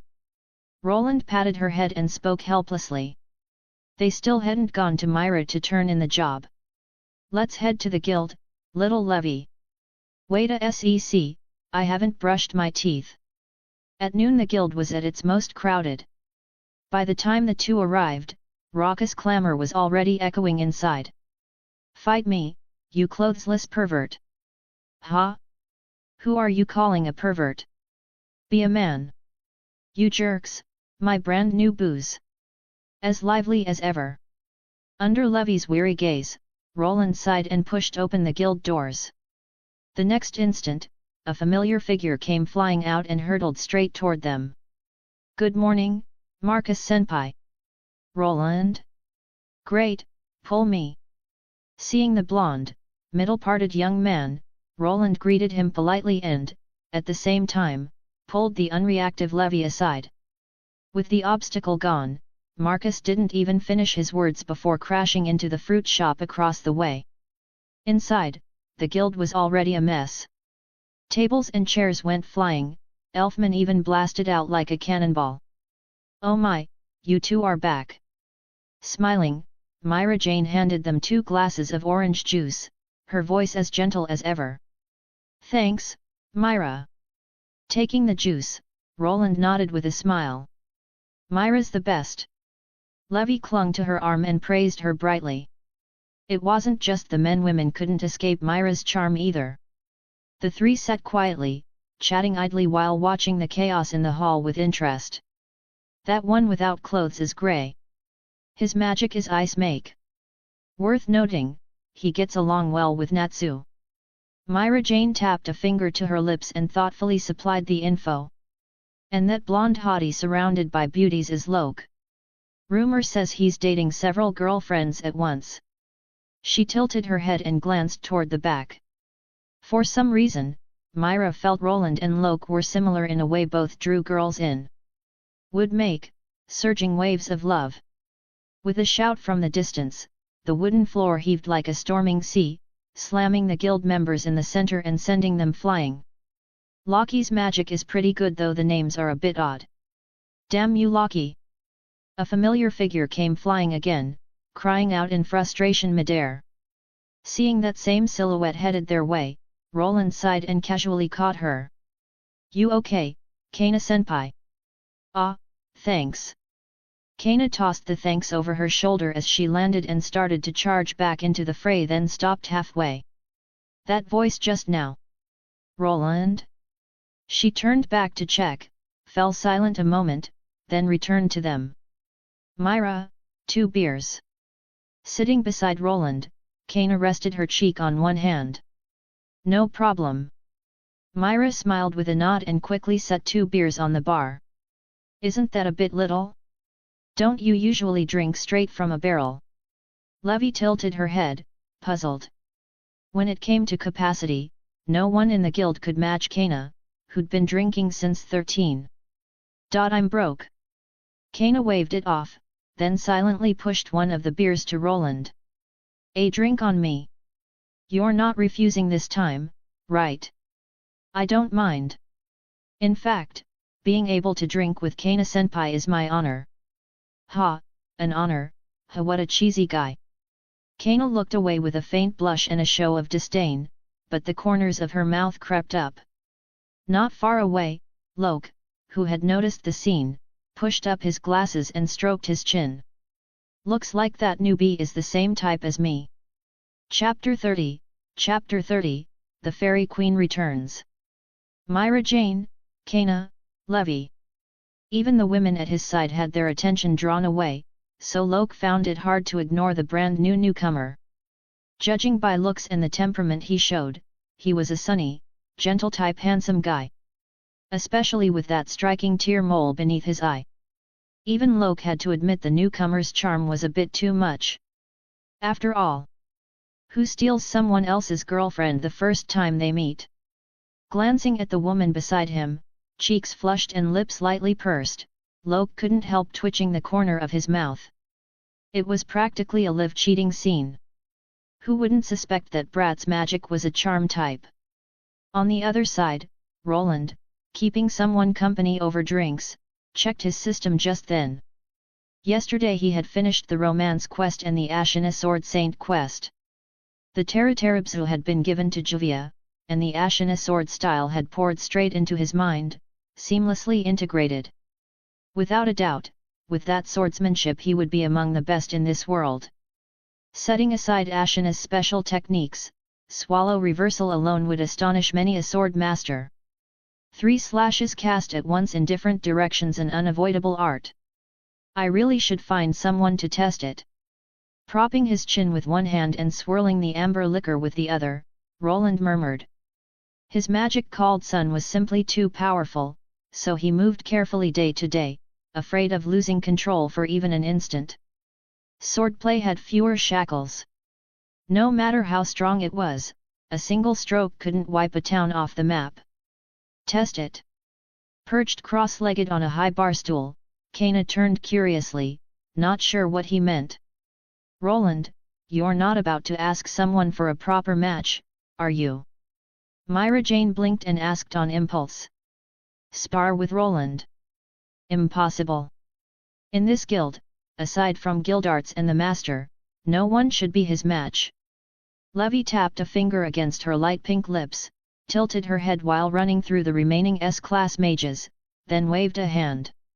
Don't forget Miss Doggin. Mirajane reminded her with a smile. Almost no one had seen Miss Doggin's full strength. Even Mirajane, his peer in rank, hadn't. For that very reason he stood alongside Laxus and the rest as a candidate for the guild's strongest. But after Roland appeared, Laxus's name dropped straight down the list. A Laxus who could be one-shot so easily hardly deserved the title. Don't leave out Urza. Kana trailed off halfway, realized, then took a wry sip of her drink. Urza was strong yet a bit behind Laxus. The guild had really picked up a monster. She couldn't help thinking so. You're exaggerating too much. But I do want someone to trade swordsmanship with. Roland shook his head modestly, then went on. Swordsmanship? Mirajane and Levi both stared, clearly not having expected Roland to know that as well. 4 swords. It's basically just Fried and Urza, right? Urza goes without saying. And though Fried's magic is rune-based, his sword work is quite good too. Mirajane touched her smooth chin and answered after thinking it over. Urza and Fried. Roland pictured the green-haired member of the Rajin tribe and, in the same motion, slapped the crashing Natsu back behind him. Hi there, Roland. Happy hovered in midair, ignored Natsu tumbling away, and hugged Roland's head excitedly. Let's eat fish. Where did I invite you? You just had your eye on my gourmet napkins, didn't you? Roland said, speechless. Haha. Yesterday when Natsu went out on a job, he accidentally wrecked half a street, Mirajane giggled behind her hand. Because of that, the master is writing a written apology right now. No wonder the master isn't here today. Roland nodded in understanding. Normally, with the bar this chaotic, the master would have stepped in already, not letting the brawl run this long. Want me to stop them? If this keeps up, the guild will need renovations, and the master will be heartsick. He had at least been a member for 3 days now. Roland felt obliged to share the master's burden. I think you can. Before Mirajane finished, the guild doors banged open. Marcus stumbled in, face full of panic. Be bad news, Urza is back. At those fear-laced words, the raucous guild fell eerily silent. Cold sweat prickled on foreheads all around. Looks like I won't have to. Hearing that familiar name, Roland spoke in a thoughtful tone. At that moment a figure stepped in behind Marcus, silver armor throwing back the noonday light. Long crimson hair, a refined face without expression, a blue skirt and black high boots, and a silver cuirass bearing the fairy emblem, an uncommon kind of beauty. Most eye-catching of all was the flat cart behind her piled high with luggage like a small hill. At first glance, rather than a mage, dashing lady knight suited her better. Cool, right? Doesn't it make your heart flutter? Mirajane's gentle voice sounded by his ear. Not as much as you, Myra. Roland answered softly without even turning his head. The teasing bounced back and made Mirajane blush, a cute little sound slipping from her lips. Urza was certainly cooler, but compared to Urza, did he feel more for her? Mirajane couldn't help the thought. Chapter 31, that Urza actually blushed? As Urza stepped into the guild, the noisy crowd seemed to hit pause and froze where they were. Welcome back, Urza. Pulling her thoughts back, Mirajane greeted with a smile. I'm back. Also, is the master not here? Urza's gaze swept around, lingering especially on Natsu and Grey for a moment before she asked sternly. Ebe. Feeling her eyes on them, Natsu and Grey immediately stiffened, grins were plastered on their faces as they slung arms over each other's shoulders. Even though the two of them had been brawling the hardest moments ago. The master is upstairs writing a written apology. It won't be done anytime soon. An apology? You caused trouble again. Urza's eyes sharpened, her tone growing harsher. It's got nothing to do with me. The culprit, Natsu, broke into a cold sweat, panic on his face and a tremor running through him. It's the same every time. Even if the master forgives you, I won't. Surveying the wreckage strewn across the hall, Urza didn't even need to ask what had happened. Wakaba, the ash from your cigarette is about to fall. Macau, are you going to keep loitering in front of the request board? If you've got that kind of time, get to work. As serious as ever. Urza. Levy hunched in, trying not to draw attention, and muttered. Roland, sitting beside her, couldn't help nodding. Kana, at it agihum? For once you're not drinking from a barrel. I can behave when I want to. Relieved to have dodged a scolding, Kana sat up straight in a hurry and took a small sip from her mug. Good thing she was broke today, or she'd be getting an earful from Urza again. A new face? A recent recruit. Noticing the unfamiliar boy at the bar, Urza paused slightly, hands on hips. That's right. Little Roland joined just recently. With Levy and Kana looking a bit awkward, Mirajane took the lead with a smile. I'm Roland. Pleased to meet you, Miss Urza. Roland greeted with a light smile. I'm Urza Scarlet. Nice to meet you. A faint smile touched Urza's lips as she nodded politely. But after getting a good look at the newcomer's face, she froze for a beat, a strange feeling rose inside and made her knit her brows. Her heart seemed to be beating a little fast. She took note of the change but didn't dwell on it. After all, in combat or training, one's pulse quickened the same way. Seeing Urza looking no different than before, Roland couldn't help being surprised. It was the first time he'd met a young woman immune to the charm of his tear mole. After the brief introductions, the hall grew lively again. Roland-chan, be a pal and get this old man a beer. Hey, calling him that, aren't you afraid he'll deck you? Macau wiped a nervous sweat for his friend and couldn't help saying it. Drop that nickname, old man. Seeing Wakaba waving from the side, Roland's mouth twitched, and he had the Shadow Battalion deliver it. Yo, Roland! Let's go another round today. At that moment Natsu's boisterous voice rang out as he slung an arm around Roland like an old buddy. Ever since his lightspeed loss last time, he couldn't accept it, he wanted another shot. Natsu, be nicer to your new comrade. Sipping a cold drink, Urza turned her head at that and frowned slightly. In her eyes, Natsu's behavior bordered on bullying a newcomer. Even if the guy wasn't on Roland's level, he was still a mainstay of the guild. No, I don't mind a challenge. But... Roland tilted his head at the expectant Natsu. If you can't even beat Laxus, don't come picking fights with me. How about you deal with Laxus first? Ha, I'd love to. But that guy just won't fight me. Seeing the challenge fail, Natsu slumped for a second, then stuck out a hand to Roland with a big grin. Then can I borrow that tablecloth that produces food? Please. Sure. Just don't burn it. Watching Natsu eagerly spread the cloth over the table, Roland let out a lazy yawn and stood to go check the request board. Wait, Roland. Just as he stood, Urza, who had been listening, called out, unable to hold back the question in her heart. Did you mean? You defeated Laxus? That's right. On his very first day, Roland beat Laxus with ease. Before he could answer, Levy, who considered herself his girlfriend, chimed in, brimming with pride. Defeated Laxus? Easily? Urza blinked in confusion, feeling the situation slip beyond her understanding. She'd only been away 7 or 8 days had the guild changed into something she didn't recognize. My magic is unusual, that's how I beat Laxus. Setting that aside. Thinking of the reward he'd just obtained, a smile touched Roland's lips. Would you be willing to give me some guidance in swordsmanship, Miss Urza? Swordsmanship guidance? Urza pondered a moment, then nodded. All right.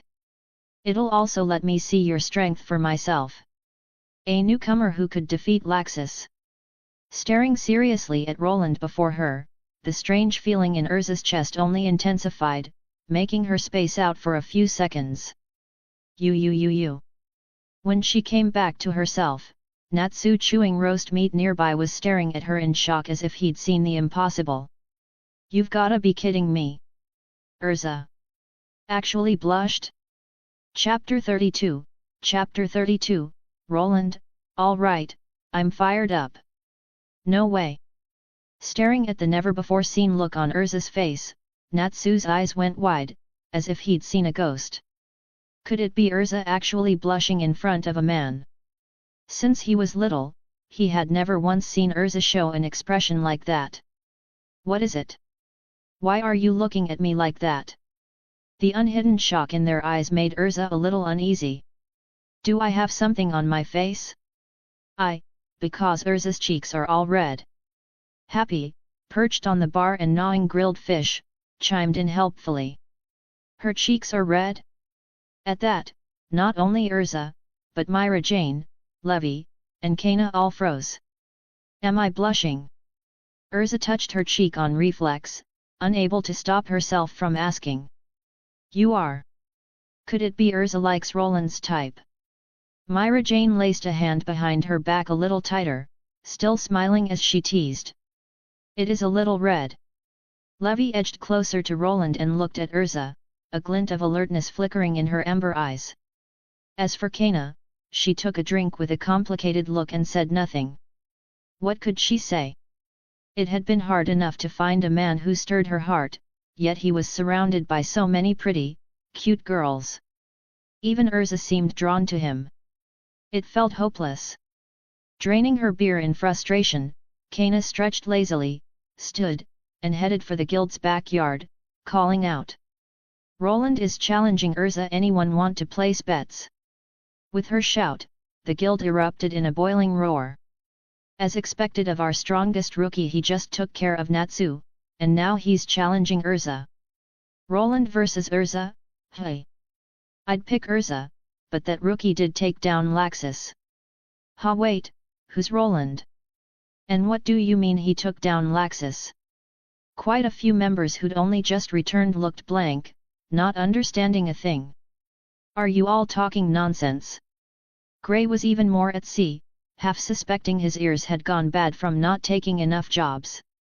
Watching the ruckus, Roland unhurriedly took the katana a shadow ninja offered and smiled. Then, "Please go easy on me, Miss Urza." "Ah, no problem. And just call me Urza, no need to be so formal." Settling the feelings in her heart, Urza nodded seriously. Facing a newcomer who had defeated Laxus, she couldn't help but feel keen interest rising. The guild's back garden, the same place Natsu had challenged him last time. The damaged walls had long been restored by the Shadow Battalion, and crowds ringed the field to watch. All my savings on Roland."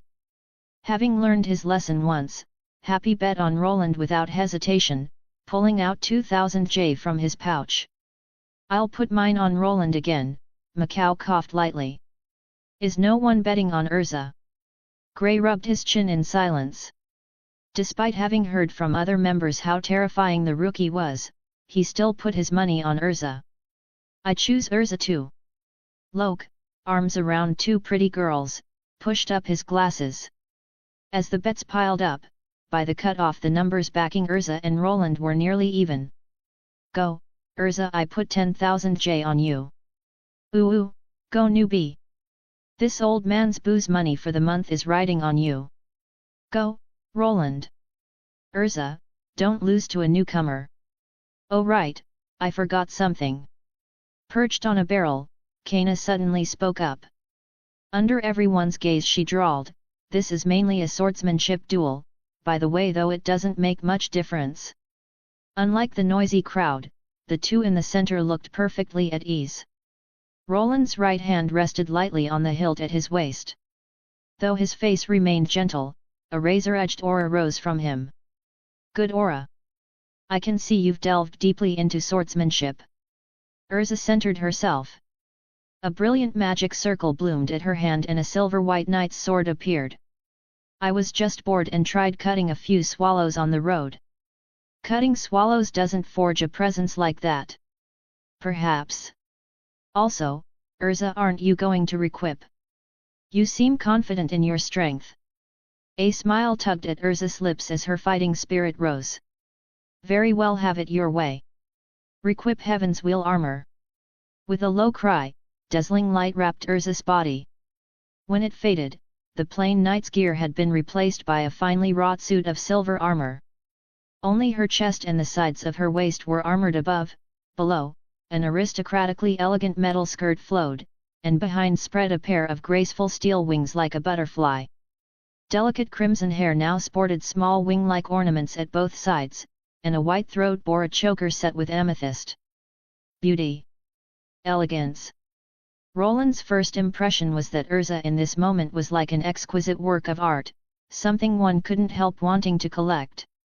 A beautiful armor. Are there even stronger types? Roland praised in admiration. Plenty.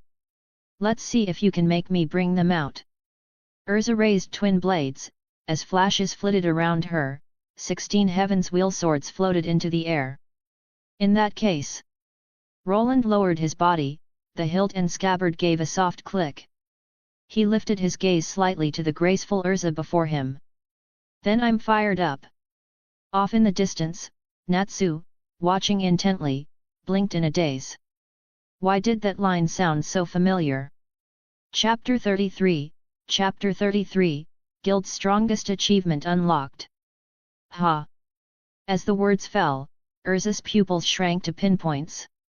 She reflexively leaned back as two cold flashes schemed across her brow. A few strands of scarlet hair, lifted by momentum, were sliced and drifted down. So fast! A single thought surfaced. The newcomer's speed outstripped what her eyes could track. What was that just now? Steadying herself, Urza brought her twin blades crosswise and murmured. From that distance, he had reached her in a blink, and if she wasn't mistaken he'd swung twice in that instant. If Roland hadn't held back, her carelessness would have put her on the ground. Ashina-style secret art, cross-slash. Roland held the blade one-handed and explained, unhurried. Cross-slash was just that, two intersecting cuts unleashed in the same instant, vertical and horizontal, leaving no angle to guard. Ordinarily, mastering such a finisher would take more than 10 years of harsh training, assuming enough talent. Set your stance. I'm coming again. With that brief warning, Roland glanced up at the sun and eased the katana back into its scabbard. It was already afternoon, he could feel his power ebbing. But so what? As strength waned, he could make up the difference with technique. As long as the sun hadn't fully set, he could fight. Catching his look, Urza fixed on him as if facing a great foe, her expression turning grave. Shing! Steel flashed free. This time she didn't lose sight of him, but her high guard met his rising cut and halted it only with effort. And then, the endlessly shifting sequence that followed widened her eyes. A tight, rapid chain of rings on steel burst in the arena's center. His figure, like a dancer's, pressed in without let-up. Faced with ever faster arcs of light, Urza abandoned offense and fell into pure defense. Am I seeing this right? In swordplay. Urza can't answer him. He's too strong. Magic or sword, what a monster. Urza, don't lose. Even under the barrage, Urza's years of battle experience left no gaps. She caught everything, but her breath had begun to quicken. The form-floating passage. Odd, it's filed under Ashina style, but it works well. Breaking away, Roland glanced at the nicked and pitted edge of his katana, a wry note in his voice. The reward should have been only Ashina techniques, yet the memories in his head held not just that school's sword work, but archery and even gunnery. Perhaps that mix was why it was called the Ashina style. Ha! Astonishing swordsmanship! Urza drew short breaths, eyed her own battered blade, then summoned a fresh katana and tossed the ruined one aside. I'm not done yet. Heaven's Wheel, Blade Storm. No sooner had she gripped the new sword than her arms crossed and she shot forward at terrifying speed. Clang! The crash of iron on iron boomed. Roland raised his long blade vertical on reflex and caught her twin swords. The force drove through the steel, he slid back 2 or 3 meters, his feet furrowing the ground. With the sun sinking, his raw power was no longer what it was at noon. And Urza was S-class. At the same time, the 16 Heaven's Wheel swords behind her launched in a volley. With no time to spare, Roland slipped aside and battered the onrushing blades from the air, sparks spraying. More incoming. Urza's warning was almost gracious.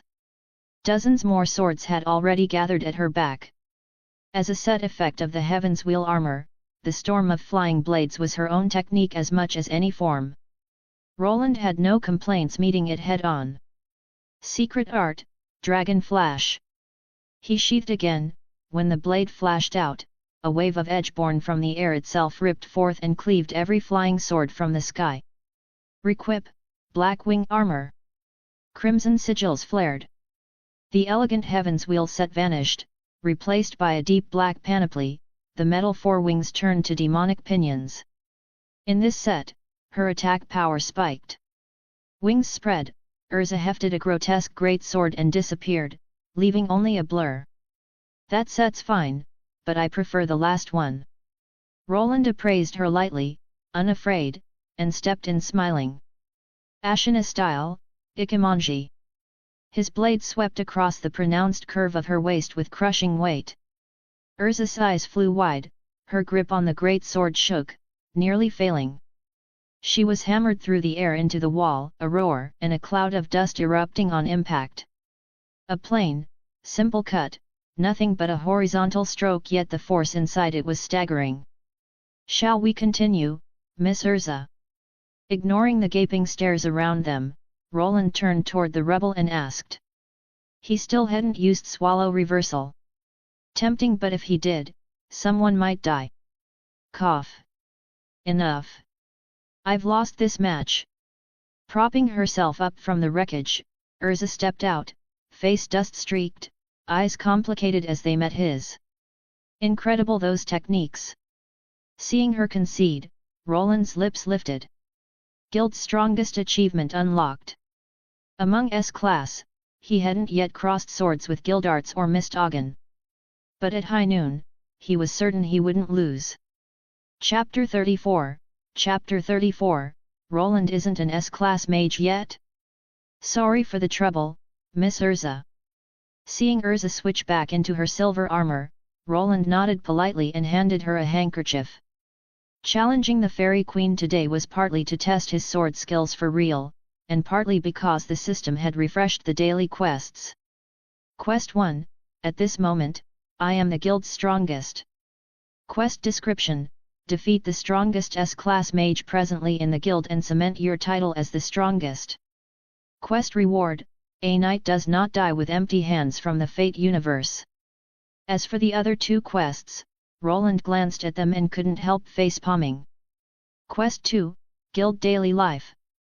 Quest description, as a guild member you can't just loaf around and flirt. Complete any commission task, your choice. Quest reward, Shinpeica glasses from Gintama. Quest 3, secretly in love with Juvia. Quest description, daily jobs can get dull. Go see Juvia for a romance and give her the passionate kiss she dreams of. Quest reward, weather controller from Doraemon. Never mind whether the Shinpeica glasses are useful. The weather controller would help, but it's not enough to make him run back to Oak City. It was already afternoon. By the time he arrived it would be night, and Phantom Lord's base sat downtown. The two guilds were mortal enemies. He wasn't looking to invite trouble. No trouble at all. Since you've joined the guild, we're all family. Urza took the handkerchief and wiped the dust from her face, shaking her head. As expected, the newcomer's strength was truly formidable. He had beaten her Heaven's Wheel with swordplay alone. Put that way, Laxus losing didn't sound unbelievable. After receiving the quest reward, Roland froze, then smiled and spoke seriously. I'll be in your care from now on, Miss Urza. Ah. Yes, likewise. Looking at that refined face and gentle smile, for some reason Urza felt her heartbeat quicken and her breath catch. Even her words stumbled. In the end she turned her head aside and forced a calm tone. By the way, I heard from Myra that you like strawberry shortcake and cream puffs. This afternoon I'll treat you. Roland added with a light laugh. Payment for the sword guidance just now. Eat to your heart's content. Strawberry shortcake, all you can eat. Really? Urza's eyes lit up at once. She clenched her fists before her chest, the gallant knightly air turning suddenly girlish. A very cute contrast. On the other side, Kana was gleefully counting thick wads of paper bills, already planning to drink the night away. Because Urza was among the earliest S-class in the guild and had been around the longest, most people had bet on her. Natsu, I won my money back this time. Oh! Nice work, Happy. Seeing the green bills in Happy's arms, Natsu pumped a fist, eyes shining. Tch. Gray, shirtless, crossed his arms with a sour look and clicked his tongue. The ones who had just returned from jobs who could have guessed a newcomer of 3 days would beat that terrifying woman so easily. Hey, Flame Brain, you know that rookie well. After thinking it over, Gray couldn't hold back his curiosity and asked the nearby Natsu, who was pondering dinner. Ha, who are you calling Flame Brain? Wanna fight, ice block idiot? Damn it, I've had enough of you. Hey, you two, quit throwing sandals at my head. Shut it, old man. Back in the yard, chaos erupted again. Roland had just opened his mouth when the impatient Urza seized him and tugged him back toward the bar. For strawberry shortcake, she was even ditching her hall monitor role. At least pretend to scold them once. Ahem. It's always like this. Even if I stop them, they'll be brawling again soon. Noticing his look, Urza gave an embarrassed smile and explained with a small cough. As the two returned, Mirajane and Levi came in from outside where they'd been watching. Nicely done, Roland. Recalling that swordplay that bordered on art, Mirajane couldn't help praising him. Whatever the spectacle, beating Urza with pure technique was impressive enough. You had such amazing sword skills and never told me. Levi slipped naturally into the seat beside him, then slowly puffed her cheeks. I wasn't hiding it. You just never asked. Looking at her cute face, Roland couldn't resist poking her cheek with a finger. He kind of had a point. Levi batted his hand away in a huff and rolled her pretty eyes. He loved to tease. Roland pulled back his hand and spread the gourmet tablecloth he'd taken back from Natsu across the counter. Under Urza's gaze he spoke softly. 4 orders of crab roe soup dumplings, 6 slices of strawberry shortcake, and 4 colas. In the next instant, steaming dumplings and fragrant cream cakes appeared on the cloth along with 4 glasses of cola. No matter how many times I see it, it feels magical. With a tool like this, even chefs wouldn't be necessary. Mirajane clasped her hands and marveled in her gentle voice at the food that had materialized. Not just chefs, the cost of ingredients vanished too. If he ever wanted to slack off, he could use it to open an otherworldly restaurant. Incredible! Not only the aroma, but the flavor and texture are perfect. Did these really appear out of thin air? Biting into the fragrant cake, Urza spoke in shock, a trace of white cream at the corner of her lips. Conjuring food out of thin air isn't something magic can't do. This tool is nothing like magic. Levi propped her fair chin on her hand and couldn't help retorting. If only we had something like this during jobs.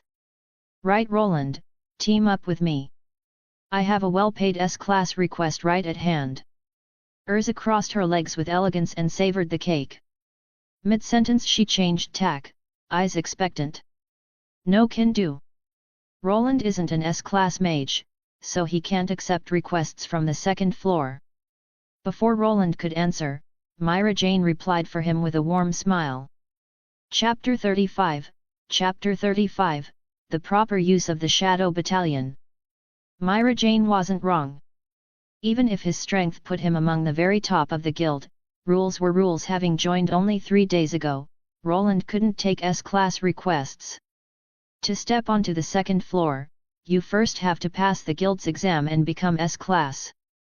It won't be soon before the next exam, Mirajane said seriously, holding up a finger as she explained.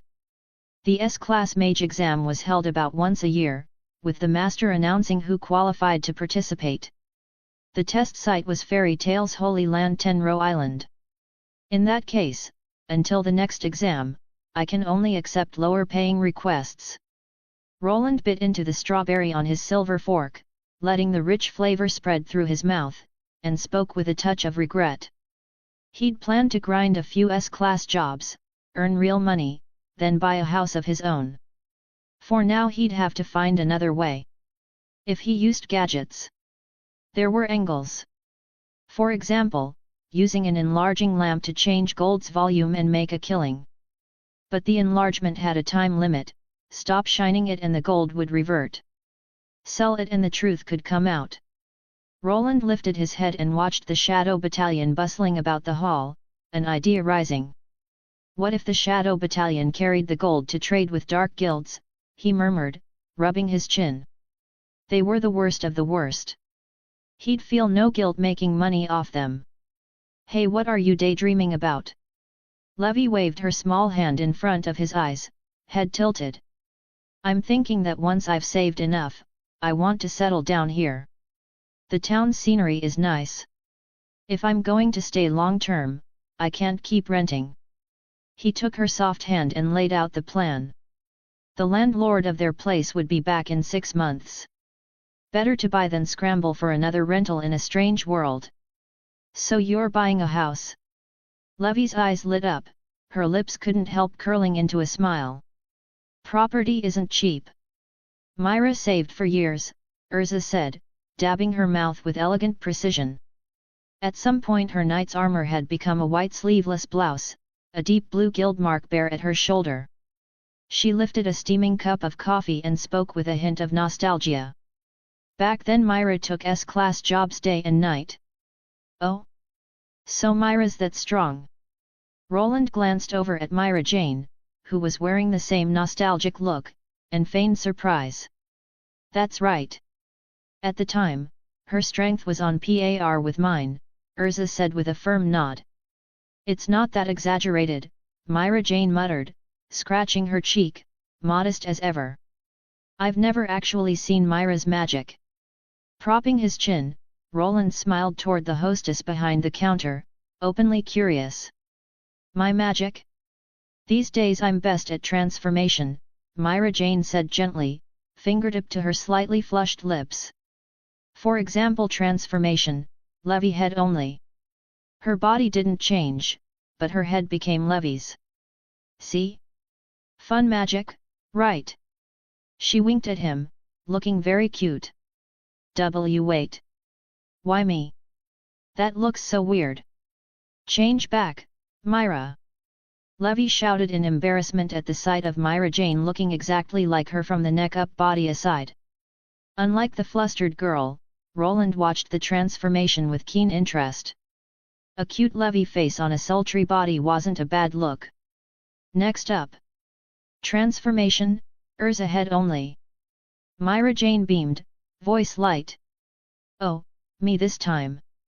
Arms crossed, Urza watched with genuine interest. A puff of smoke dispersed, and Urza's refined face wearing a warm smile appeared atop Mirajane's body. MHM. Mirajane hummed, one hand on her hip, the other pressed to her soft lips as she blew Roland a kiss. Ahem. Maybe change back first, Myra. Watching Urza's face make such a girlish gesture gave Roland a strange sense of dissonance, and he rubbed his brow. My, Roland, are you shy? Mirajane blinked innocently and released the spell. Not shy. It just felt odd. Urza would never do that in her life, Roland said. Don't say never. I remember a lot of sexy outfits in Urza's wardrobe, daring swimsuits, dangerously alluring gowns, Levy said, recalling as a neighbor and nodding to herself. MHM. My favorite is the bunny girl set. The ear headband is adorable, Urza said without a hint of embarrassment, and even briefly revealed the bunny outfit. Shadows on the floor twisted and stretched. A shadow ninja stepped out, knelt on one knee, and presented a black briefcase with solemn respect. At the strange case, everyone paused, curiosity rising. Just a little experiment. Take the box back first. Roland drew a slow breath, forced down the smile tugging at his lips, and gave the order. So this was it, the true way to use the Shadow Battalion. Chapter 36, Chapter 36, Leisurely Days, Weekly Sorcerer. At his command, the Shadow Ninja withdrew with a respectful bow, its figure slowly melting back into the darkness as if it had never been there. Is that your magic? Urza tapped the shadow on the floor with her boot. It felt no different from usual. She couldn't tell how they slipped into it at all. My magic is the Shadow Battalion. I can summon 9 different core, and those were the ninja core. Roland took a sip of coffee and explained. They're weak in direct combat, but perfect as attendants. He wasn't unwilling to use the other 8 core, but compared to the odder-looking units, the humanoid ninja core were handier for cleaning, serving tea, and the like. After a lazy afternoon tea, Urza arched her back in a stretch. In an instant, the white sleeveless blouse she wore had shifted back into knight's armor. Leisure time ends here. I'm heading to the dorm to sort my luggage. And her crimson hair stirred in the breeze as she glanced at Roland with a light smile. Thanks for the treat today, Roland. Beyond that bottomless tablecloth that could produce strawberry shortcake, the newcomer's strength had been a delightful surprise. The more powerful comrades the guild had, the better for its name and growth. No need to be formal, Miss Urza. Roland snapped his fingers. The waiting shadow ninja neatly boxed up more strawberry cake and presented it with both hands. See you tomorrow. Urza didn't refuse. Taking the box, she turned toward the doors, a flatbed piled high with luggage trailing behind. What do you think? Our guild's fairy queen is great, isn't she? Leaning on the counter with her chin in her hands, Mirajane smiled. She looks serious all the time, but her popularity here is sky high. I remember Lok once tried to court Urza and got beaten half to death. Cradling a warm cup of coffee, Levi said it offhand, her gaze sneaking now and then toward Roland, watching his reaction. Half to death is a bit much. She left him with one breath, Mirajane corrected. Poor Lok. Hearing them, Roland fell silent for a moment, then couldn't help sympathizing. Seeing the look on his face, Mirajane relaxed and hummed a little tune. Toward evening, the sky dimmed, clouds glowed like fire at the horizon, and seabirds wheeled above the riverside, calling in clear, lilting voices.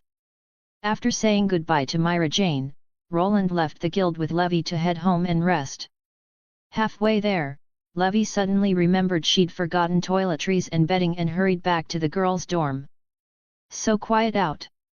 Walking along the lip of the riverbank above the road, a cool breeze riffling his dark hair, Roland let out a slow yawn. A rare moment to simply be alone in peace. He slowed to take in the rippling light on the water and the scenery around him. Hey, kid, careful you don't fall in.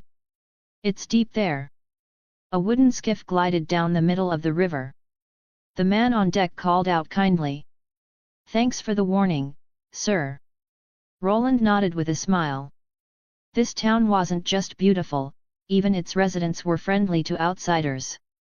Well, except for the fairy tale members who kept stirring up trouble. He was glad he'd stamped his guild emblem on his shoulder instead of the back of his hand. Following the broad riverside for more than 10 minutes, Roland reached the house he was renting. It was dusk.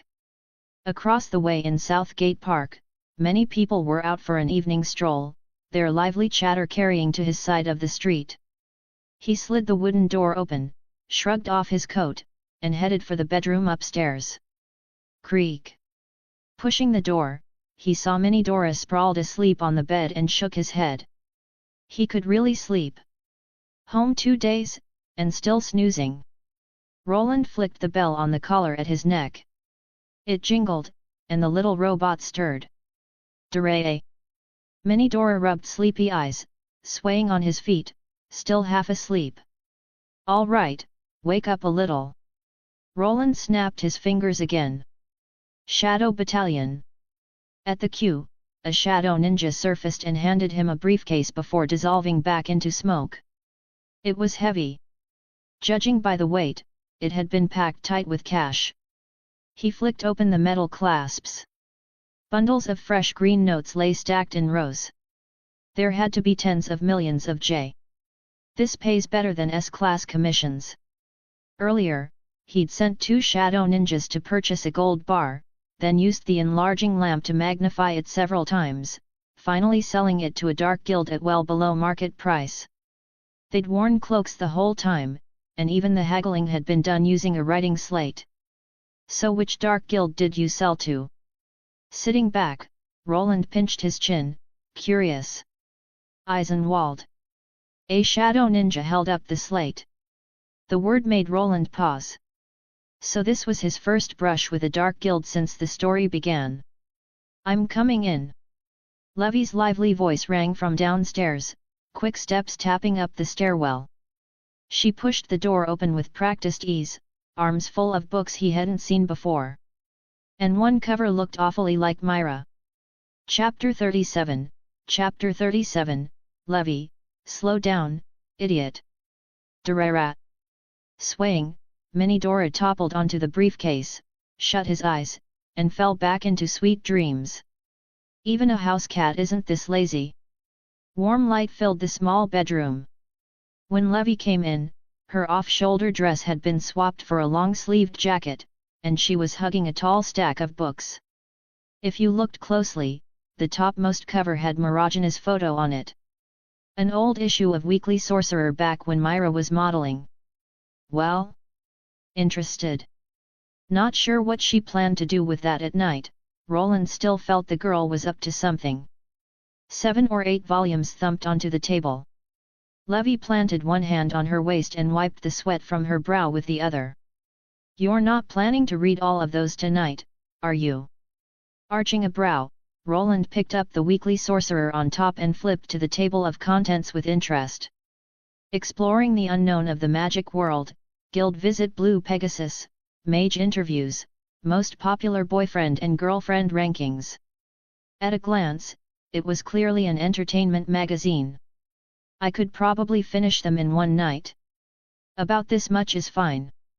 Rubbing her sore shoulders, Levy flopped onto the soft bed and closed her eyes in comfort. Smells like Roland.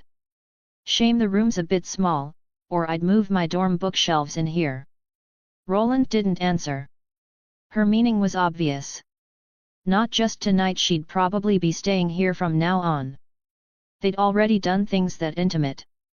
Living together wasn't strange at all. No, what would be strange is not living together. If this keeps going, confession, dating, marriage, a family, children.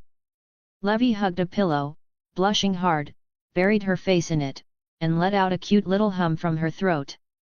Women. What are you imagining now?